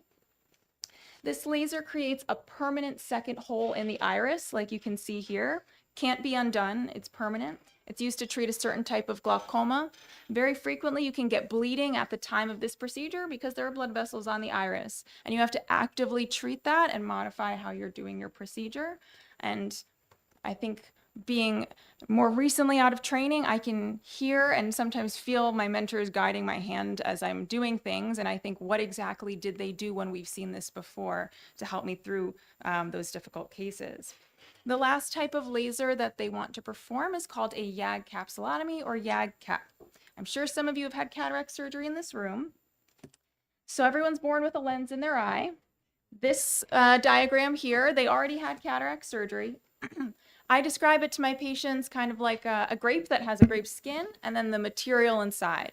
Cataract surgery, we scoop out the material inside and leave a capsule.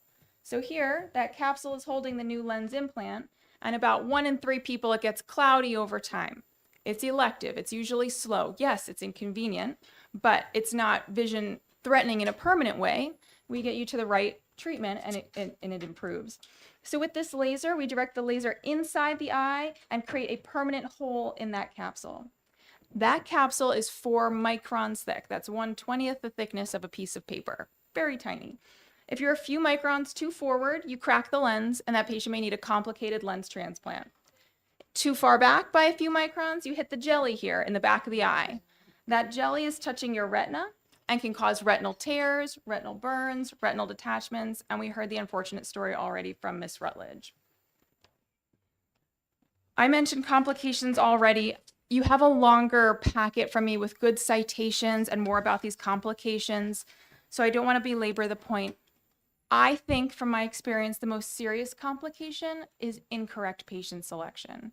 And I think some of my colleagues have actually come to similar conclusions. And I say this because I've already seen this numerous times, numerous referrals for consider LPI, consider SLT, consider YAG-CAP, when not only would that have been the wrong procedure to perform, but it would have been harmful to that patient to perform. I have a few examples. If that would be interesting to you or helpful, I can get into it. Otherwise, I will move forward. So I hope this gives you a better understanding of the laser surgery being discussed in this bill. I know the optometry lobby is going to try to say how easy and safe these are to perform, but it's surgery. A laser is a tool used by a surgeon, just like a scalpel, to cut, manipulate, or alter tissues. And the truth is that optometry school has no hands-on laser training with patients required, and in fact, 22 schools can't even have hands-on patient training. I really value my colleagues in optometry. We are constantly working together in the same office, and I value their referrals because they're on the front lines, and accurate referrals is what drives our practice to get patients the right care. So I hope we can keep working to the highest levels of our training, but also recognize our limitations so we're not taking advantage of our less educated or poor elderly citizens who don't know the difference. I mean, this is a long hearing to understand the difference. They're not going to know the level of training. So I'll just end with a question, I guess, for you, that if you needed to have laser surgery done on your eye, would you want it done by someone who's done 17,000 hours of hands-on clinical training and has set minimums? Or would you be okay with having it done by someone who did a weekend course on a model eye? Because someone has to be their first patient. Thank you. Thank you for your testimony. Ahad Fazlat.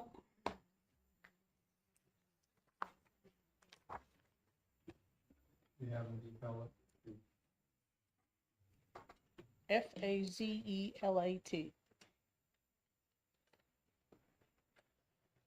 Excellent handwriting, thank you. A doctor's handwriting. Madam Chair, distinguished members of the committee, thank you so much for the time today. It's been a long day. We've heard a lot of testimony, so I appreciate you bearing with us. You've heard a lot, and hopefully by now you're gaining an understanding of the differences between the ophthalmologist and the optometrist. Whether you liked it or not, you gained an education of it, and you know that there are differences between the two. You learned so much about the procedures and how intricate they are, how detailed they are, and you should have heard exactly how much more there is in the medical decision-making process than there is in the actual treatment itself. Both of those are so important to the whole process. We've talked significantly about access, and I know my colleagues in optometry are very passionate about access, as are we. And we all recognize that New Hampshire is a state where the population has put itself south of Concord, 80%, north of Concord, 20%. Ophthalmologists have put themselves in the state south of Concord, similarly, as have optometrists. And so this problem of access that exists, we agree there is this problem of access, but not just for our specialties. This is for medicine nationwide. When we looked at the data to actually review and see what was the access issue for our patients, we saw that you could get to a trained ophthalmic surgeon within 30 minutes, 90% of the patients. Surely Dr. Sawyer has patients that have more than an hour travel. And surely there are others who could give us similar examples, but we're talking about the rule, not the exceptions.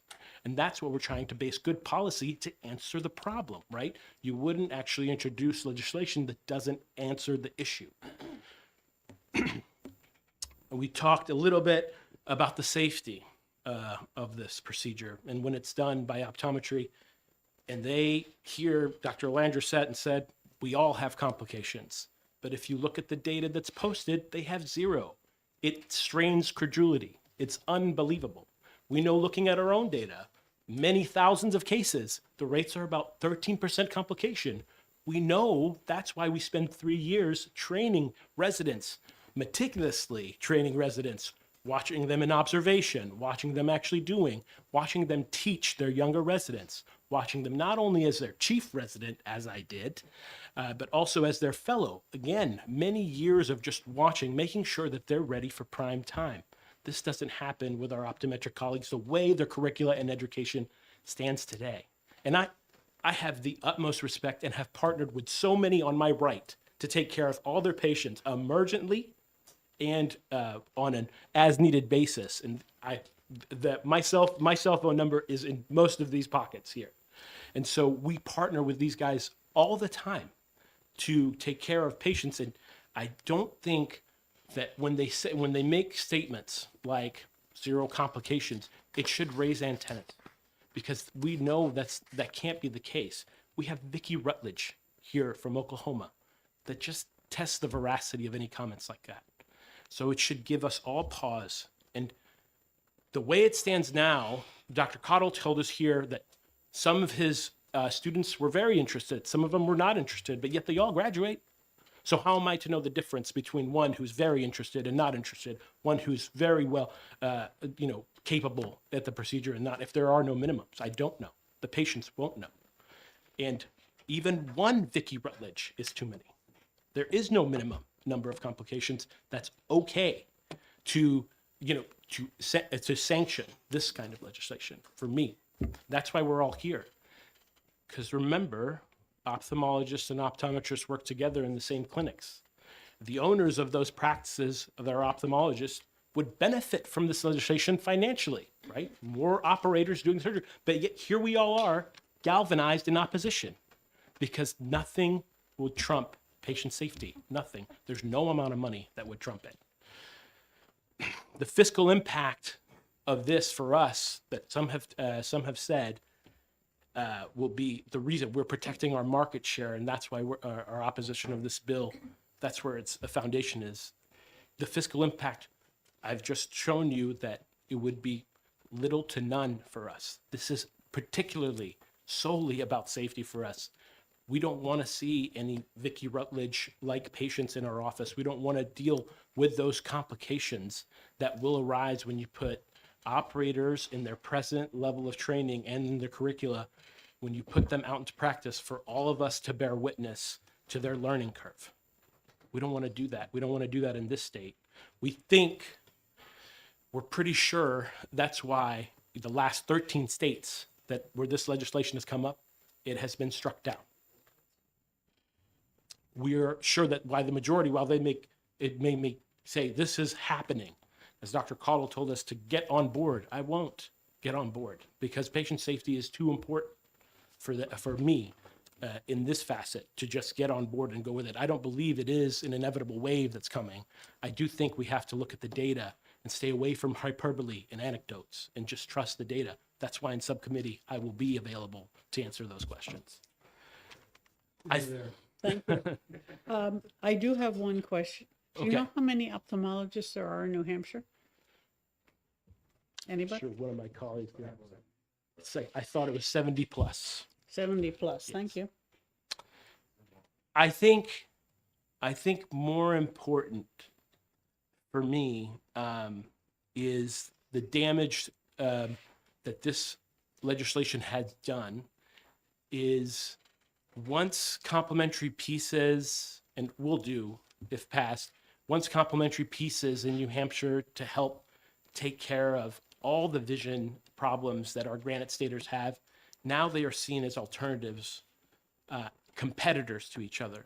That relationship between the optometrist and the ophthalmologist is so important, and legislation like this is fracturing it, and patients will suffer for it.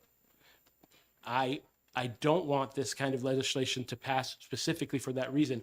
I would be if the training was changed in the optometric community, such that hours of laser and surgical training were applied, such that minimums were guaranteed, such that watchdog organizations like the ACAGME would come to every optometric school and ensure that their graduates were graduating with minimums, and there was a national standard. Sign me up. Let's do it. But until that happens, it can't be okayed by legislation on the back end. This should be a national grassroots effort to change the way optometry is taught and practiced at the level of the curricula in the schools, not with legislation state by state. They continue to say, if this legislation causes problems, where are they? We're wondering the same. It could be, if I would offer that, when you're faced with a patient who suffered a complication, either delayed diagnosis or misdiagnosis, or in these states where the procedures are allowed, complications from the procedure itself, the doctor and the patient are not engaged in culpability. That's my last concern. Whether it's specifically the patient in front of me and the problem that they're presenting with that I'm focused on. And culpability is the furthest thing from my mind at that time until I can guarantee the best outcome for my patient. Now, originally from Afghanistan, moved here from Missouri. I am a granted stater now because I married a girl from Bedford. And here I will stay, and I will be in opposition to bills and bills like this that put patients in danger, because it's my duty, not just for the time that I'm in practice, but it's going to be my legacy to the state. I have time for any questions. Thank you very much. All right, don't see any questions at the moment. All right, is there anyone else who wishes to testify on Senate Bill 440? Thank you. No, they've already, we've already gotten a good supply of them. In that case, I'm closing the public hearing. It will be going to subcommittee, and it needs to be voted out of this committee by mid-May.